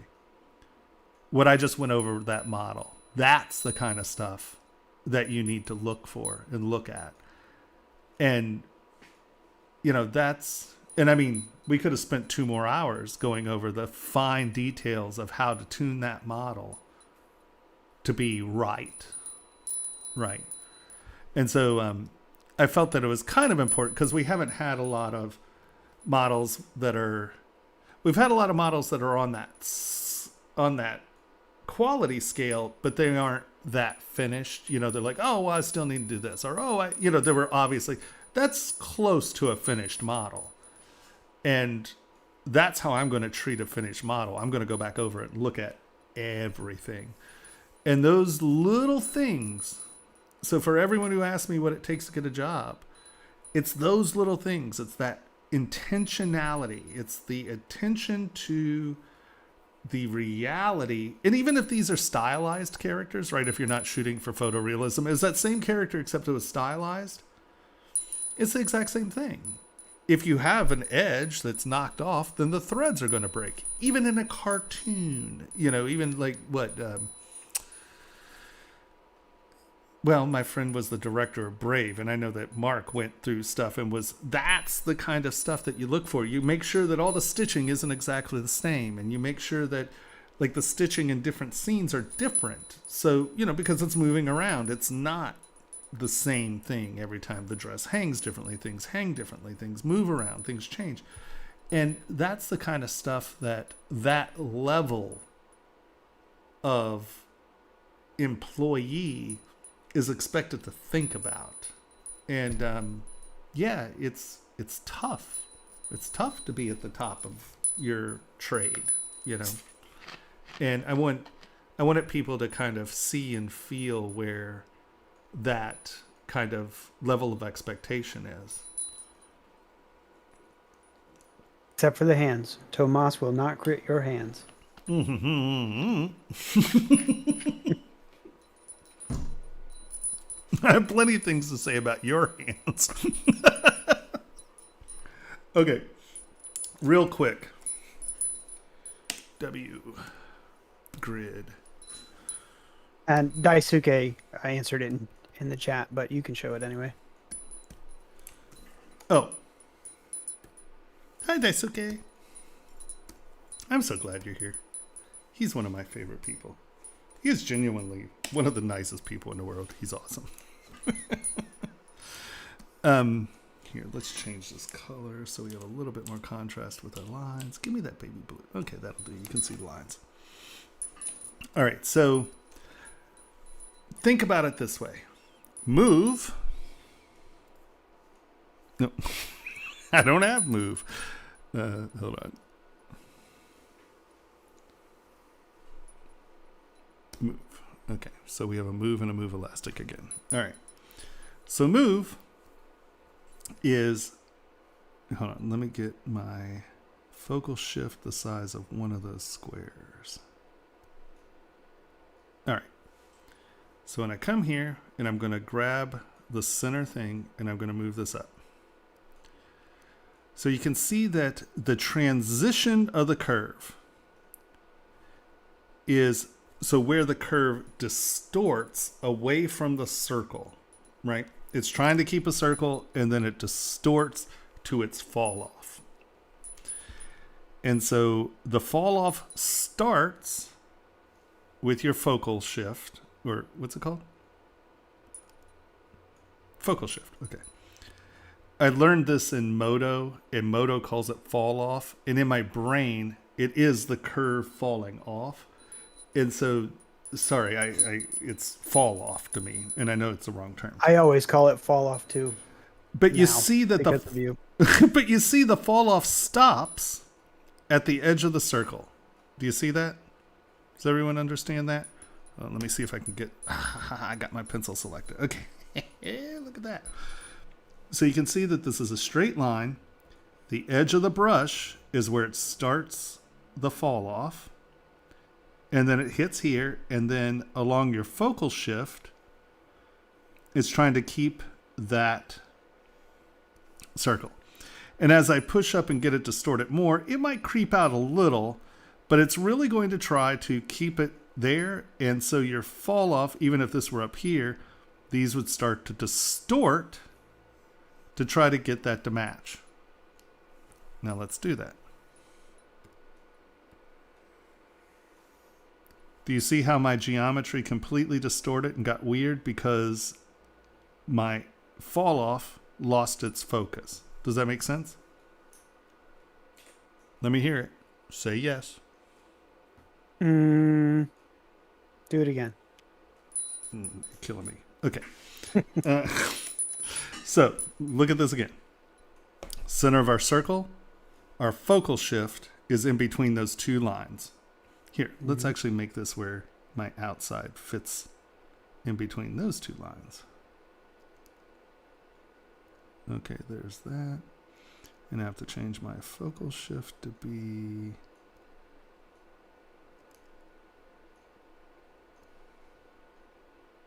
Okay. So now you can see that the outside of my brush is in between these two lines. My focal shift is in between these two lines. When I push this, this is going to try to not move these. It's going to come here and try to go like that. All right, so we're going to come here. Come on. I'm center of my box. I'm going to move this up, and I'm going to move it up to where I can't even move that anymore. So you'll see what happened. I even pushed it through the geometry above it because, but look, this curve stops right there. And why that distorted is because this curve stops at where, see how it stops climbing? Hold on, we were right there. I gotta pull this straight off. Okay, boop. So you notice that these stop here, right? It's not moving. Do you see how this is a straight line? This is a straight line. And that's why this is pinching, because right here, it doesn't have any room to climb. So it's going to try to keep these lines straight. And as I pulled this up, see how this is coming over that line because the surface is changing? Do you understand what's happening here? Yes. Everyone says yes. Okay. So now that's move. Move stops its alteration or its motion at the outside of the brush, at the brush size. Where it starts to distort or where it starts to fall off is at the focal shift. So now, let's go to move elastic.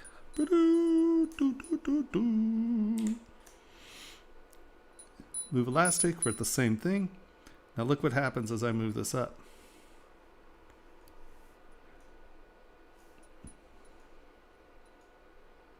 Well, that wasn't very melodramatic. But you can see that it actually started to go off to the sides over here. What move elastic is going to try to do is it brings everything with it. It doesn't stop moving at the edge of the brush. We have a lot of geometry here, so you can sort of see that it went past that. Here, hold on, let me lower the geometry, and that will make this clearer.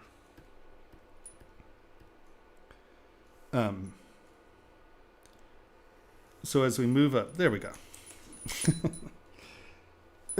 So with the more geometry, it's only going to try to reach out so far. So it's more dramatic if we lower the geometry. It shows up. It makes more sense when it's lower geometry. So let's come up here so you can actually see what's going on. So I'm going to come here and I'm going to drag this up and see how it goes. See how the fall off is all the way out here? Does that make sense? See how far over that went? Let's move and come here. And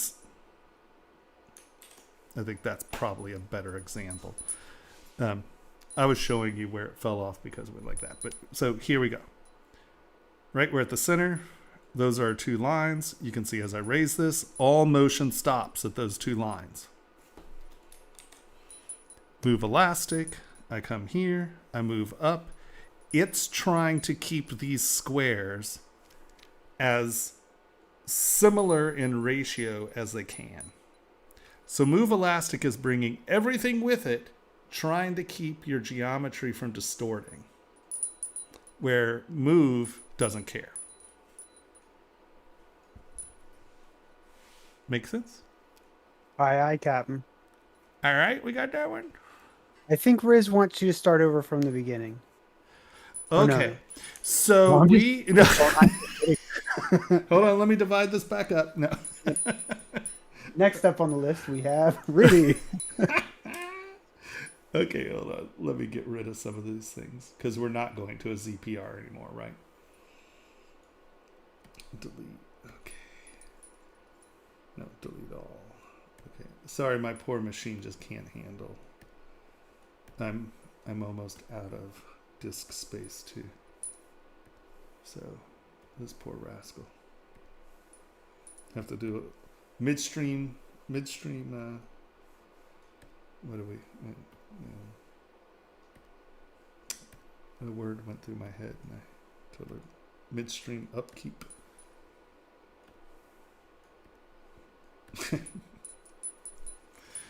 Oh, I don't know. All right. So now let's come over here. Downloads. That's the earlier one, so we can delete you. And now we come here. No, I can't do that. Come here, extract all. Yeah.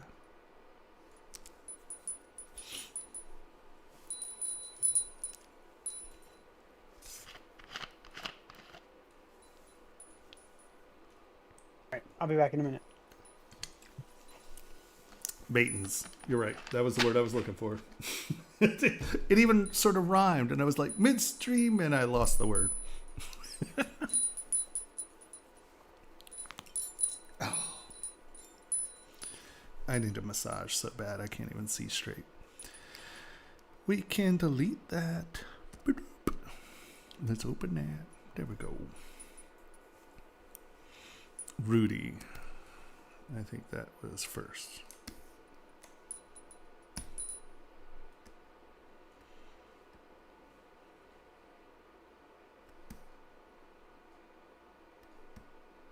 So Rudy, you here?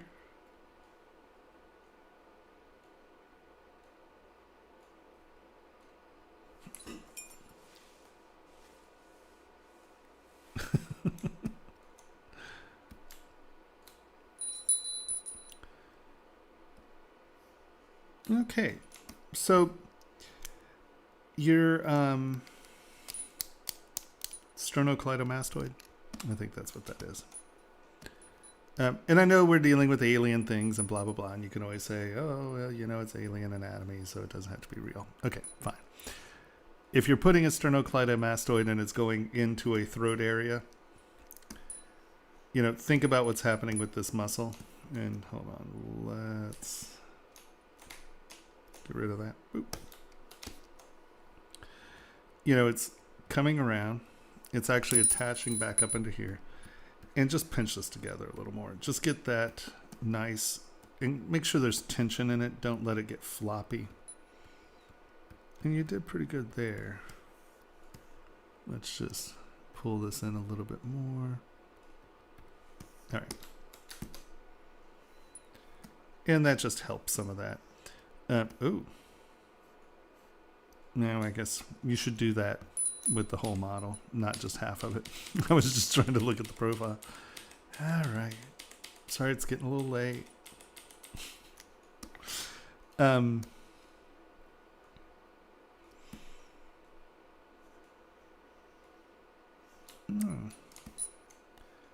Let's just kind of get that in a little.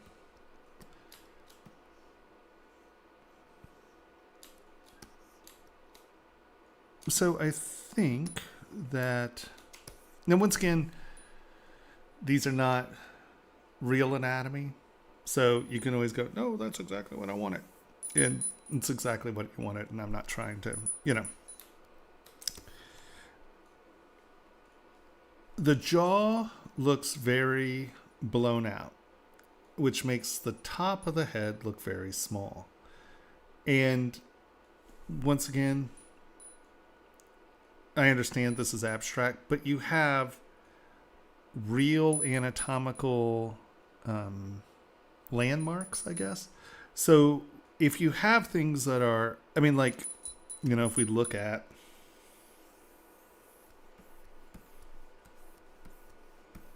you know, it's pretty close. I mean, you have sort of some implication of an eye here. You know, this is coming down, so your cheekbone to your nose, your mouth, and your chin. So you really haven't broken up the human anatomical kind of points here. And so that's why I'm returning to human anatomy. Because of that, your jawbone looks really wide and your head looks kind of small.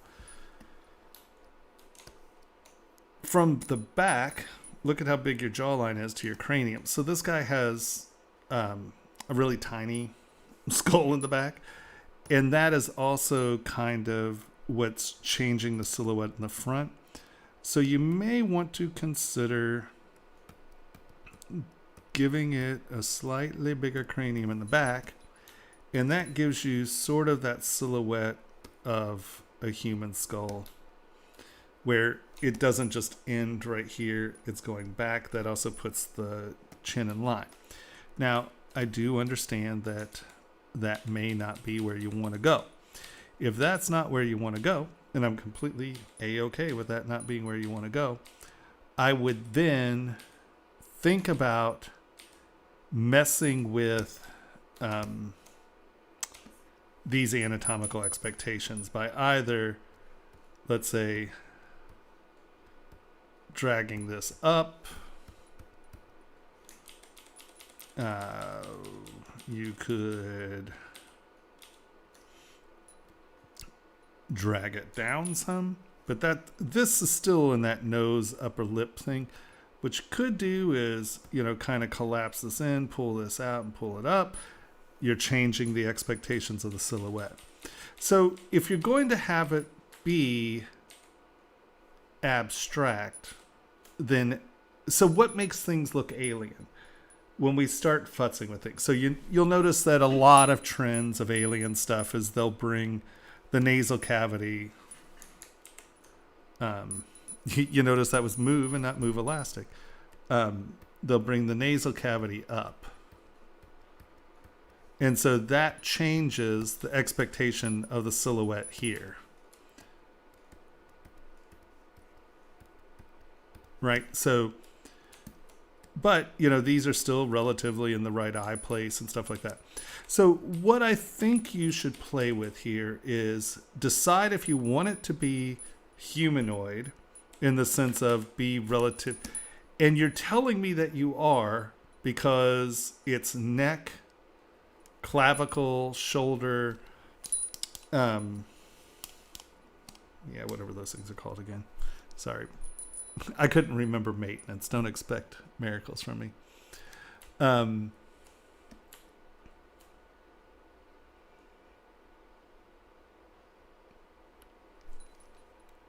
Yes. Did I tell you this, Henry?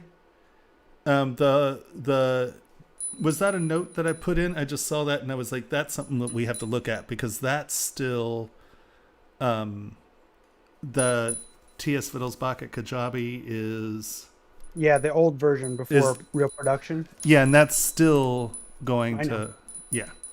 Yeah, so somebody in the chat just said, hey, I went and signed up for your newsletter at this link, and it's the link to the non-production version of the site that no one should be able to get to. Well, it shouldn't even be up there. Yeah. It shouldn't even be up there because God only knows how many... how many people are signing up for how that expansion has a real of website that now? Yeah, exactly. Yeah. Mm-hmm. No, I just caught that out of the corner of my eye. I saw Kajabi. I'm like, oh, I thought I told you that. Or I thought because when I was looking, I just pinned it to our to-do list. So okay. Sorry. When I was looking for videos of mine to download, I saw that and I thought I typed it into Discord, but that caught my eye. I was like, oh, yes.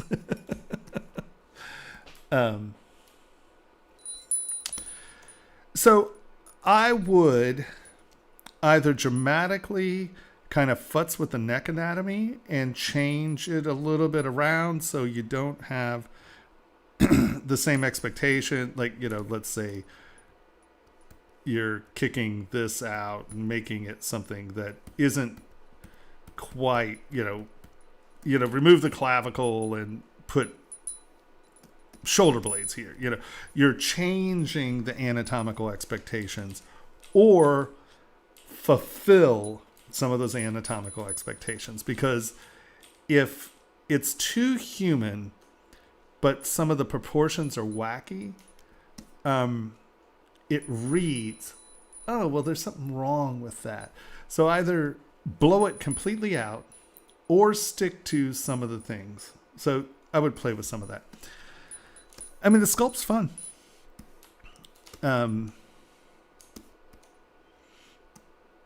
When you have things that are doing this back and forth, either they're flesh folds or it's a bone ridge, right? Because really, you only have a couple choices if it's anatomy, right? And I would say make a decision, because I would call this, especially this up the center, is sort of drawn on detail, or what I call drawn on detail, as opposed to having it make sculptural sense. If you want this kind of form, think about, once again, how is it built? Why is it doing that? Where these connect could be sort of like, almost like vertebrae ridges. And so that's the bone structure that's going on underneath. And then this could be, a muscular thing or something. And you could get that silhouette. But why is that happening? Oh, well, it is drawn on. It's a tattoo. Okay, great. They have 3-dimensional tattoos. Cool. Then that's what you say. And then I would separate it more so it doesn't look like it's subcutaneous, but it's something that's sitting on the surface. Come on, you can do it. So, like I said, if it's meant to be something that is not subcutaneous or like a bone poking through skin, it's because I have that blown out because our scale was so weird earlier. Then have it be something that is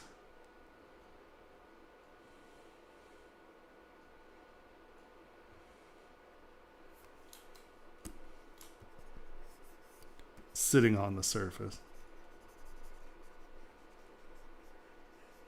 And do you see what I mean by sitting on the surface? Now that looks like something that could be an applique or a fancy dimensional tattoo or whatever.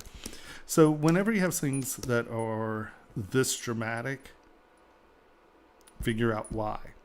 If it's flesh, right? Well, then flesh has gravity. If it's bone, then it has bone. And so you have to figure... So, like, if it's bone ridge, then you probably wouldn't have a sharp edge if there's skin.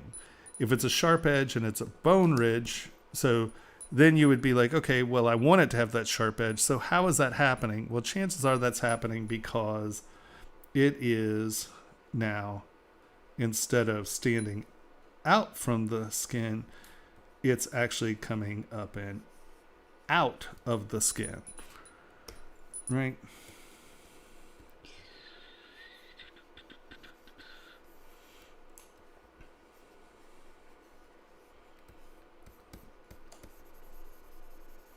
And now that becomes a texture thing where this is meat, this is bone, and you could separate that with texture or frame, right? But if it's flesh, you're probably not going to have a sharp edge because very rarely is skin so thin that you're going to get a sharp edge from under it. And I know that because we've done a lot of subdural silicone implants. And how you get detail is you have to, you slide the silicone implant in, and then you have to do a compression. And you compress it, I think it's for a few weeks, if I'm not mistaken. And what that does is anywhere there's a hole, it forces the meat to go around, and then the subcutaneous tissue joins together.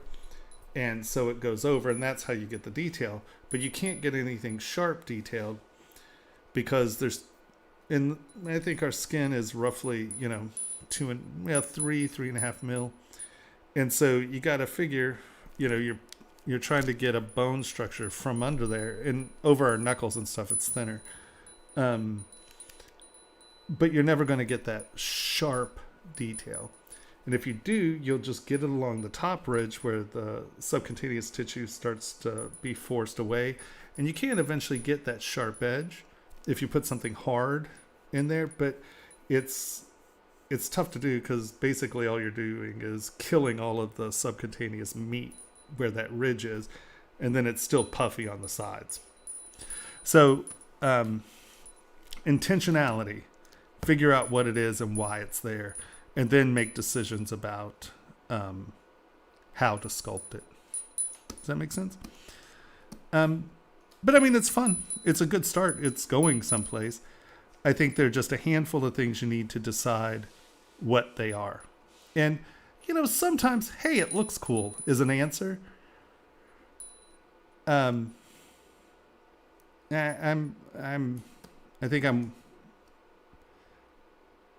don't really let my students get away with that. I'm a little crabbier than that. Because eventually someone's going to ask you, what is it and why it's there? And I think that it makes your work better if you can tell the story behind it, because it means that you've thought about it. And once you've thought about it, you're like, oh, well, it's a bone ridge.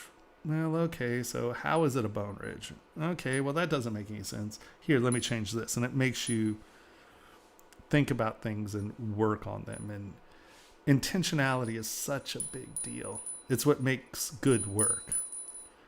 Because there can be weird. I put stuff in things all the time, and people are like, "What is that?" And I'm like, "Oh well, see, it's a left foot. You see, if you come up here and you're like, why'd you put a left foot in there?" I don't know, because I thought that was cool. But I know why it's there. And if you look at it and I explain it to you, 99% of the okay, 93% of the time, if it's wackadoodle, I can convince you why it's there. All right. Who's next? It does look like Venom. It has that same rhythm, the surface rhythm. Okay. All right. Next. Up next, Nico. Oh, I haven't uploaded all of these, have I? That's okay.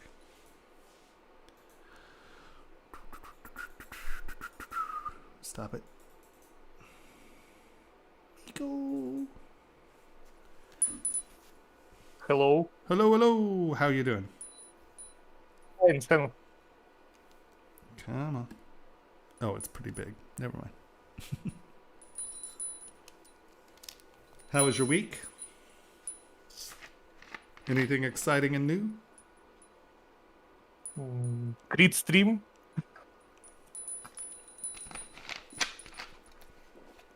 There you go. That's exciting and new. Frame. Let's see what we got.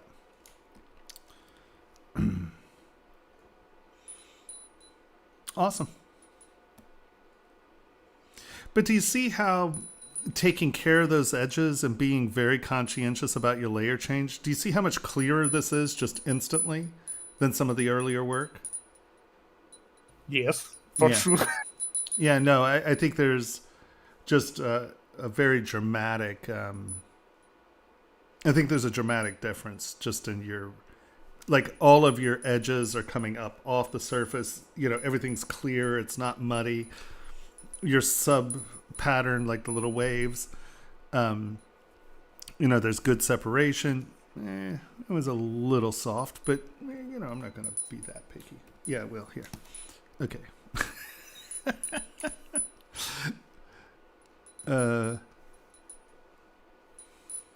Right here where you see it the most, you kind of lose that edge just a touch. Oh, hold on. I was like, why is that so thick? Because I came in at 10.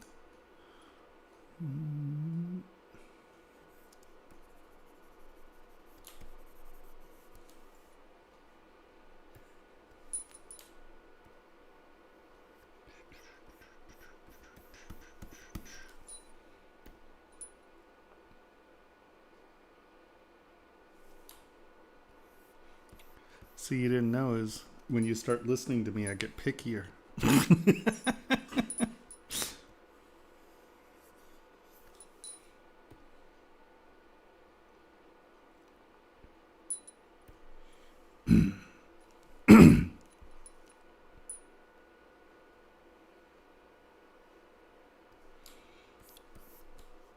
You just lost a little bit of that shelving right there. I don't know if you smoothed it or something, but see, you have the nice bright edge right here, and then you kind of lose it. This almost looks like it's farther up. So that's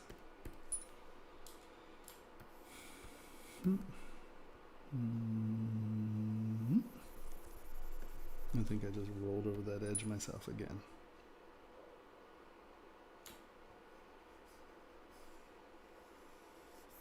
I'm trying not to take SK Twist back to it. Come on. There you go. I think that's a little closer.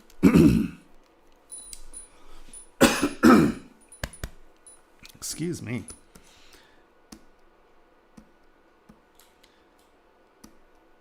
Yeah, you can see, because I didn't have radio on. See how some of these just got a little soft right here? And then when I came back and just cleaned that edge up, it cleaned it up. I think there are just like two of them that You have a dent there. Res. No, lower your res. How did my brush size just change? Bizarro.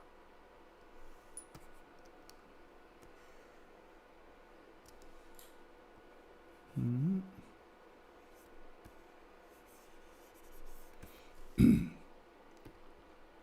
So everyone sees how you can do some much more dramatic smoothing if you have all of your subdivision levels.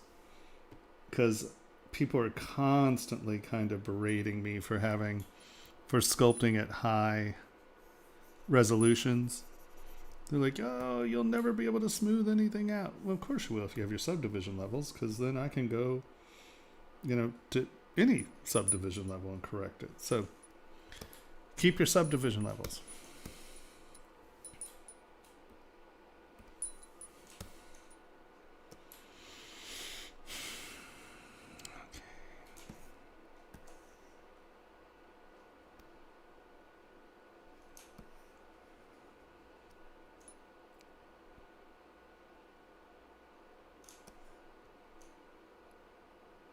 Yeah, it looks good. Very good. You may want to, and this is just purely a thought. I'm not saying that it would be better with or without, but just how I sort of view my surfacing. You have this nice stippled surface in here. You have this nice smooth surface here. I have something in my throat. It's really annoying. I often find that when I do my stroking, because see how it sort of has some surface rhythm kind of going sort of like this, and then these are sort of going like this, and this chatter has this kind of stroke pattern going on. You can see your stroke pattern, right? Use your stroke patterns to your advantage, and what I'm about to do is going to smooth these surfaces some, so that's not what I'm talking about. But it take me a little while to get, work it back to where you're at. But when you're laying this stuff in, if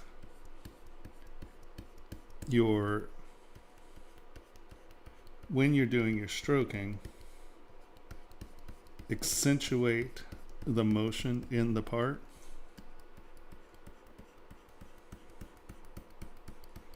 And then even if it gets bumpy or smoothed out or, something in that vein, you're still, come on. I don't want to get onto your smooth surface here.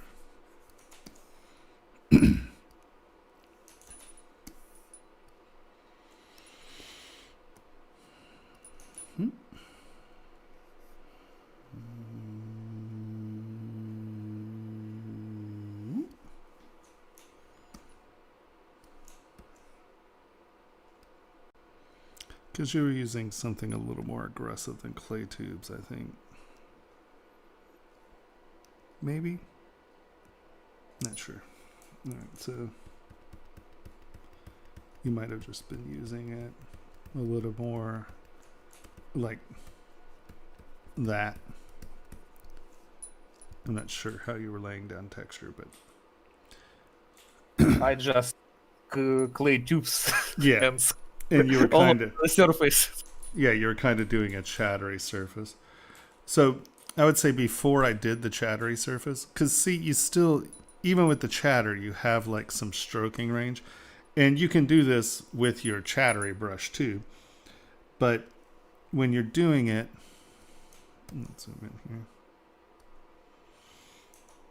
Like I'm going to come in and just lay down my surface rhythm.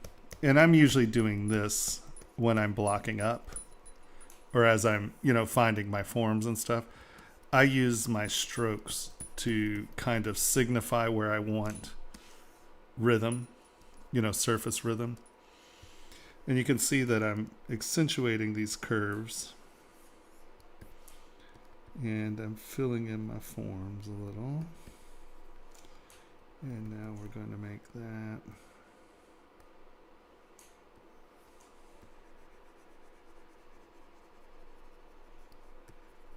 Okay, so that sort of has my stroke rhythm. So now as I come back in here, and I'm doing some, I don't want these lines, I want it to be a little bit more chattery. You know, I can come in, I'm going to raise this just a little. And now I'm going to come in and just sort of put in a slightly more chattery effect. But you can see that I'm still stroking along the angles that I had set in when I was doing my block up.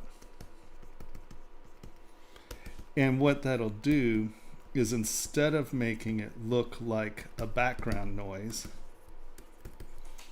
it'll still have some of that surface rhythm, which is going to give you it's going to accentuate the curves. It's going to show you where things divert.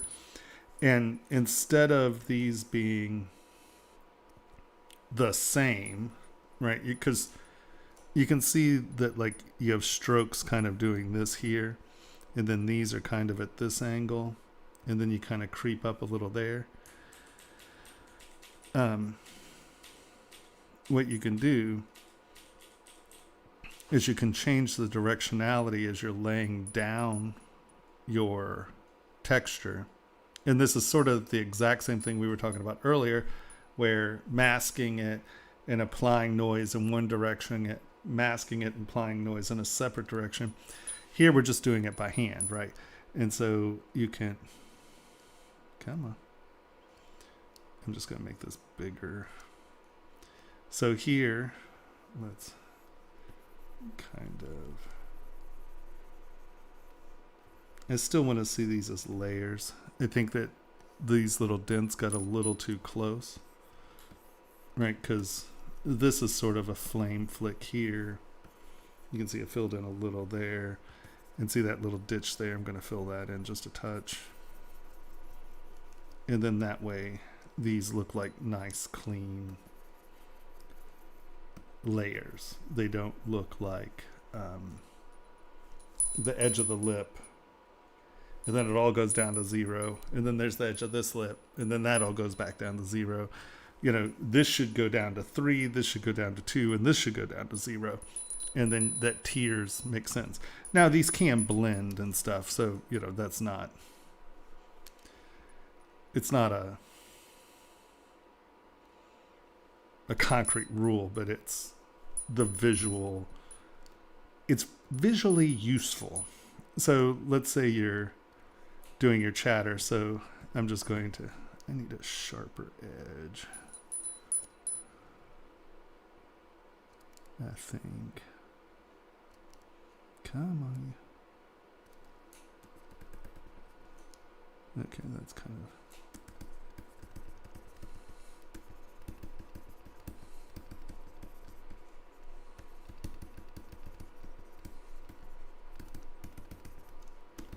and I'm kind of overlapping my chatter. And those are kind of going in that direction.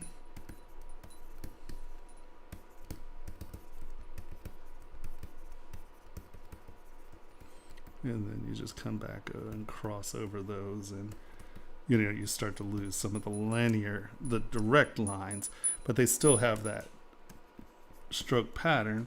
And then you can come back in and do this one. Wow, that brush got big real quick. Do this one in this direction.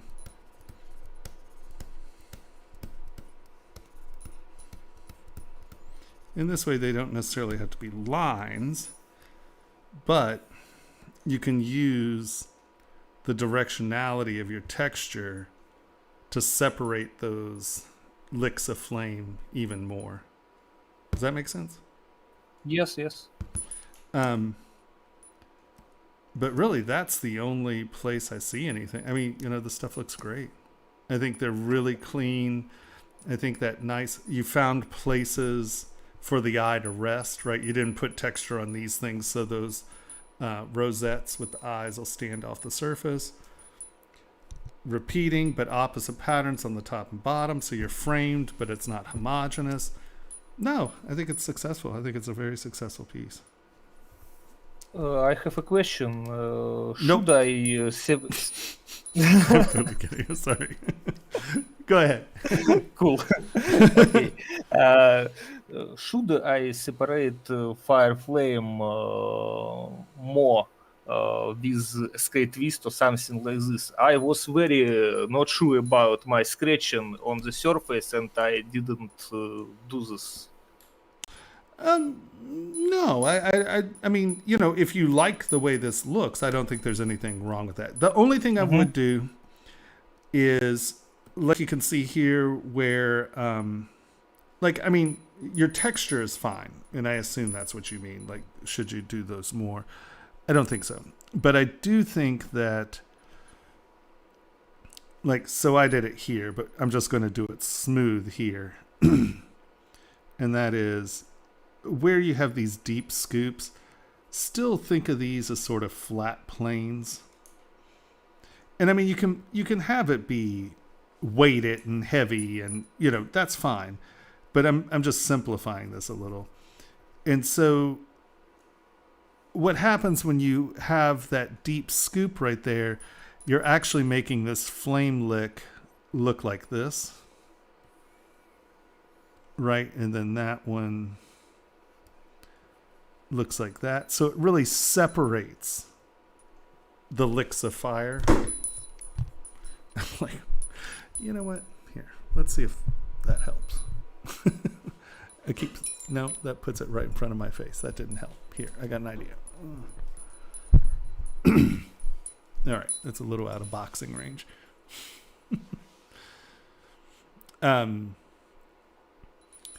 So I think because fire interacts so much, and you're not really trying to blend these licks, right? You've kept them fairly separate. I would treat them as such, and just have that layer be that layer, have this layer be this layer, and keep away from these deep scoops, unless you're trying to get something that has an inside profile. But I don't think you're I don't think these are intended to be inside profiles. I think that those are just a stroking pattern. Right. I mean, you weren't trying to make that more complicated. You were trying to, I'm guessing from what you have accomplished. You could say, no, I was trying to do exactly what you're doing now. But since you drew lines on these, I'm assuming that by not drawing lines on the inner, that you weren't trying to get, and you can do that to get that interior separation of the licks of fire. But to increase complexity, yes? Yeah, but I think that by not having the complexity, it allows the rosettes to be the more complex thing. Thus, in turn, the rosettes are the focus, and the fire is still just a framing function, right? So I approve of the fire being more simple. And so that's why, yet again, I would make sure that these just sort of read as more simple forms that you can add character with by texture. Now you may, because everything's coming down in this S, you may want to do that, where that's coming down in the same way. And the only reason I say that, and this, once again, I'm not saying this is better because I haven't even looked at it, but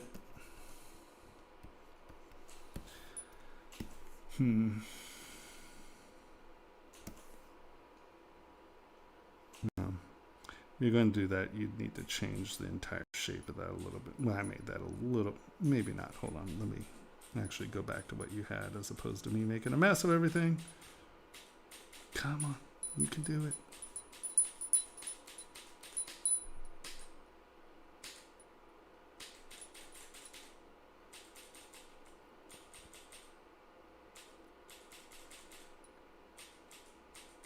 Wow, I messed with that silhouette really early on, didn't I? That little lip in there ruined the S curve.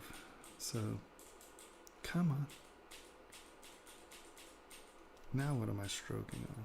All right, here, forget it. There we go. Woohoo, look at that. All right.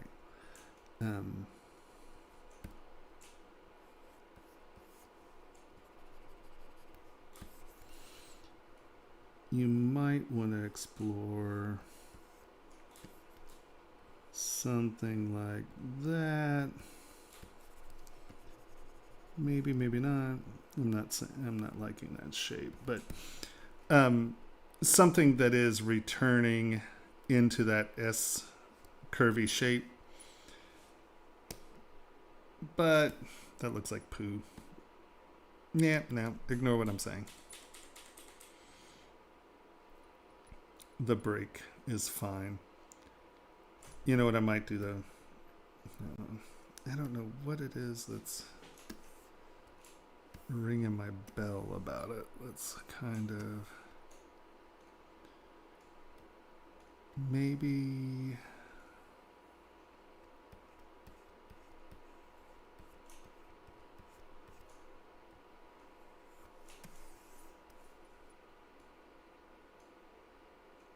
well, that strikes me actually a little better than this. The only thing, you know, you have all these lovely shapes that are blending together, and then you have this lick, right?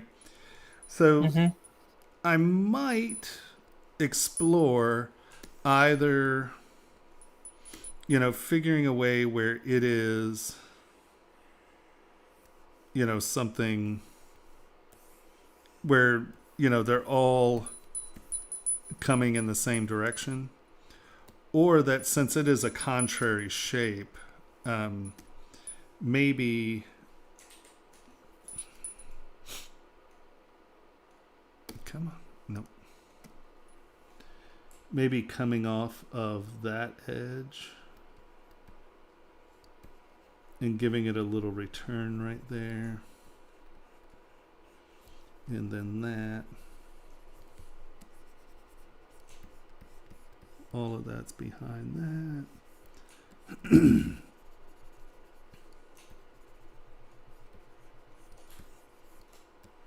You know, where it's a return lick as opposed to just sticking out. You see what I mean? Because you have everything going in these S curves. And then this is just this tooth poking in. And the thing that's so awesome about fire is that you get things like this, right? Where it's a return in. And so maybe that return literally just kind of scoops up and then comes down. You know, where it's something like that. I don't know, for some reason, and I obviously, you know, it takes me some time to wrap my head around it sometimes. But just this coming out and going in, like maybe that's, but maybe you do it in the other direction. Maybe you attach it here.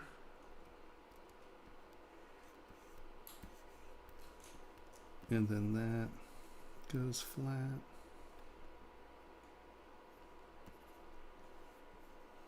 I'm not sure.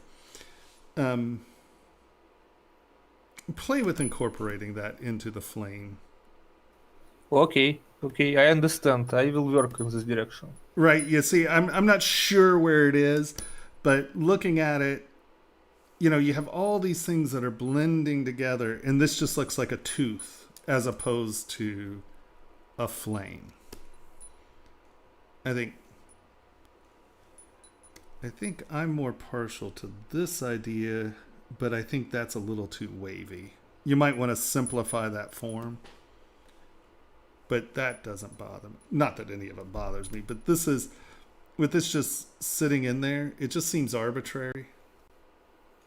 I mean, you're filling the space. I understand why it's there. It just seems... Here, maybe...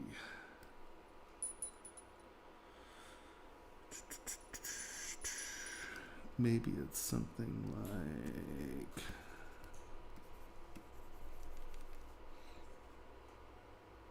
maybe it's that return. It is possible to keep that return and to increase the complexity of larger leap of fire, and they could work together. I think I will try this. Because the one thing I still think that keeping it simple is better, because that allows the eyes to be the focus. I just think that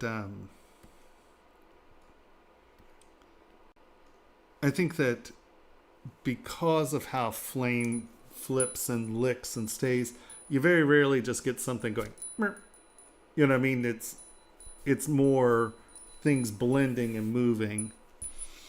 I don't know.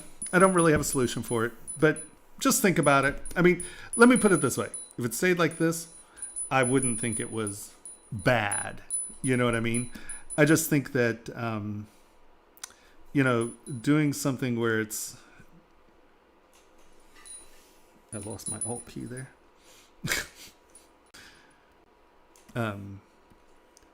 Just doing something where it is incorporating itself into the form makes a little bit more sense to me as Flame.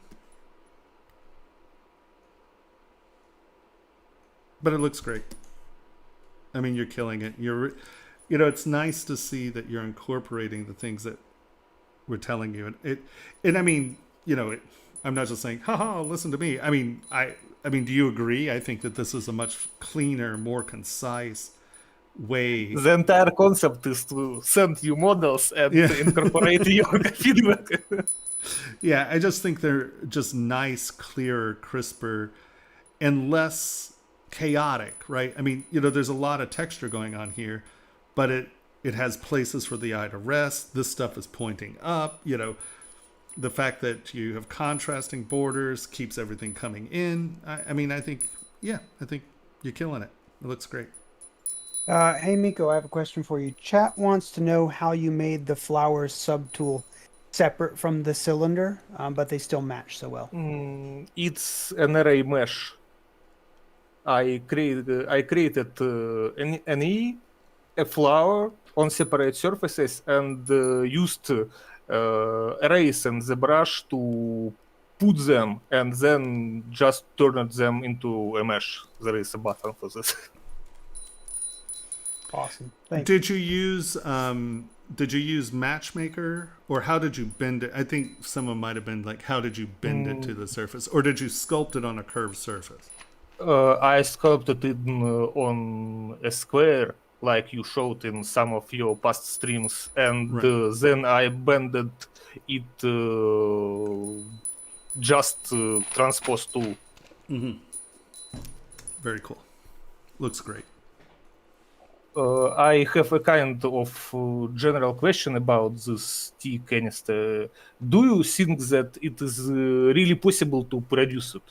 Oh, without a question. Actually, do we have pictures in our Discord of the cups that I made last week? Oh, did I post those in Discord? I saw only old tea set. Yeah, that tea set. Well, I actually printed some of those. And I don't know if I... So, without a question, you can make this. Yeah, I just want to say you texted them to me. I don't know that they're Discord at all. Yeah, no, I texted it to him. Actually, they're not even put together yet. They're just sticking them together. But I'll post pictures of them, or I'll bring one in next week and I'll show you.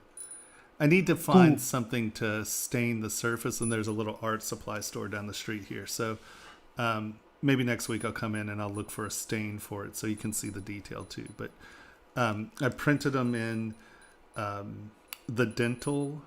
So Formlabs now has dental resins, so they're completely biosafe. It's like stage 3 biosafe, so it's meant for long-term mucous membrane contact. And so I printed some cups out of that because it's perfectly safe, and it's pretty tough because it's meant to build dentures. So I was saying that, I was figuring that if I could print something out of that, you could either wear it as earrings or you could drink out of it, or not the cup you could wear as an earring. I'm saying that, never mind. Wear the cup as earrings. And so I've been experimenting with their biosafe materials. And so, I'll bring that in. They also have the ceramic printing, and you could print that in ceramic. But I haven't experimented with the ceramic stuff because I don't have a kiln. And I hear you have to really tune your kiln to make it work. Because it's funny, you have like a 3% or a, 8% shrinkage XY, but your Z-axis, you have like a 22% shrinkage. So when you import the model into the Preform. Thank you. Into preform, it automatically stretches the model up. So as it compresses along the Z-axis, you wind up with your form. And I really want to play with the ceramics, but I just haven't had. Having the only one printer right now, I can't. I guess like you have to cover your entire printer in it because it's thick enough that as the thing comes over, it sloshes over, and you have to really do some work to keep your printer from getting mangled. So I haven't quite tried the ceramics yet, but I'm really, really, really, really interested in trying the ceramics.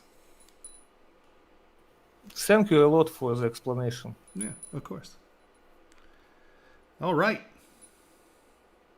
Any more questions? Are we moving on? No, all is cool. Thank you. Right on. Okay. Who's next? Let's get the nubbin in here. August is the name. Benebben? The The nubbin. I love elephants.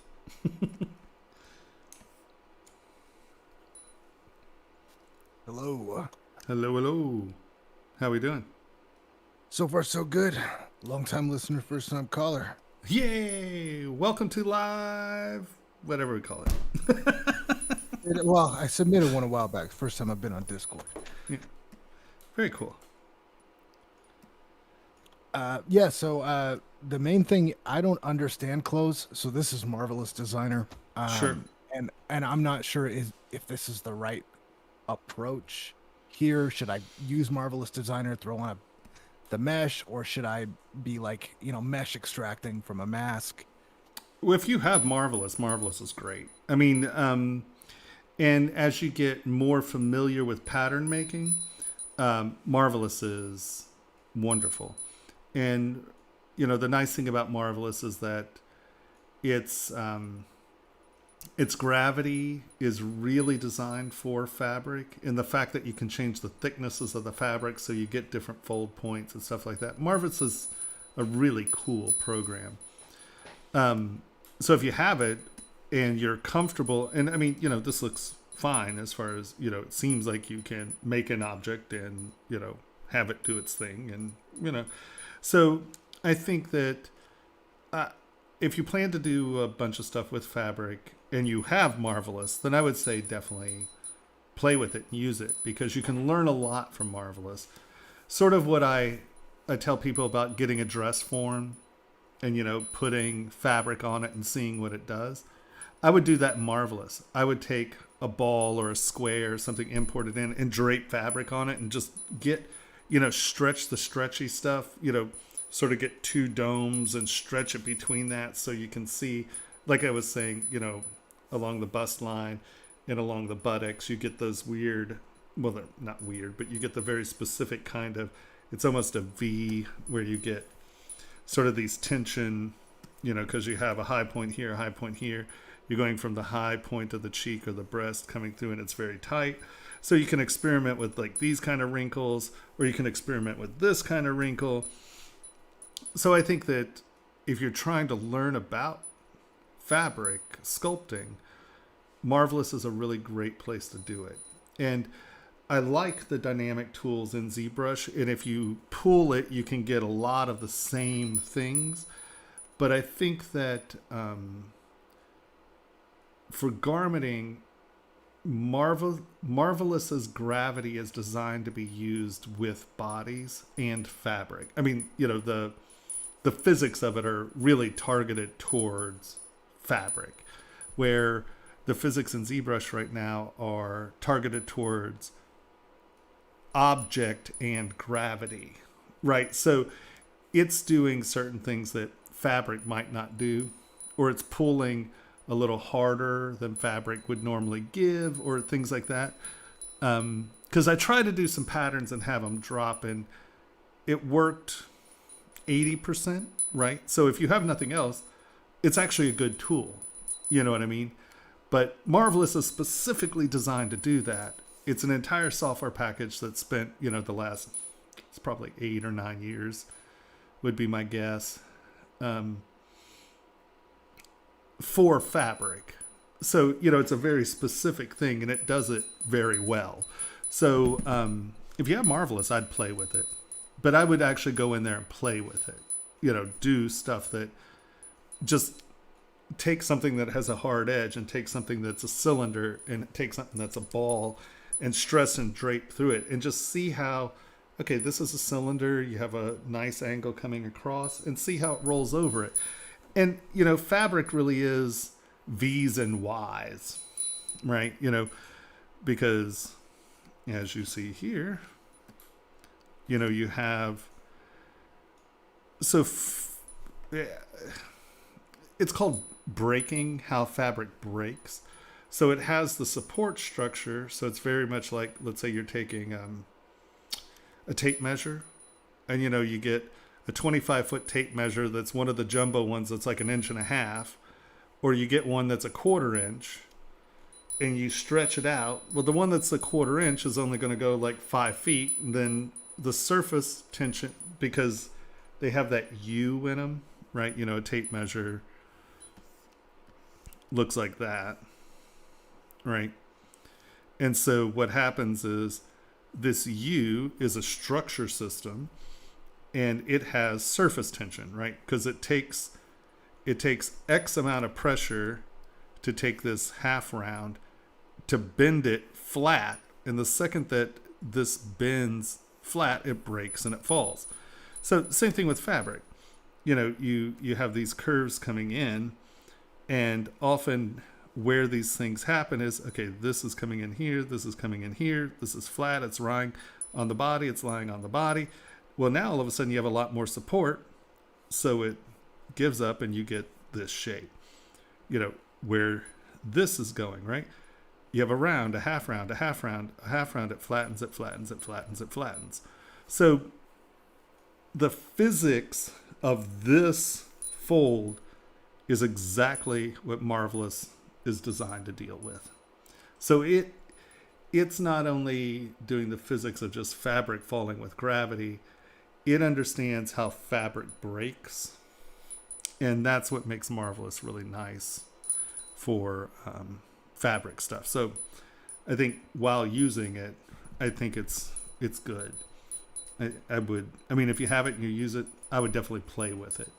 And you're going to learn a lot about sculpting fabric with it, especially if you get in there and just mess with it and start to see what the fabric does over shapes and forms and objects. And that also really helps with like muscles and well, just pretty much any kind of structure, because what it shows you is surface tension, and everything is surface tension, right?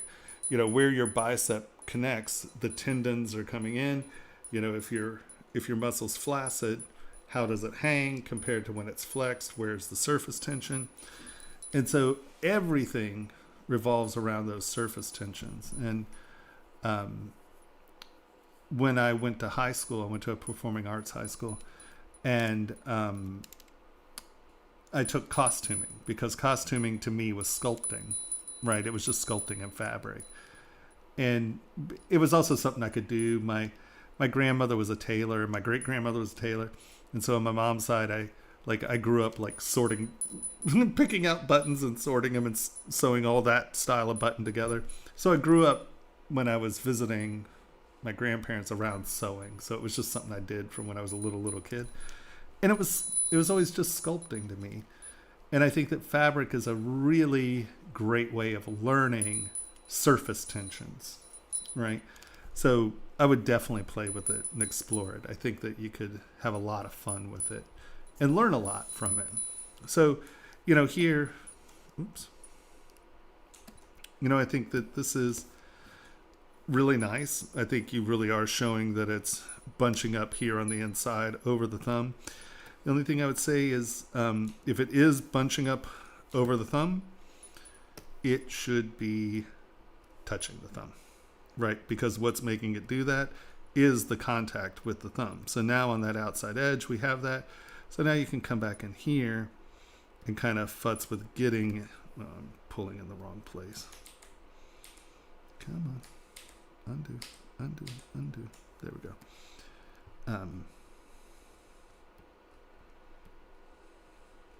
So, this outside lip is going to touch that until you have a surface break, right? So that's probably going to be a little bit more in. That's going to be out a little, right? Because it's going to have that tension because that's the place it's hanging up. And now this can actually be pulled back out and hide the thumb. I keep pulling in the wrong place on that curve, sorry. This can be out and away from the body as long as the curves aren't implying contact. So like the pants on the other thing where I said it was digging in, I don't know if you were here earlier, where because the pants where it was tight, because that's where those curves are starting, right? Because the curves start, like if you have folds, they're going to start right here because this is the tension that's starting that fold. And then they come and wherever, right? If it's hanging out here, this is the point that it's going to stop hanging. And now you're going to have a casual fall off. So the stuff behind these points or behind the thumb doesn't necessarily have to touch the thumb, especially if you're trying to hide the thumb or something, as long as the front edge is telling the right story, right? And what that front edge is telling us is that it's hitting that thumb, coming around and bending. The other thing is you're probably, because you're at a slight angle, you're going to want this stuff touching. Am I a move? Yeah, that's supposed to be move elastic. We were talking about that earlier. You want this stuff to touch the front of that hand because that's not hanging down. It's not hanging around the hand. The hand's tilted up. So it's coming down and then it's touching the top of the hand. And that's why you're getting that there. So now we know that these are kind of where they need to be. So everyone, do you see how move elastic, because this is low res, how it's moving everything around? That's what I want because I want it, right, to get it to touch. So there. So now that's touching. We're going to hop back to move. And we're just going to pull this off and away from the thumb a little. And so here again, especially if you're going to be playing with fabrics, let me see if I can find one just so everyone knows what I'm talking about. 1/2.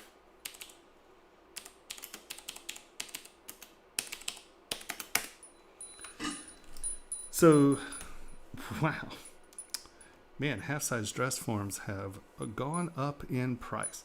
You can probably find cheaper ones than these. Let's do. Let's go to Alibaba. China. Everybody's learning tailoring for the pandemic. Right? Alibaba 1/2 size dress form.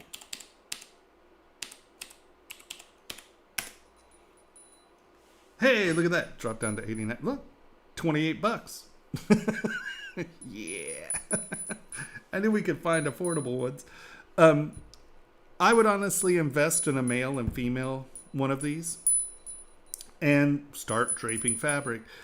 How you do the arms is normally you just make a muslin, like 2 silhouettes, stuff it with cotton, and then you just pin it on. And then that way you can deem what size the arms are. But getting something like this and just starting to drape fabric on it is really going to help you understand how it goes along the body. Now you have Marvelous, so you can literally do that digitally in Marvelous. But I really think that these things are helpful because, like I said, a lot of people are just making up what's going on in fabric, right? And what you wind up with are these weird areas that like support themselves, right? Because see how this is off of the body, right? It's just going out there. Well, the problem is it's fabric. Unless there's a wire in there, it can't do that, right? So that outside edge would be supported by that finger. And I know I'm squishing thicknesses and stuff, but right? And like it wouldn't hold, even like thick wool wouldn't hold that to be stiff. I mean, sure, you can get boiled wool and you can make it as stiff as leather. Blah, blah, blah, blah, blah. You're not doing that for a robe.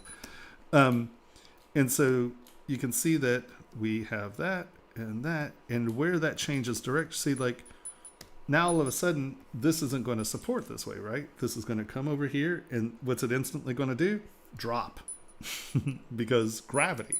So if that's rolling over there, chances are that this is going to drop this way, and that's going to just go straight down. And, you know, if it's rolling over the thumb, you know, it might pull this way a little more because that's holding, but you're not going to get just this floating out here. This is all going to change direction, and it's going to drop straight down until either the distance, right? Okay, that's as much fabric as we have, or it's stiff, right? Let's say it is something stiff, and then these become, is it Marvelous? Is it Marvelous models that I can't sculpt on?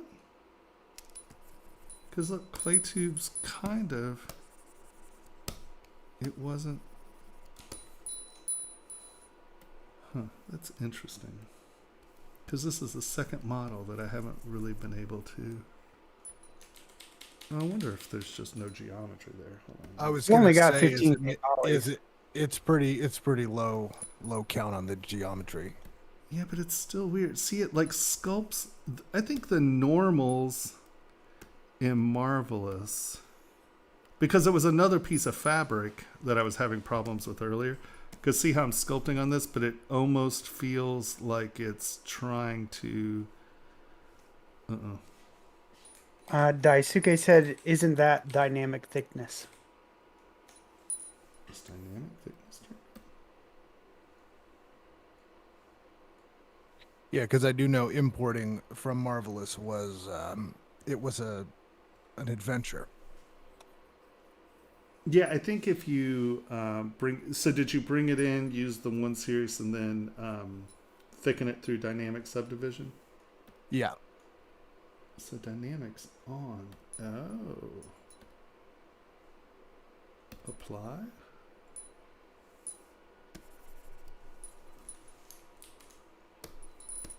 Yeah, that's what it is. It was unapplied. You have to apply it to be able to sculpt on it, because otherwise it's still just a flat plane, and it'll act as such. It confuses it. So yeah, That's incredibly valuable. Thank you. yep, that's important. I'm like, I know this problem. Give me a second. So then, as it comes around that surface, right, you can see that. So what's happening? Okay, well, this is coming around the wrist. That's coming down. That's coming down. Okay, so that's a plane. Triangles are supported, and they support until the support breaks. So, like, okay, well, that comes down, and that's where it's all X's and Y's, right? So that's coming around. Did I change my setting on my brush? No, I think it's just, I'm going to be quiet, and we're just going to, oh, it's also because I'm at Z intensity 18. That might have more to do with that. And, well, it's interesting. Oh, it's because of how it brought that mesh in. That's fascinating. Look at how it brought that mesh in.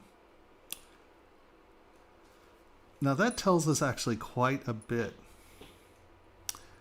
So it shows you how it's thinking about the mesh, right? So as it curves, it's taking, and this is how it's doing its breaking. Fascinating. I don't think I've ever looked at it like this. See, so it's calculating, okay, well, I'm guessing here, but it's calculating everything at a straight, right? It's like, okay, this is the straight edge.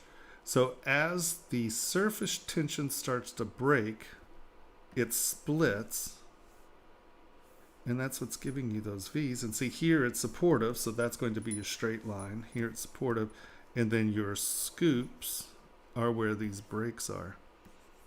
So this actually gives you a pretty good idea. See how this is your straight line, right? See how your seam is there? And now let's look under there. Look, that's where that fabric line is, right? And then it's breaking in here. It's no longer able to support that. And so you get these things. So this is supported, that's supported. This is a break, that's a dent. So actually, this could really teach you a lot about how surfaces are working if you look at this initial mesh. I would instantly Z-remesh this if I were going to sculpt on it, though, because that's garbage mesh to sculpt on. But that's fascinating. I don't think I've ever looked at a marvelous mesh this way. Fascinating. See this, the texture of the fabric's going this way, and it's there, it breaks, you get that dimple. Oh, that's very, very, very fascinating. You can learn a whole lot about the structure of fabric this way. See, this is on the bias, it's holding, breaking, there's your scoop. I like it. That is Nerd. super interesting. Nerd. Okay, I might be a nerd. But because, you know, when I was saying that the geometry of Marvelous is really designed to think like fabric. So in ZBrush's dynamics, if you look at the mesh as it's doing something similar, but how it's producing its breaks are surface tension, and it's pulling, and when you see it, you see sort of these bends, but that's why it's not actually doing some of these supportive structures like fabric, because it's not. Okay, so you got to think about this like architecture, right? This is a big I-beam, so that I-beam is holding this together. This is a big I-beam, so that's holding this together. But what's giving you this bump is that this is coming up, coming in here, and because this is moved, it's pushed this up. Because, I mean, think about like pushing dirt, right? You can push it here, but it's really going to, where it's loose over here is where you're going to get a lot of that rise, right? It's not instantly right here. So what, or how it's thinking is it creates these little like ball structures, and I'm just guessing. Yeah, see. It's producing these little ball structure or trapezoid, or what I was calling the dents, and it's changing the directionality of the support. So once it breaks, those curves become the 90-degree structure support. That's really fascinating. Now I wish I had Marvelous, because I could really pay attention, or I could do some experiments to really show. Because in my courses and stuff, I'm always trying to teach people about surface tension. And if you can actually see it in the geometry, fascinating. So Henry, keep your eye out. Every once in a while, they have it for like $100, lifetime membership. Otherwise, I think it's like $400 or $500. Yeah, it's a little pricey.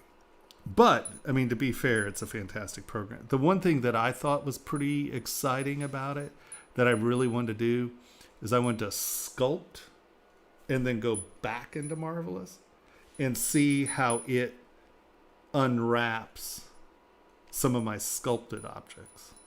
Because I used to be a really good draftsman. I could draft a pattern. Well, see, that was my struggle. Is I have no idea how to make patterns, Yeah. and so this robe took me probably 4 hours of drawing and putting Sure. things and sticking it to the body, and yeah, it was. So that's why I was curious. I'm like, is there a better way than, you know, for somebody who doesn't have that experience or somebody who's not used to pattern making or tailoring at all?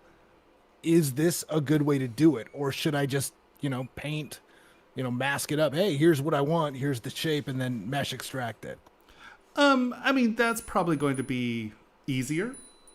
But unless you know about fabric, I think you're going to wind up with less. I think you're going to learn more. Since you know, I don't, this is going to sound horrible. Since you know nothing about it, I think that if you learn, because this goes, I've said, wow, tonight's really all about learning how things are constructed. If you actually understand that, you know, why this is low here is because your armholes were really big, right? So I'm assuming, now tell me if I'm wrong or right. I could be wrong here. But I'm assuming that your arm, your pattern, I don't know if you had, it looks like you might have had the shoulder seam there. Or did you have it up here? Did you No, get you were this? right. You were Okay. right the first time. Yeah. So it looks like you did that. So what that's doing is that brings all of this down. And this usually, and especially if you have a really big armhole. So if we're looking at this pattern, it probably looked like something in that vein where the armhole came down very far and then maybe straight down. And then you did something like that. So it was more like a raglan sleeve than, am I right? Or is that? Yeah, well, yeah, and I did the sleeves separately, and Exactly. And yeah. So what you learn when you're doing pattern making is actually you really want the underarm to be very close up into the armpit, because that allows this to have enough room to hold your arm up, right? Because if it's down here, now all of a sudden these two points are attached and you can only raise your arm up like that far. So normally you're going to want, now there's something called a raglan sleeve, and that's sort of what this is. And this is usually a separate piece. And so it comes down like that. I don't know why they did. Well, I do, but like a lot of baseball shirts are raglan sleeves, and that's because a tight armhole doesn't allow you to get all the way over here, right? Where if this whole panel is a sleeve, it gives you a lot of motion right through here. And that's why baseball shirts are often raglan patterns. Not like everybody in the world needed to know that. But there we go. Tonight is tailoring night. So how I would have built this pattern is kept it very straight up. And I don't know. Let's look at his body here real quick.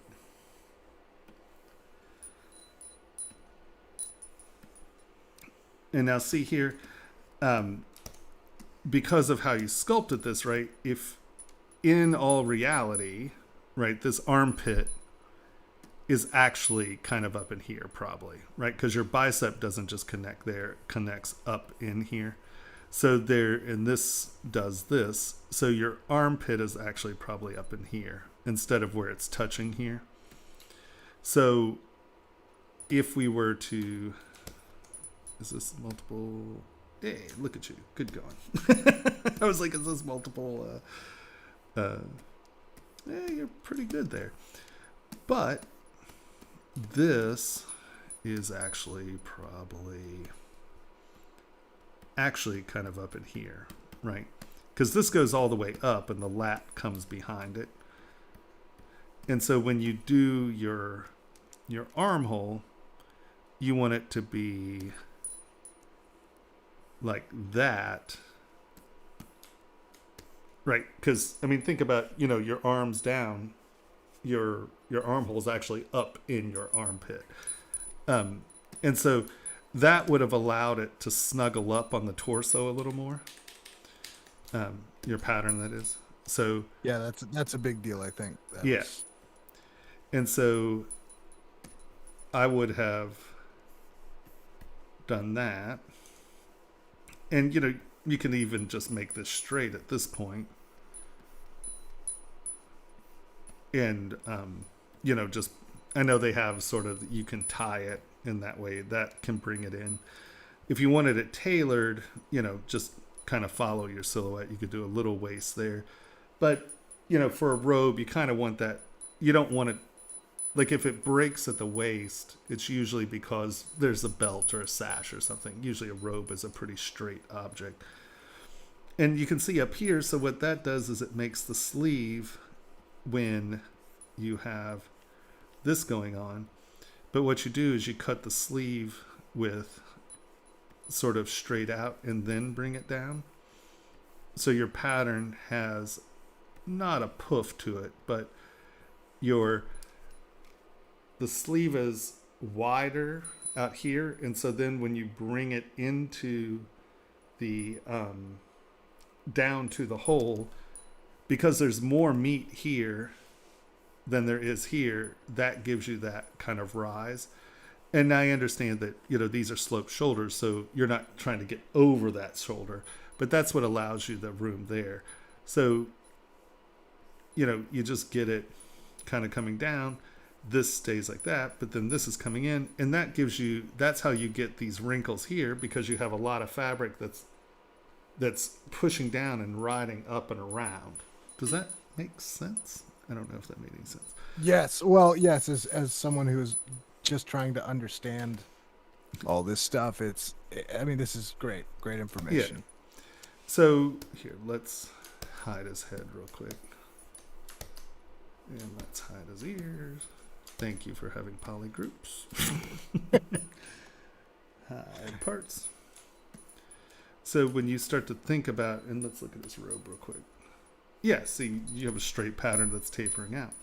So you're not getting, see, because like armpits usually have a lot of wrinkles like this, but you're not getting those here because your armhole is way down here, right? So if, and I'm just going to take slide to kind of prove the point. If that is up and in the armpit, we're used to seeing this wrinkle set, right?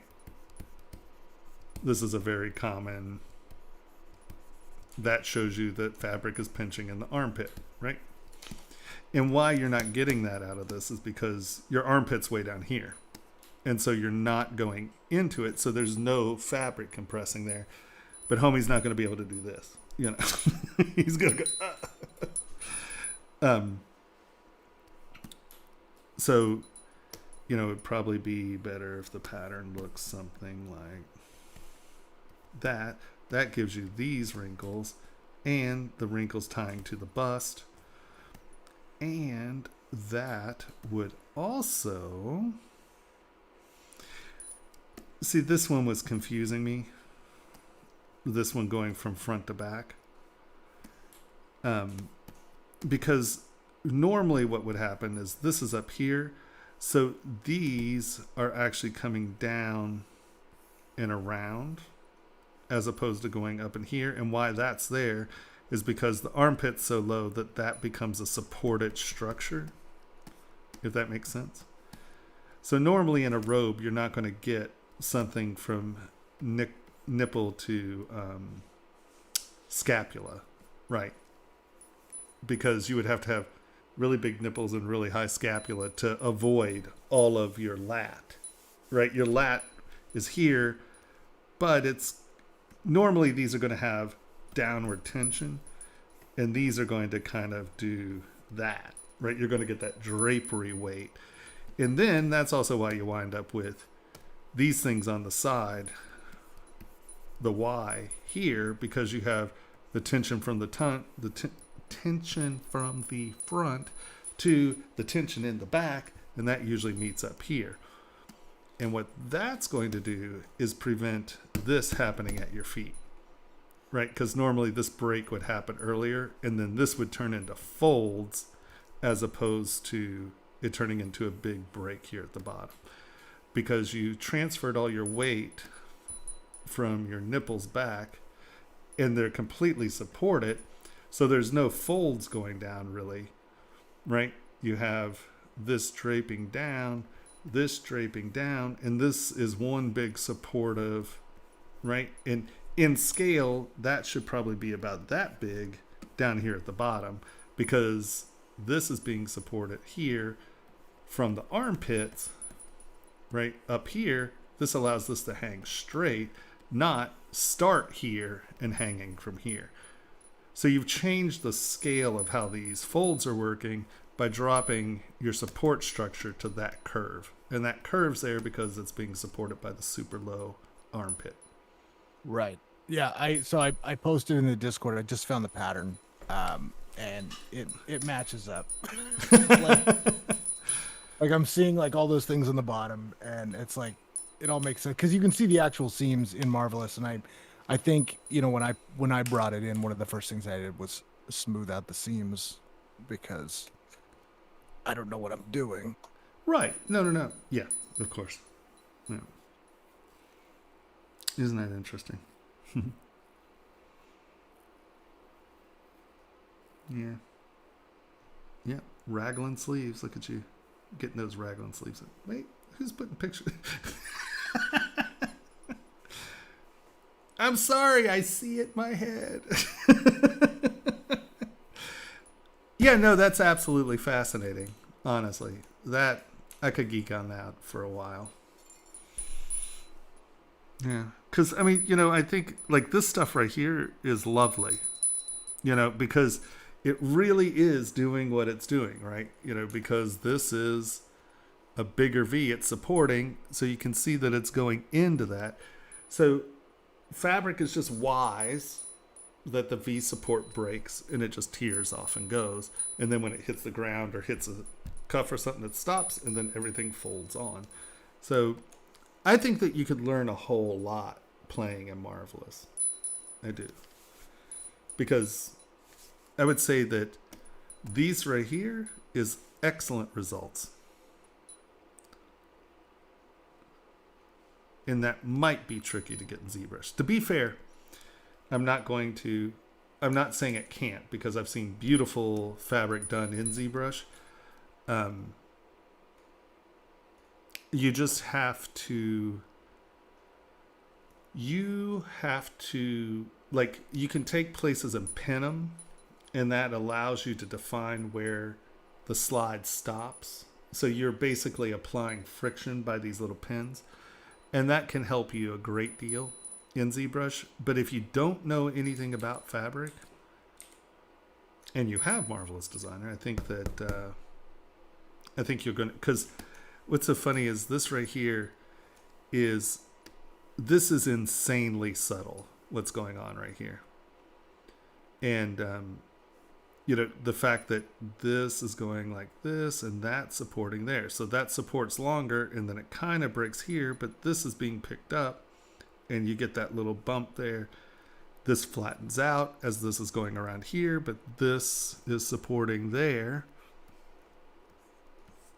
Yeah. And the fact that it shows you how it's sub-supporting here, that's pretty darn sexy, honestly. because you can see how it's supporting, or how those little bridge ridges are being built. Dun, dun, dun.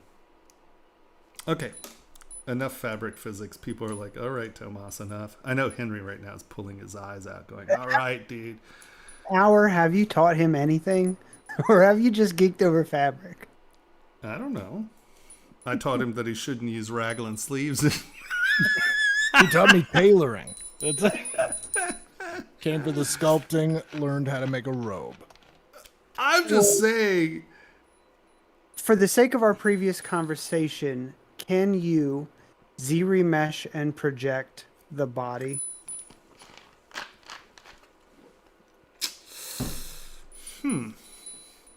There was a lot of talk of mesh management earlier and whether we should be in Dynamesh or subdivisions.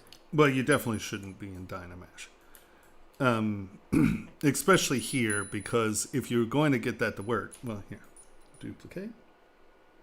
You're like, no, I wasn't implying. Well, I already applied this, didn't I? I don't know that that'll be a problem. I think you might want to do this. Oh, well, here, hold on. We got this, right? And let us go all the way back to the beginning.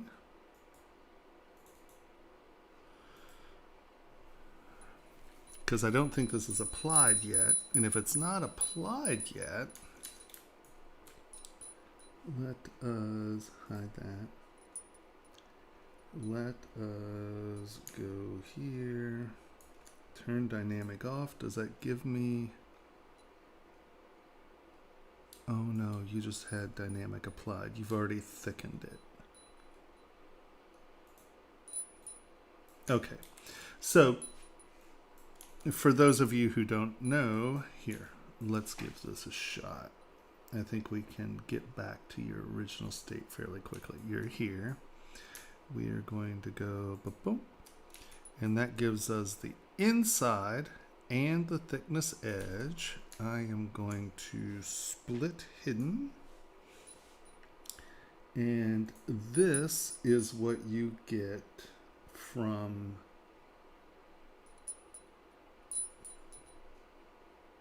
delete. Okay.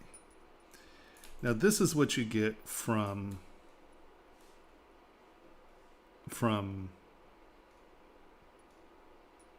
what's it called? Marvelous, right? You had to thicken it here. You got a single skin, correct? Yeah. Okay. So now the question is this, or I think the question is this. If we take Matchmaker, will the...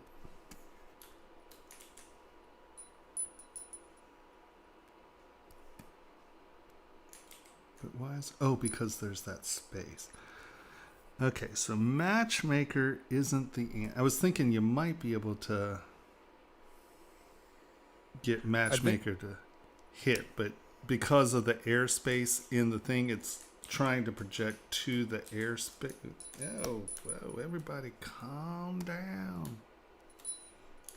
I think what I had to do when I brought it in was break the poly groups and then extrude all. Mm-hmm. Yeah. Oh, yeah. No, I'm trying to get it to actually touch the body. Okay, so hold on. Let's do this. Duplicate. Z-remesh.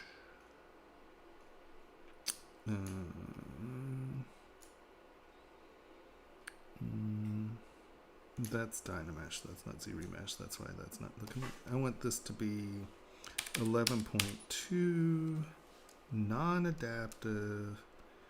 Bonk. Keep. Hold on, I'm gonna crease these edges.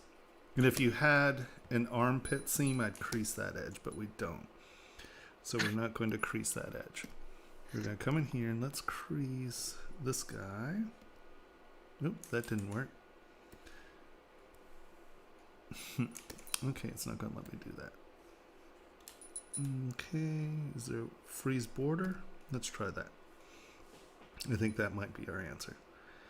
11.2 Z-remesh.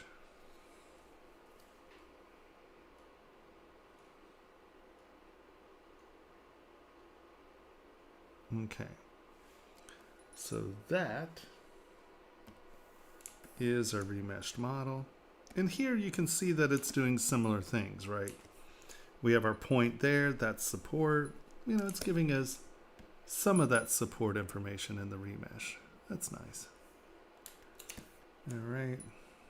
Let's half that bad boy. Half that bad boy. Half it. Half it. Half it. Oh, half it. Come on. That's not halving. That just dropped 3. Oh, because we have frozen borders. Now that's interesting. What it's telling us is that with those frozen borders, oh, we just jumped there. But you notice that our border shifted around the neck. So see how we're not really dropping below 3,200? Because what it's told me is that it can't have enough geometry to keep that circle a circle, or these a circle. It stops here. And you can see that we're still getting some pinching there. So that's, well, no, that's even still squirrely. That's fascinating. Daisuke said, "Don't freeze border."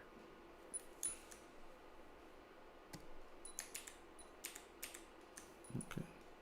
But then, okay, half.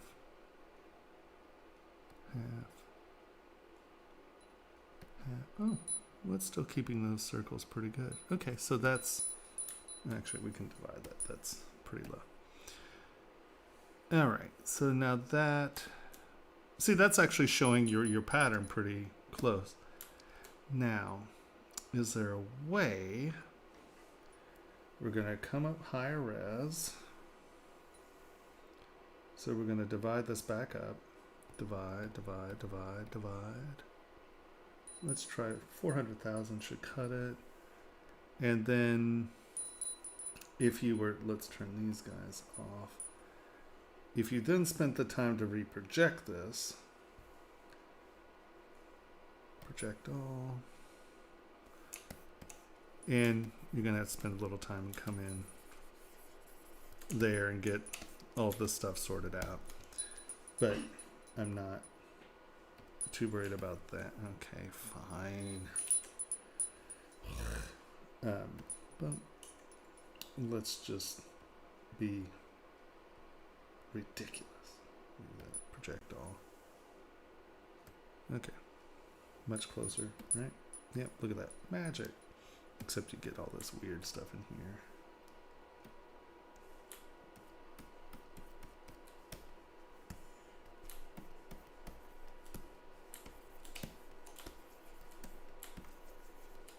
Okay, so,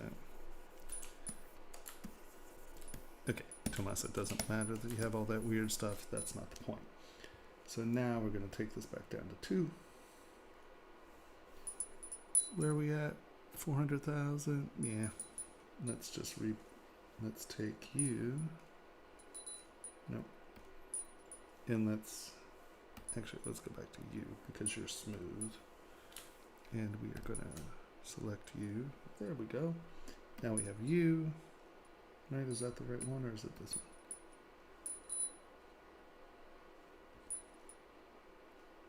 It's that one. No? Nope.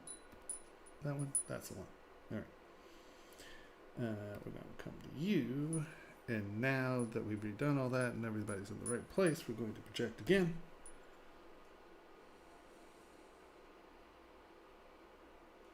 You can do it.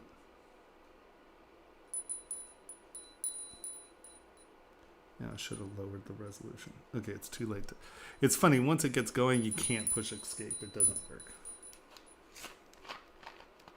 I know you think I'm just going over all the same stuff, but I'm going to show you. No, I support you. I just think it's funny because I asked you to Z-remesh the body, not the robe.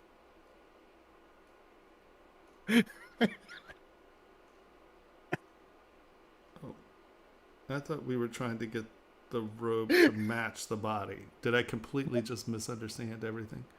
Conversation earlier was just about how to get clean topology if you've been working in Dynamesh or whatever. So I just wanted a really quick and simple ZBrush project all. But I forgot who I was talking to. His face when you said that.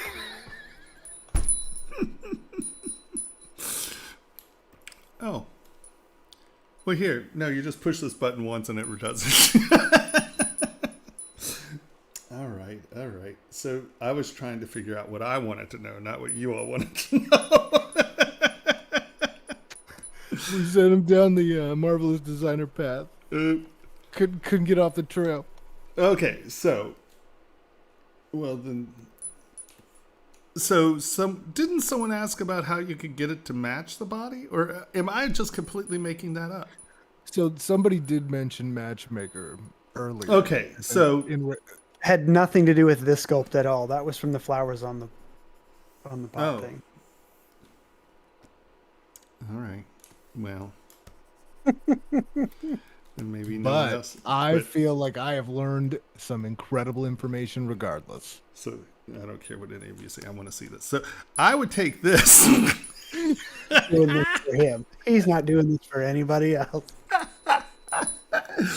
And I would take this at its very low rate and bring this down and have it touch those points on the body. And we can pull these up a little. Have this actually kind of touch on the body because we know that those are sort of touching on the body. And then as we bring all that back closer to the body, it all makes sense. We're like, oh, woohoo, look, that's hanging down. That's touching the body. That's touching the body. Touching the body. Woohoo. And now we can bring it up. And we haven't moved all of our fabric, but everything is sort of in the right place and touching where it needs to touch. Okay. I'm glad that I needed to know that. Have I lost like 200 viewers? I always love when I go on a bender and like people are like, okay, that was weird. Thanks. Okay. I hope someone learned something from that because now who's next? I'm going to get yelled at. Thanks a bunch. Yeah, I just learned a lot. Thank you. I hope that had absolutely anything to do with what you were like, I didn't care about the fabric. I wanted to know about the elephant. No. I did care about the fabric, but this was incredibly informative. Thank you very much. That was ridiculous. Okay. Oh my God, I'm a dork. Okay. All right, it is past 2. So from 10 to now, I did 2 models. Is that what you're saying? Pretty much, yeah. Oh my God, that is hysterical. Wow. The only reason I'm interested in doing the next one is... I'll do it. I don't care. You're the one. You're the time cop. And he needs it for his homework. Oh, yeah, let's do that one. Oh my God, that's funny. Okay, who's next? Felix. Felix Lee. That is absolutely ridiculous. I'm a goof. Hey guys, sorry. You all should have learned quite a bit about something there. There was a lot of learning there. There was a whole lot of learning there. A lot of learning.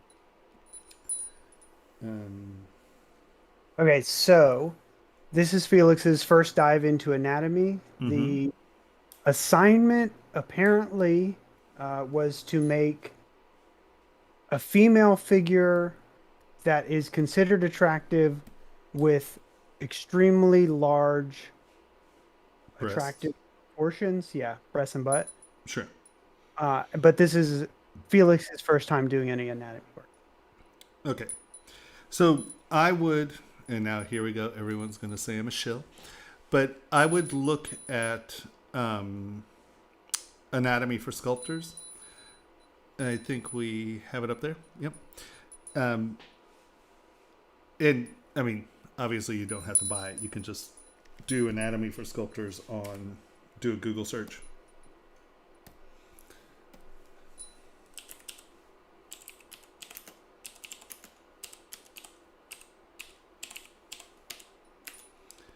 and just look at images.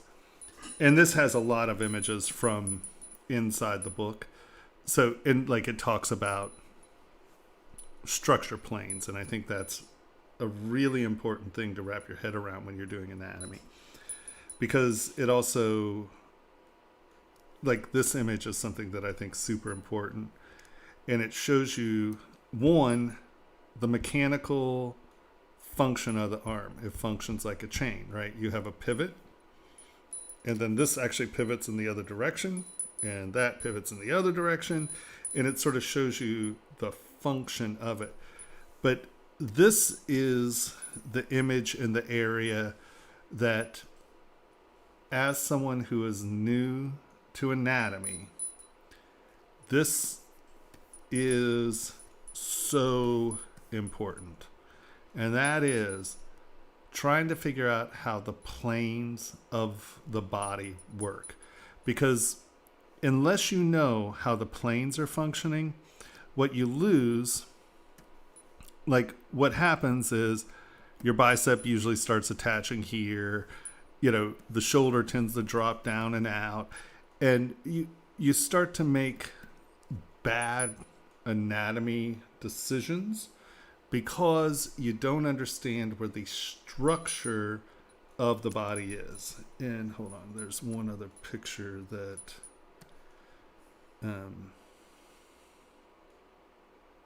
yeah, this is a pretty good one. See how these blocked out forms are?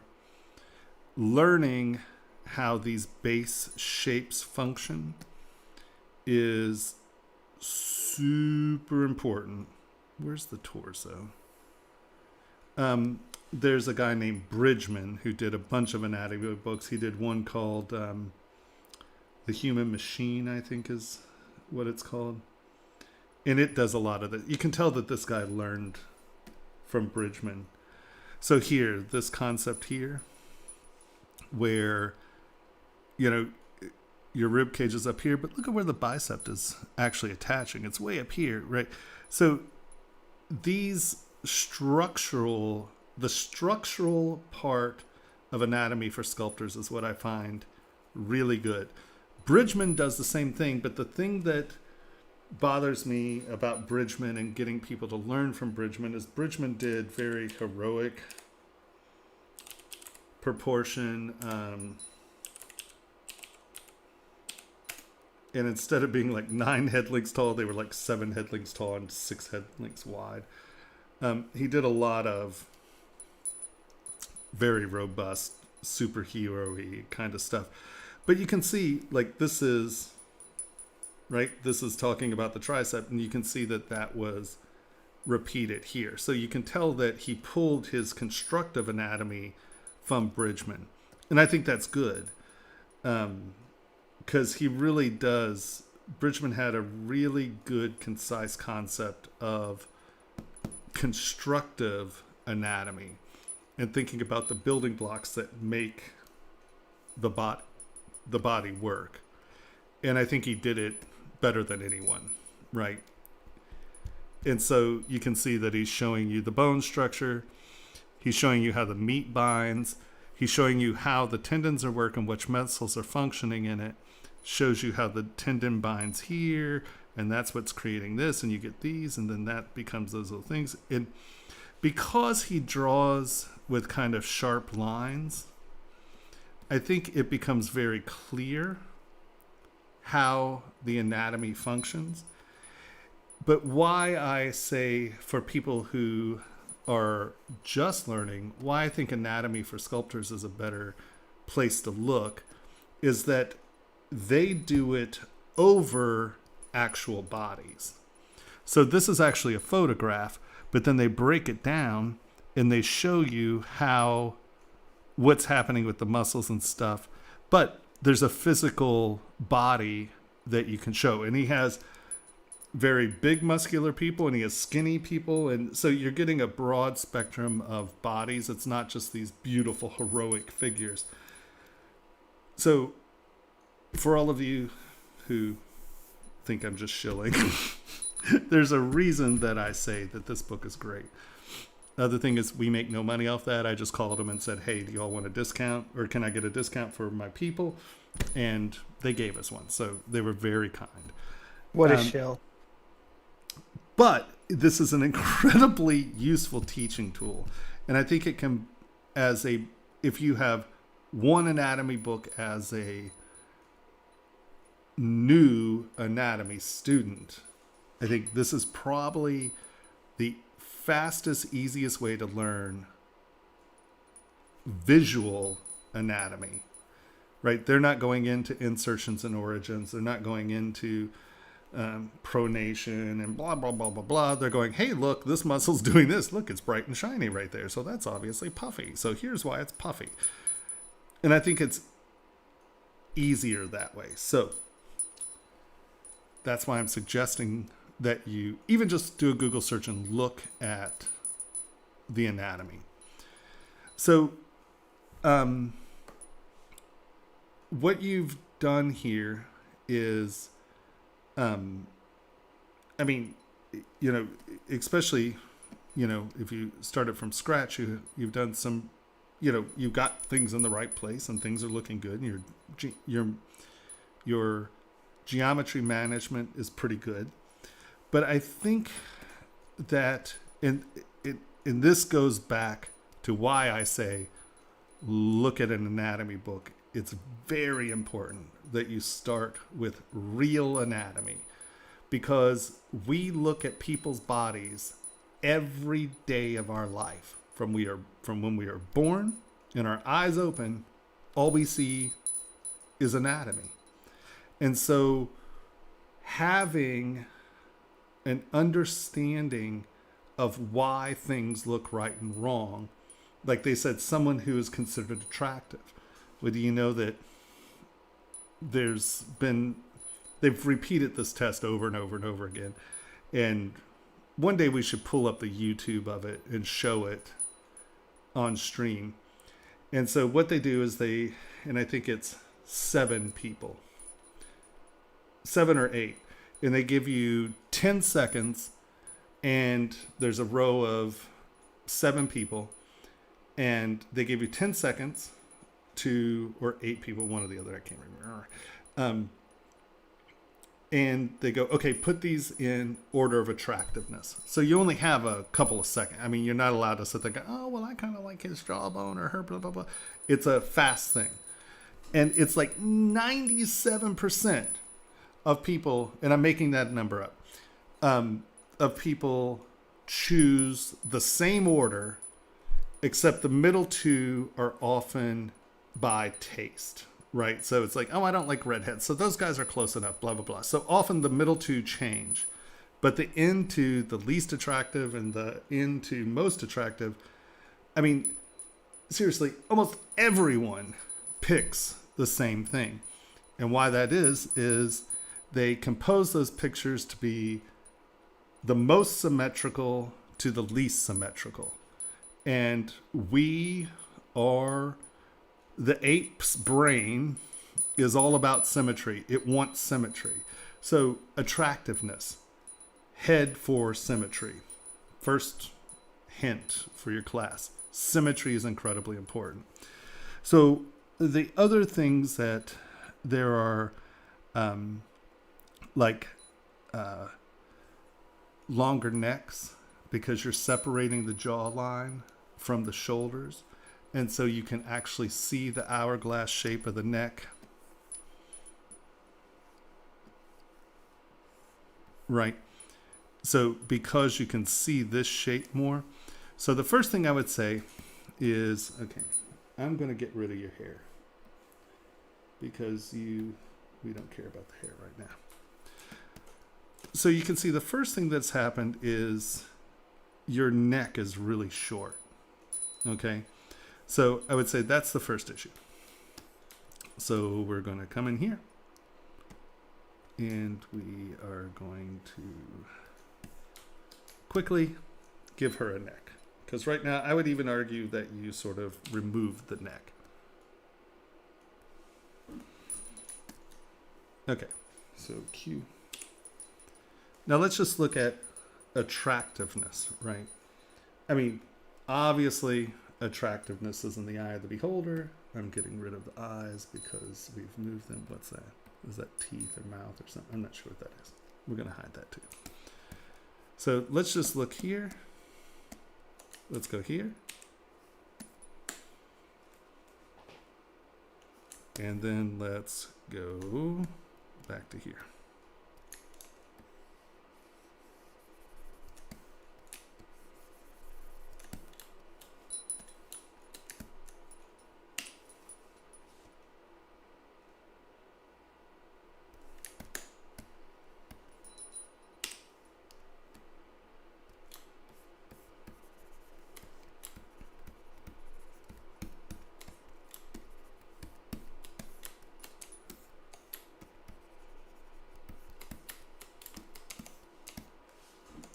Okay, it was wiped up. Oh, your anatomy. But do you see how by separating the neck and making it longer, we're making it look less like a child, right? Because babies have no necks. And as you grow, the distance between your chin and your shoulders seems to get longer. I don't know that it technically does, because as you're younger, you have more fat, and that fat goes away, so your proportions appear to change. It's sort of like when you die, your fingernails really don't grow, all the skin recedes away from it, right? I think it's something in that vein. So, giving her a neck, first things first. And you can see what you did here. Like, you inflated, you added weight to the shoulders, you added weight to the arm, but then you didn't add weight to the forearm. So you want to kind of think about how you're doing things, right? And so I'm going to add weight. Okay, so how am I going to add weight? Well, where does weight get added? That's another thing that Anatomy for Sculptors goes into, and the only reason I'm going here is because I want you to see this picture. Oh, I should mention the breasts are smushed together like that because he's gonna put a bra on it. Okay. I assumed that there was some push-up thing going on. I didn't think that you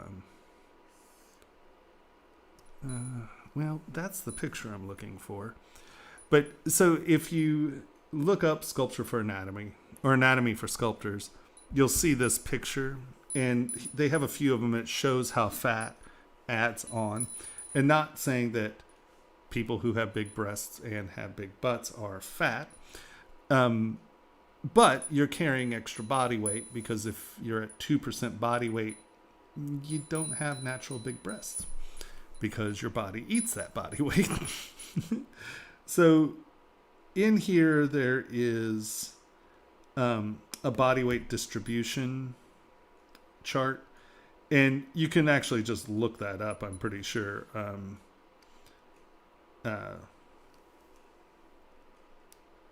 that is body weight distribution chart.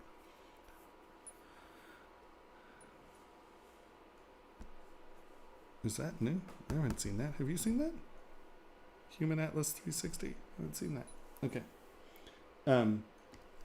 So you have to think about how you're adding weight. So what you did is you made the arms, you put a lot, it looks like you inflated this, and I'm guessing it's an inflation because of how the mesh is spreading. But if you do that, make sure to come in and, usually if people are carrying that extra weight, it's going to be everywhere. It's not quite, that's not a hard ridge there. And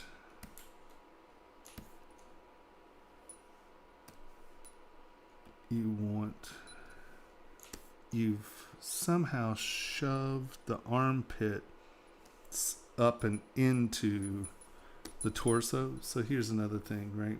And this is what I mean about understanding where the anatomy is. When you start moving things just by shoving them around, what you do is you have to make sure that you do not break the substructure support, right? So if you have ribs, you can't push things under the ribs. Those ribs, just like we were just talking about fabric, this is the exact same thing.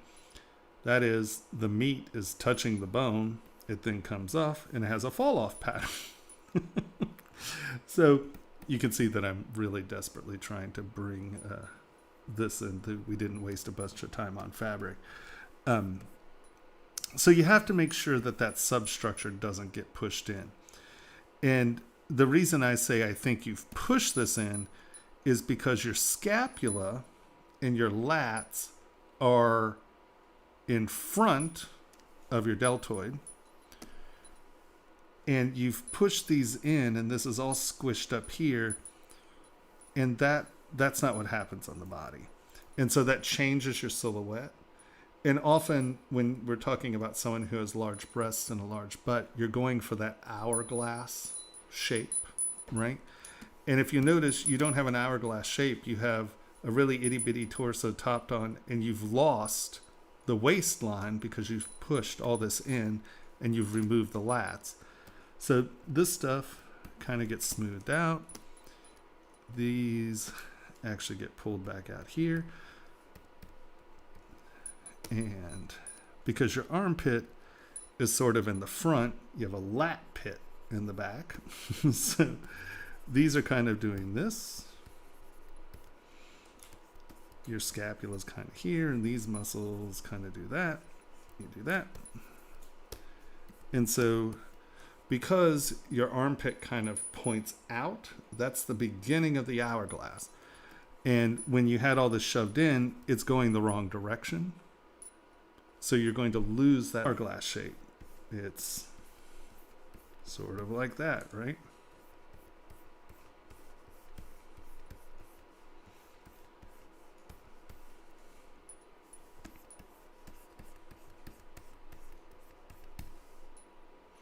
So how do we accomplish that? Or how is that accomplished? Well, one, she has ribs.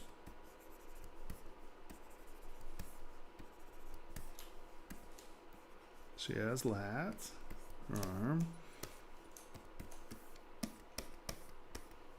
This comes in as such. That all comes to there. And then your hips. So often this weight gets pushed up. You have a little dent there, and then you get that. So if you're really wanting to accentuate that, you're going to bring the waist in, but you don't bring the rib cage in, right? And that's what's giving you the silhouette, is the tiny waist, the larger hips, right? And so that's how you're going to get an hourglass form. But you don't lose weight in here.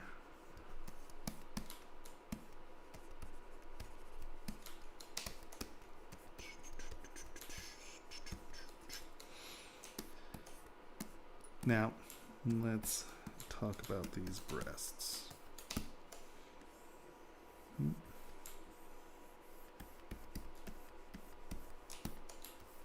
Now, right now, I'm just dealing with silhouette. We're not really dealing with anatomy when I'm doing that, because, I mean, we're pretty close. We've done some stuff that is, but I'm really just trying to get your shape sort of back where they want to be.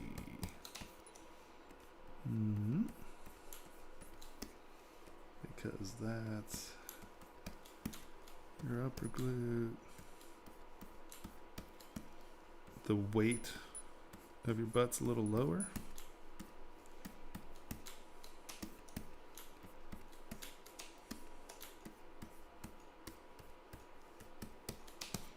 All right.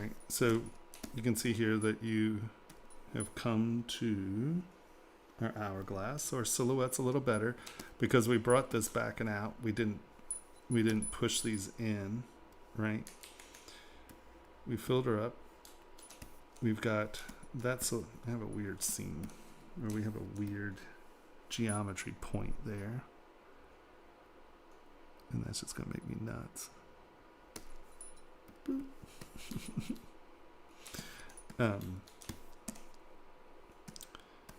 Okay. Her breasts. So her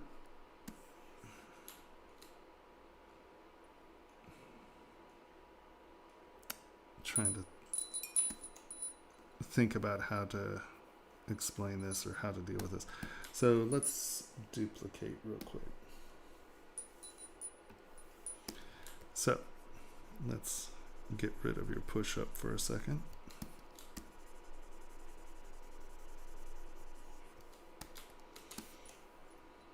What is going on in our geometry in there? Oh, that's interesting. Okay.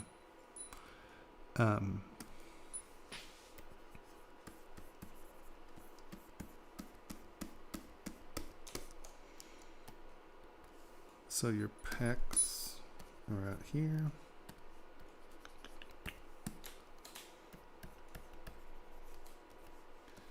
And come in as such.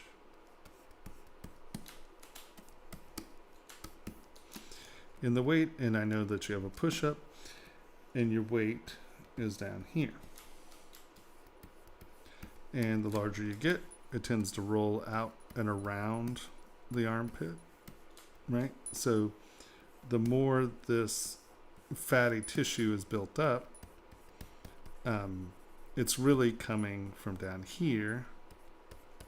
And that's why you still, even someone who has large natural breasts, right? You still, it's not here. It's down below the peak of the pec, right? The pec's sort of doing this, and then the fatty tissue is down and around. And now, you know, it kind of supports up and out, and, you know, your weight is still down here.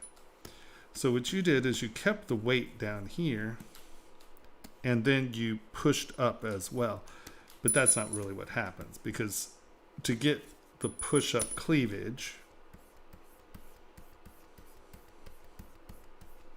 where you're literally pushing it up, well, you have to push it up. So what you're doing is you're kind of restricting this area.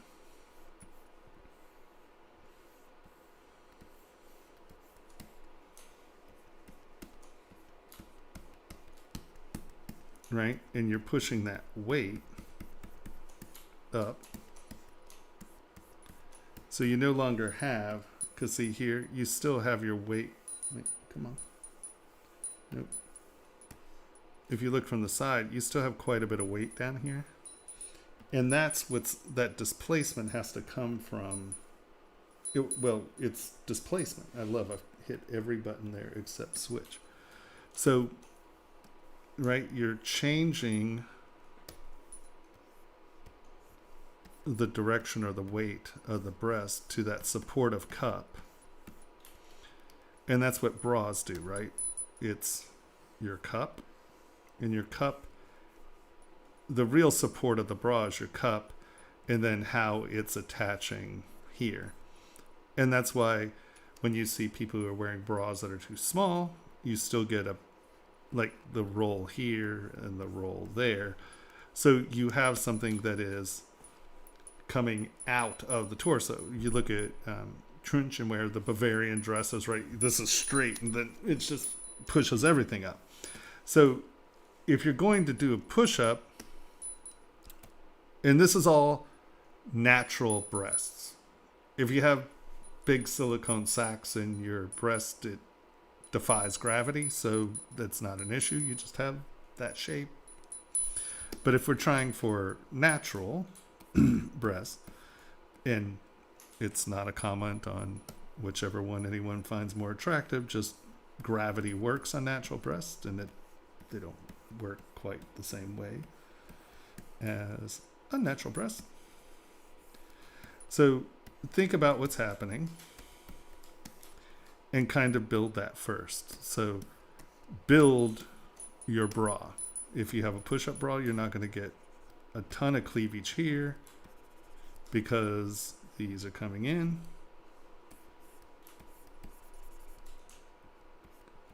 Right? It's attaching there.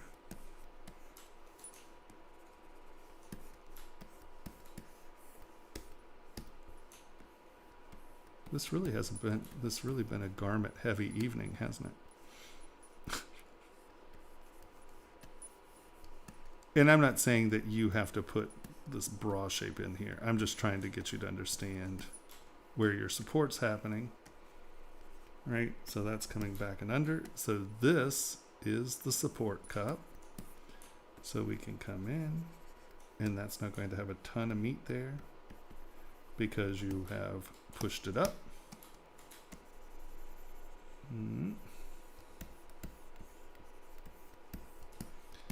And then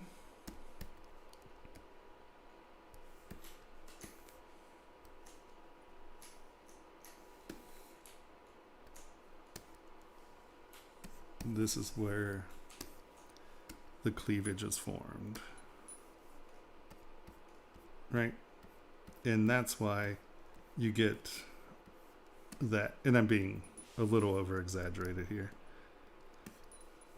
but that's why you get that cleavage roll right there, because all of this meat is getting pushed up and usually getting pushed in, because normally a push-up bra comes down and around and in. So this whole side is being supported. And so that would give you something that looks like,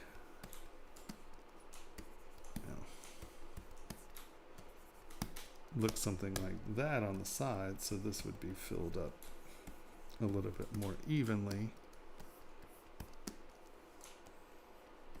And then whatever the size of your opening is, and as soon as you get cleaner geometry, then that is how you get the cleavage. And that's why the cleavage appears to be defying gravity, because you're pushing it up and over. Your meat's there, but you don't add meat to the clavicle because it's just pushing the breast up. It's not pushing all of this up and in. Now, I mean, if you have more meat there, then yes, it will push more of that meat up, obviously. But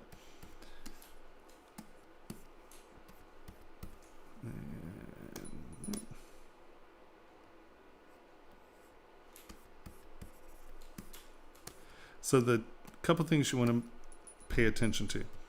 You don't ever want to cut this line in past the sternum. You don't want these lines to be pushed in too dramatically. You don't want to tuck that in. And you just need to decide,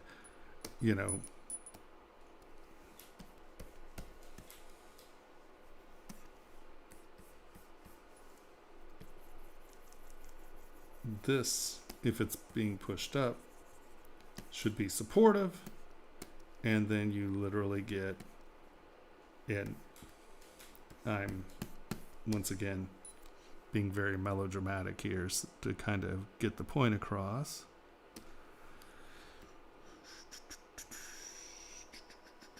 Wrong direction.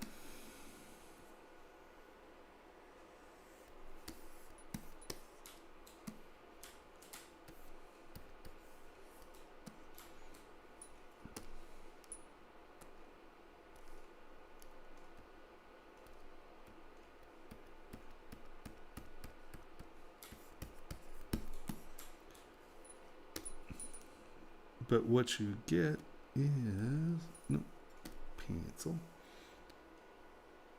That's tight because that's the edge of the support. And then this, in like I said, we're being very melodramatic here. What you have is the weight of the breast comes out past that because it's being pushed up. It comes up, and then wherever this is breaking, you get the cleavage, right? And so that's sort of the weight distribution, right? The more the weight's down here, comes up and then pushes and breaks. And like I said, melodrama, so you can see the subtlety of that weight difference. And it's hard to do because you have this weird geometry along the breast here, or along the nipple peak. But you got to think that it's being in here, and then it's reversing in some ways. It's hard to do. You want to remesh this before you deal with this because your geometry is a little bizarro in here. But do you see what I mean? You need to decide what's happening with the support structure, and that's going to tell you where the cleavage is sort of sitting on the surface up here.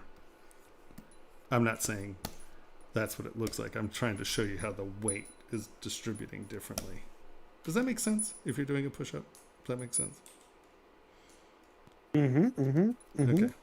So I'm not necessarily trying to make attractive boobs. I'm trying to get you to understand what's happening in there.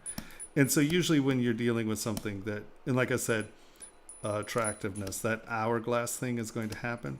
So the other thing, if you're trying to make it attractive, I would bring the legs in.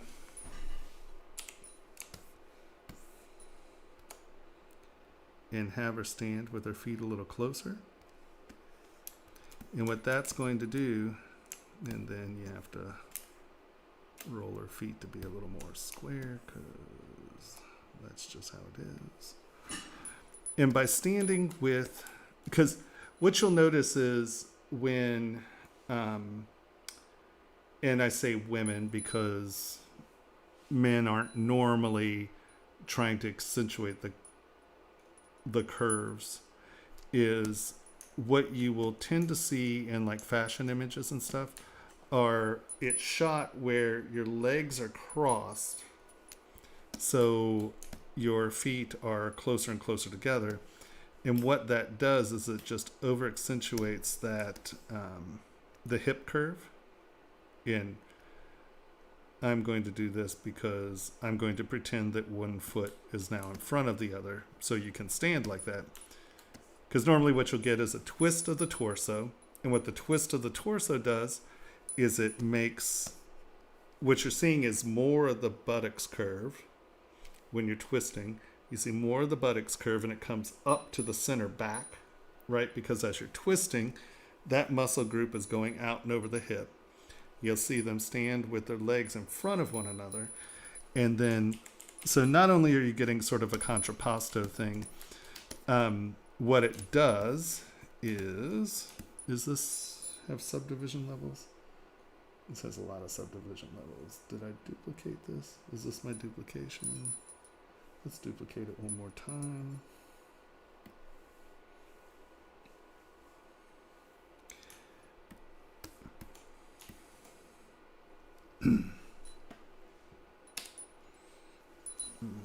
Delete higher, delete lower, center, twist. Do you see as you twist how the waist gets thinner, but you are now I'm making the leg thicker in that twist, so we're leaving a little residue behind here in the back. But what it's doing is it's bringing the one foot in front of the other. It's pushing that, and by twisting, you're kind of bringing the waist in. And so you really start to push that hourglass look. And that has a lot to do with that, that ton of geometry, and the nipples make breast really hard to sculpt there for you, my friend. You're going to be fighting that. But so think about what garment. And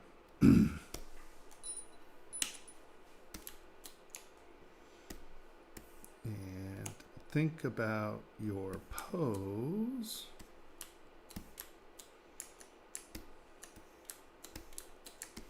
You know, the big grooves I'm leaving in the body here are not necessarily making her more attractive. But I want you to, because we were talking about attractiveness. And the problem with that is that, well, what's attractive? It's purely subjective. I'm talking about the traditional conceptualization of fashion, which I don't want to get a million things going, Tomas, that's not how things work anymore. I get it, but so you can see by stepping in front, you're really pushing these curves. And that is the silhouette you're going for. If they're putting it in those terms, that would be my guess. So this is the cleavage you're looking for. It's not down here. You've now pushed it up. So don't leave the weight down here. And I would kick the pose in a little. So you're really getting that hourglass form.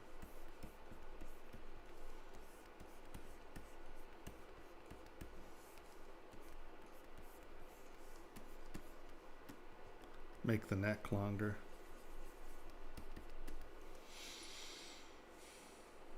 I don't know, did that make sense? And once again, I'm not trying to sculpt your sculpt for you. I'm trying to get you to think about how to achieve your sculpt. I think using really good photo references are going to help you dramatically. Does he or she have any questions? I can't remember if you said it. What is it? It's Felix, but he's not here. He's going to watch the replay. Oh, okay. Well, there we go. The only other question was about hair, and this model is specifically for gaming / animation. And what about it?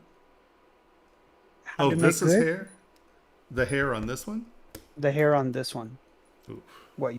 Mhm. I don't know. Well, I made her hair longer. Or I mean her head higher. Okay, so we have to take...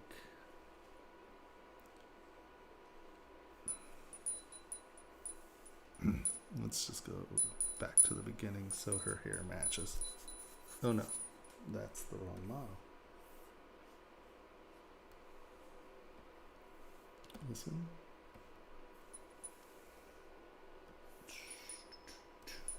All right.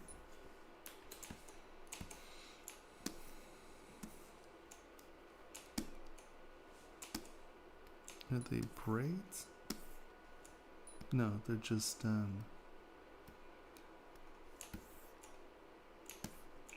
So the one thing I'd say about the hair is that right now it seems a little anemic. And what I mean by that is it seems very thin and sort of weak. But it's really hard to say when you're doing, but this isn't fiber, so this is physical. So I would say you need more of it to kind of make this feel a little filled out. The other thing you're doing, and this goes, well, actually you did pretty good around that side. This stuff where you have hair that's crossing over, just make sure that if something is crossing over it, make sure that it's crossing over it.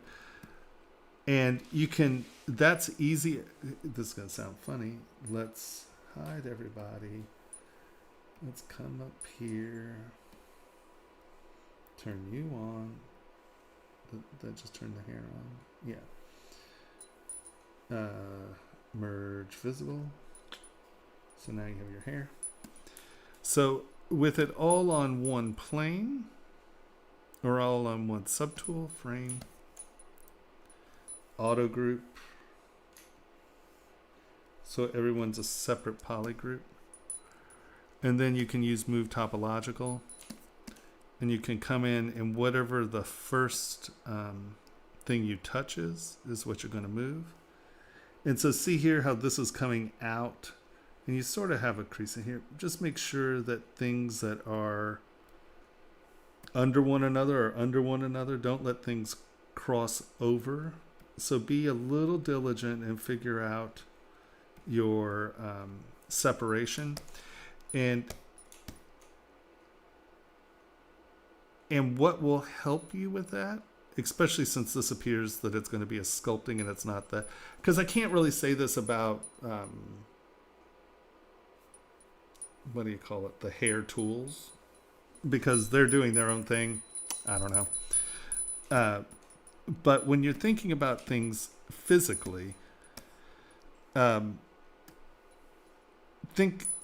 look at people's hair and think about how it's happening. So for the most part, people's bangs, especially since she has short, bangs cut in the front, normally your bangs don't come from all the way to the top. Usually it's just this section here, right? And especially if they're just combed forward. So your origin of that hair is going to be like there, and then it's going to hang forward. So now this is starting to define where your hair splits, right? So your bangs are there. So now what you're going to probably do is take longer hair, and you're going to make the second layer, and that second layer is probably going to come over here and cover that bang so it doesn't just look like one thing. I guess you could take your bangs all the way up to there or all the way from here, but chances are during the day you're going to move around and that stuff's going to slide off to the side.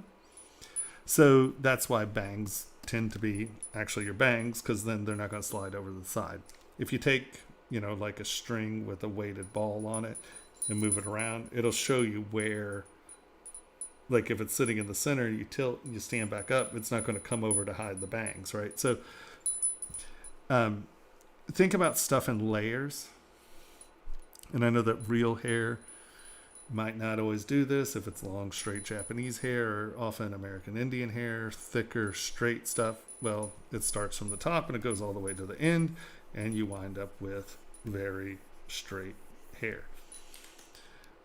But how I find the most successful hair that I see, that I think really punches it, and you're like, yeah, that looks great, is you tend to think of them in layers. So we're going to say the top layer kind of stops here.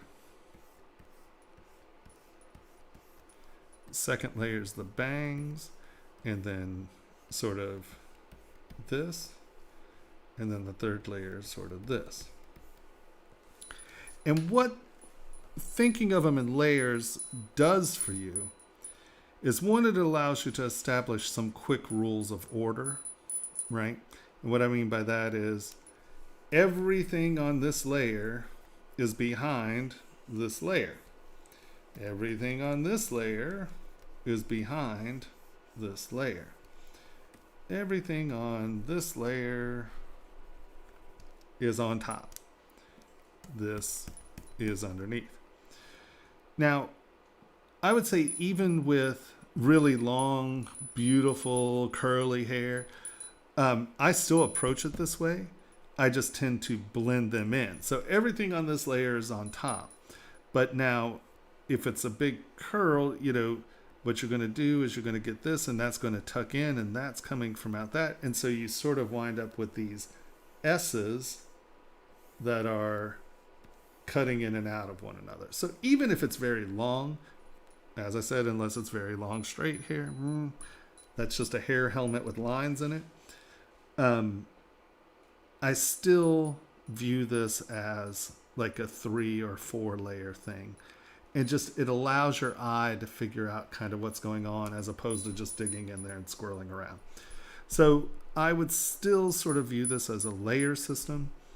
Get your top layer in, get your next layer in, and then just keep breaking it up smaller and smaller and smaller depending on what level of detail you want. So we're going to kind of do that. We're going to do that. Okay, so now these are going to kind of come in. I'm going to decide the rhythm I want. I'm just going to make this a little more curly than you have.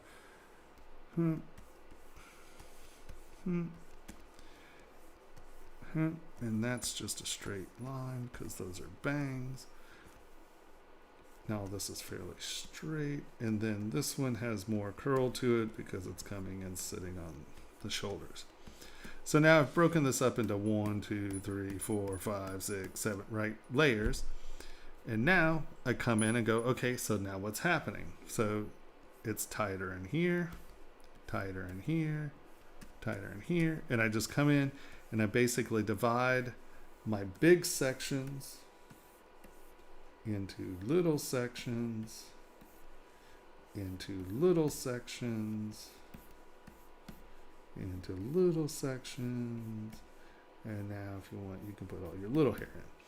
But what's the, like, my problem with a lot of the fiber oriented hair is that it has no character really. But I understand that that's because it actually becomes particles, or, you know, that turns into real hair math in some of the animation stuff. So I get why it's there, but if you're just using it for a physical model, it doesn't cut it.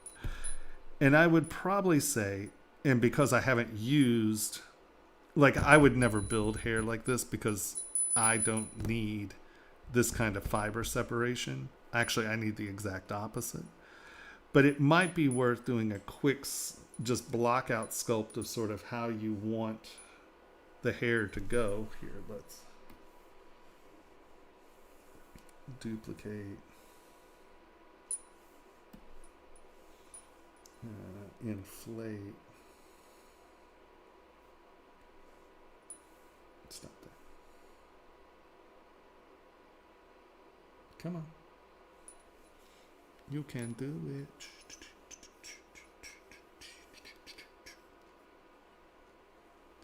Yeah. My cat bells. He's like, you're like a cat. I can hear you coming. Even though I'm not very much like a cat, but I make a lot of noise now. This stainless steel ring is very, very resonant. So take this, I've duplicated it. I'm going to come into my deformation palette. I am going to inflate.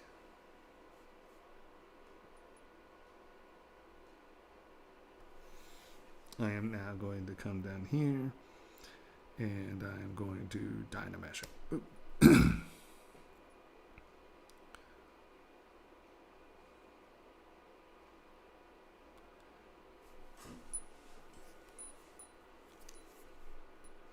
All right, so now I have a solid.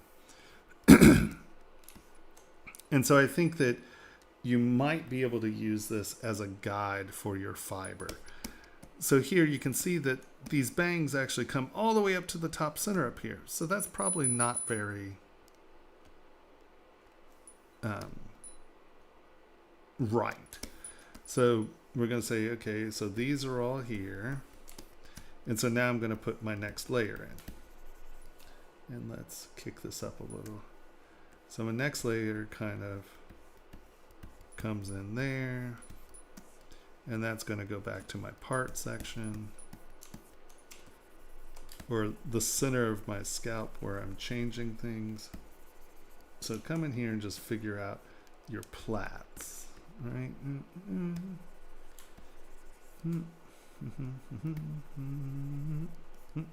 Okay. These are fairly straight.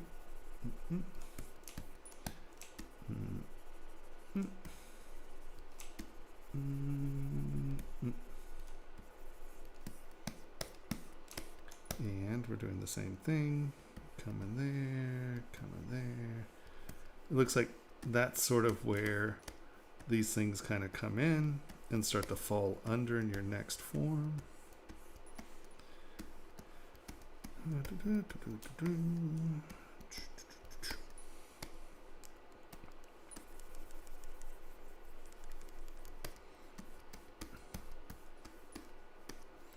And normally I would use a brush at a much lower intensity just so I creep up on this stuff, but it's getting late and I just want to give you an idea of what I'm talking about. So we know that this is where the hair is starting. So we're just going to make that the center area. Those are our bangs. So this is our side bang. And actually these probably don't need, well, kind of get there. If you want it to appear straighter, then you can, at least on the front, you could probably get these to be one plait.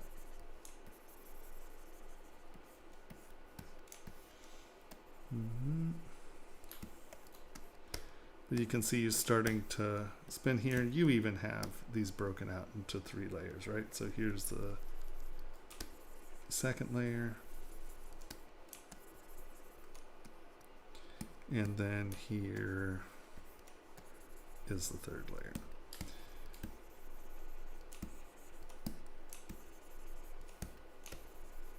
Because let's face it, unless you want a hair helmet, which there's nothing wrong with a hair helmet, but you know, you're going to have your hair layered. It's the only way to get it to do that. So you now break it up into layers and now come in and start to decide on your surface rhythm. I want it to kind of look like that. And now you come in and you start to divide those into places. And you can see you could just work your way into that. And that keeps your hair organized. And so, right.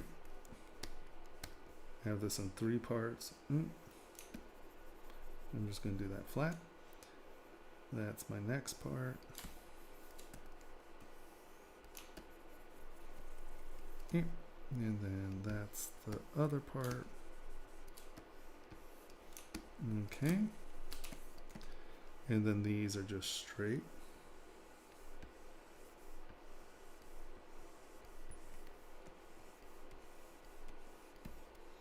But they're going to overlap here a little, so I'm going to have them overlapping a little. And now I'm going to break this up into different layers.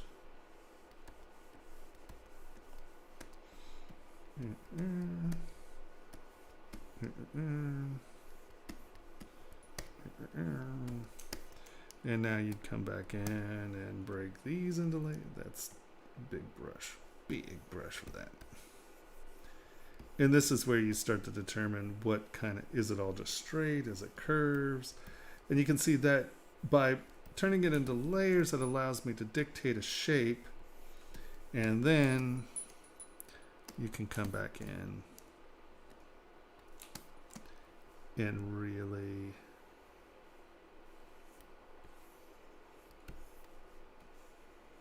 tune your hair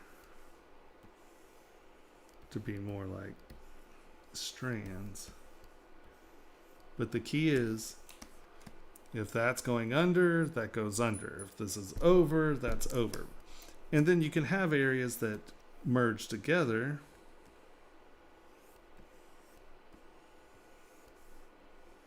But you can't have this be in front and then be a curve that goes through that, because then that makes no sense. And so if you just take it big shapes first and then work yourself into the finer and finer shapes, then you're keeping a surface order, you're keeping a depth order, and then it just, you can keep control over it. And then if you're doing those fibers, then you can come back in and organize your fibers to go by your layer map. Got it. Did that help? Yep. Oh, I feel like someone's drop kicked me in the back because I was not sitting up straight. It's only 3 in the morning, so you've been sitting like that for 9 hours. Is that right? Wow. What's the uptime here? Well, we've been on so long, Twitch returned an error. It's like, no. Nightbot's like, no. You're done.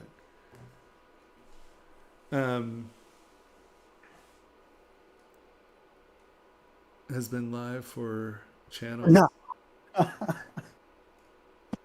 Pixologic live for channel is not live. I'm pretty sure. I think we're live. All right, Nightbot. It's You nighttime. scare me, Nightbot.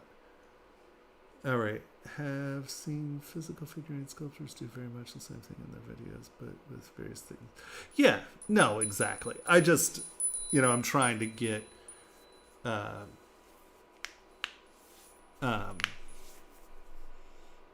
just trying to get him to understand the layer thing. I mean, there are obviously much more advanced techniques in doing hair, and I'm talking to the TV.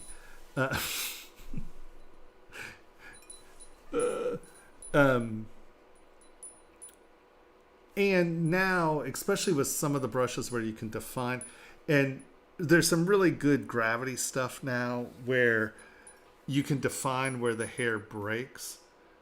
Like if it breaks at the outer tip, like if it hits a cheekbone, the cheekbone's higher, it'll be tense. And then once it hits that outside and there's nothing below it, it'll hang straight. So there's some really good ways of using some of the newer tools that came out. And was it 6.4? We're in 6.6 right now. Is that right? Or is it 6.2? I'm dyslexic. A couple, 2, I think it was 2 or 3. No. It had to be the second one in because we had the little video about it. So, in 4 updates ago, I'm going to say that with confidence. 4 updates ago, they put in some gravity stuff with the curve brushes. They've really been advancing the curve brushes over these last updates. And one of them has like some really cool gravity tools where it'll lie flat to the surface or it'll kind of come up off the surface. So if you play with that, you can get this to come up off the surface a little more, and these are going to lie flatter to the surface. And you can do some really cool hair card sort of things with that. So there's some really cool things you can play with. I haven't had the time. I'm still trying to make videos about things that are, 10 years old. I haven't quite caught up with things. But yeah, no, without a question, there's some very cool things you can do with hair with some of the new curve tools. And by playing with how the gravity works. Is it called gravity? Picker. Okay, there it is. There. Picker. It's all in the new picker thing. Right here. This thing. Boop. There's some really cool stuff right here. So, I would go in and explore some of that stuff. But you really want to think about it as series of solids that are layers, because from a distance and quick, and even if it's a game or video, our brains are used to seeing that. And that's one of the problems with a lot of the hair tools is unless they're done very, very well, it always looks like really wiry, thin hair. And I understand physics-wise that's actually what's going on. But there are some of them that move beautifully, don't get me wrong. But I think that it's a struggle if you don't understand it to begin with. So I would view it as big sections, stuff on top, the stuff on the bottom is behind. And you can blend those in. Like I said, if it's a big curly hair thing, you know, I would still use the same concept where here, I'm just going to say that all this is curly. Or not curly, but, you know, long hair that has curve or curl to it. You know, it's the same thing. We're implying that this hair is going down. And as opposed to giving it a point, you bring it in, and then this one just kind of covers it and goes. And now you can sell longer hair this way. But it's still the same thing. This stuff is going to end there. This is going to come here. That's going to go behind the next one. So think of it in that 3-step layer: the crown, the like the temple region down, and then whatever is down off of that. And that seems to be a good way of organizing your thoughts about the movement and overlapping of the hair. Ta-da! Now you should be able to do hair.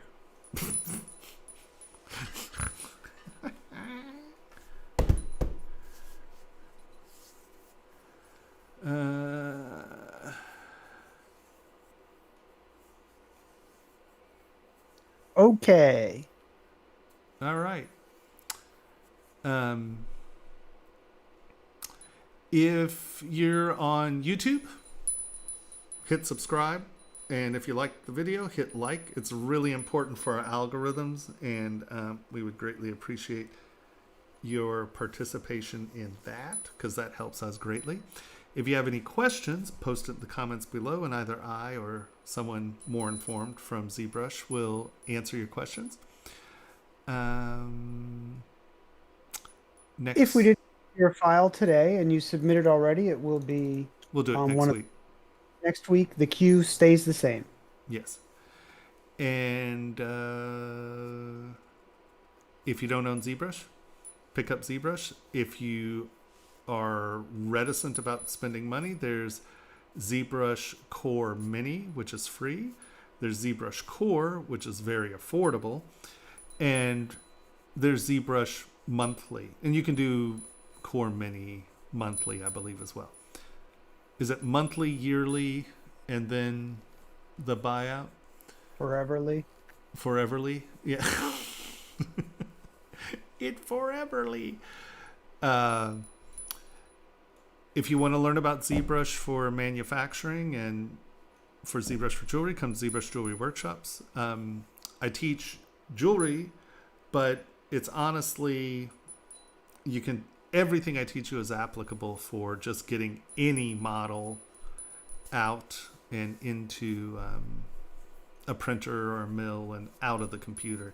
And that's why sometimes I give what is considered sort of odd opinions on critiques and things like that, because whenever I'm looking at this, I'm viewing it as what's it going to be like when it comes out of the computer. So join us, come join the Discord, and that'll let you hang out with our community. We have a pretty cool, educated, informed group of people who are there. Lots of questions and answers. So if you have any questions, come join us. And if it's not me, it's going to be someone in the community. It's cool. It's really quite funny. We have a little community within our website, and then we have Discord, and everyone's taken to Discord. Thank goodness. It's so easy. It is. Discord works. We can for everyone. share pictures and, stream live. Yeah. No, It's it's real it's a much better community than the community within the Kajabi system. Am I missing anything? Thanks, Jaime and Ulfer, for letting me stream. Make sure to come look at the ZBrush Live calendar, and that'll show you who's streaming and kind of what they stream. So I know that I'm a specific kind of stream here, but if you want to look at monsters or you want to look at some, if you go to the ZBrush Live site and you go to presenters, you can check out presenters and see kind of what they do. We're adding new streamers all the time. It's really exciting. It's really pretty cool.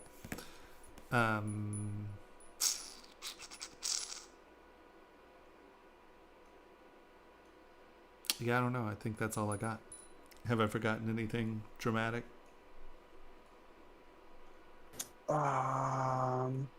Oh, if anybody wants a fun, let me see if I can say words and pull up a link at the same time. If anybody wants a fun thing to do just to put their mind on something new, we've got a monthly challenge. We're encouraging everyone to participate in. It's just for fun. There's nothing to win. This month's challenge is Junebug. So make any piece of jewelry. It doesn't have to be functional. It doesn't have to be realistically wearable. Themed around bugs, any kind of bug. Yep. And I just posted a link to that. Now that Just for Eric fun. Keller is part of our team, we do a lot of bugs. And I'm a big bug geek, so we do a lot of bugs. Bugs are good. Actually, I was looking up cicadas the other night, and I found a plushie of an oak tree hopper. Is that what they're called? Tree hoppers? Oak Sounds tree right. hopper. Have you seen these things? Which, interestingly, Oh, we're gonna look I at believe tree hoppers are technically bugs, though They are bugs. we are not. We're saying bug in the least possible technical way in this challenge. But there are very few actual bugs in the world, and I think tree hoppers are one of them. They are, if I'm not mistaken. And look at that guy. Come on. How rad is that? And you know what's really funny about these things? How big do you think that thing is? They're like that big. quarter? They're so tiny. They're so cute. Yeah. I mean, come on. These things are rad. Right? How many kaiju were based on this guy? I mean, Ultraman had at least 6 monsters that looked exactly like him. And I think they're part of the cicada family. Or they're closely related to cicadas. Look at that.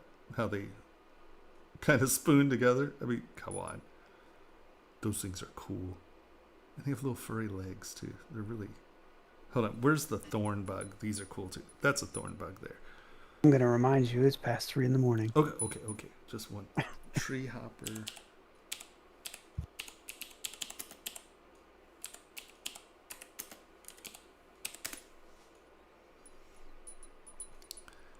So you'll notice they're pretty similar, but they look like thorns. And hold on. Come on. Show us one with look how tiny it is. It's so small. Show me one with all of them. So they line up on the twigs, and it just makes it look like a thorn bush. So their defense is to look like a rose bush. Oh, there you go. Look. Come on, that's cool. Evolution's rad. And that one impersonates ants. That's great. Tree hoppers make me really happy because they are weird. Look at that guy. He is weird. Okay. I've left you with weirdness. Tree hoppers. Okay, everybody go to bed. Think about tree hoppers. Yeah. Unless it's evening where you live. Or Which whatever, probably- you know. Or get up in the morning and think about tree hoppers. Yeah. Look at that guy. Come on, that's crazy. Land shark. I mean, what is that? It's crazy. All I know is North Carolina has all kinds of these guys. I want to go visit North Carolina during tree hopper season. We're going to do a tree hopper safari. It's good. I got friends there. Cool. I see it happening. We're doing it. So if you like what you see, hit like, subscribe. We're talking about tree hoppers. All right. That's enough madness. Have an absolute wonderful evening. Thank you for hanging out, Daisuke. I appreciate it. Like I said, you're one of my favorite people. You're so nice. He's so nice and he's so talented. It's great. All right. I don't even know what I'm talking about anymore. Neither does anyone else. Fair enough. Thanks for hanging out, everybody. Thanks a We'll see you lot, next guys. Monday. Have a great. See you next week. Be Bye. safe out there. Cha cha.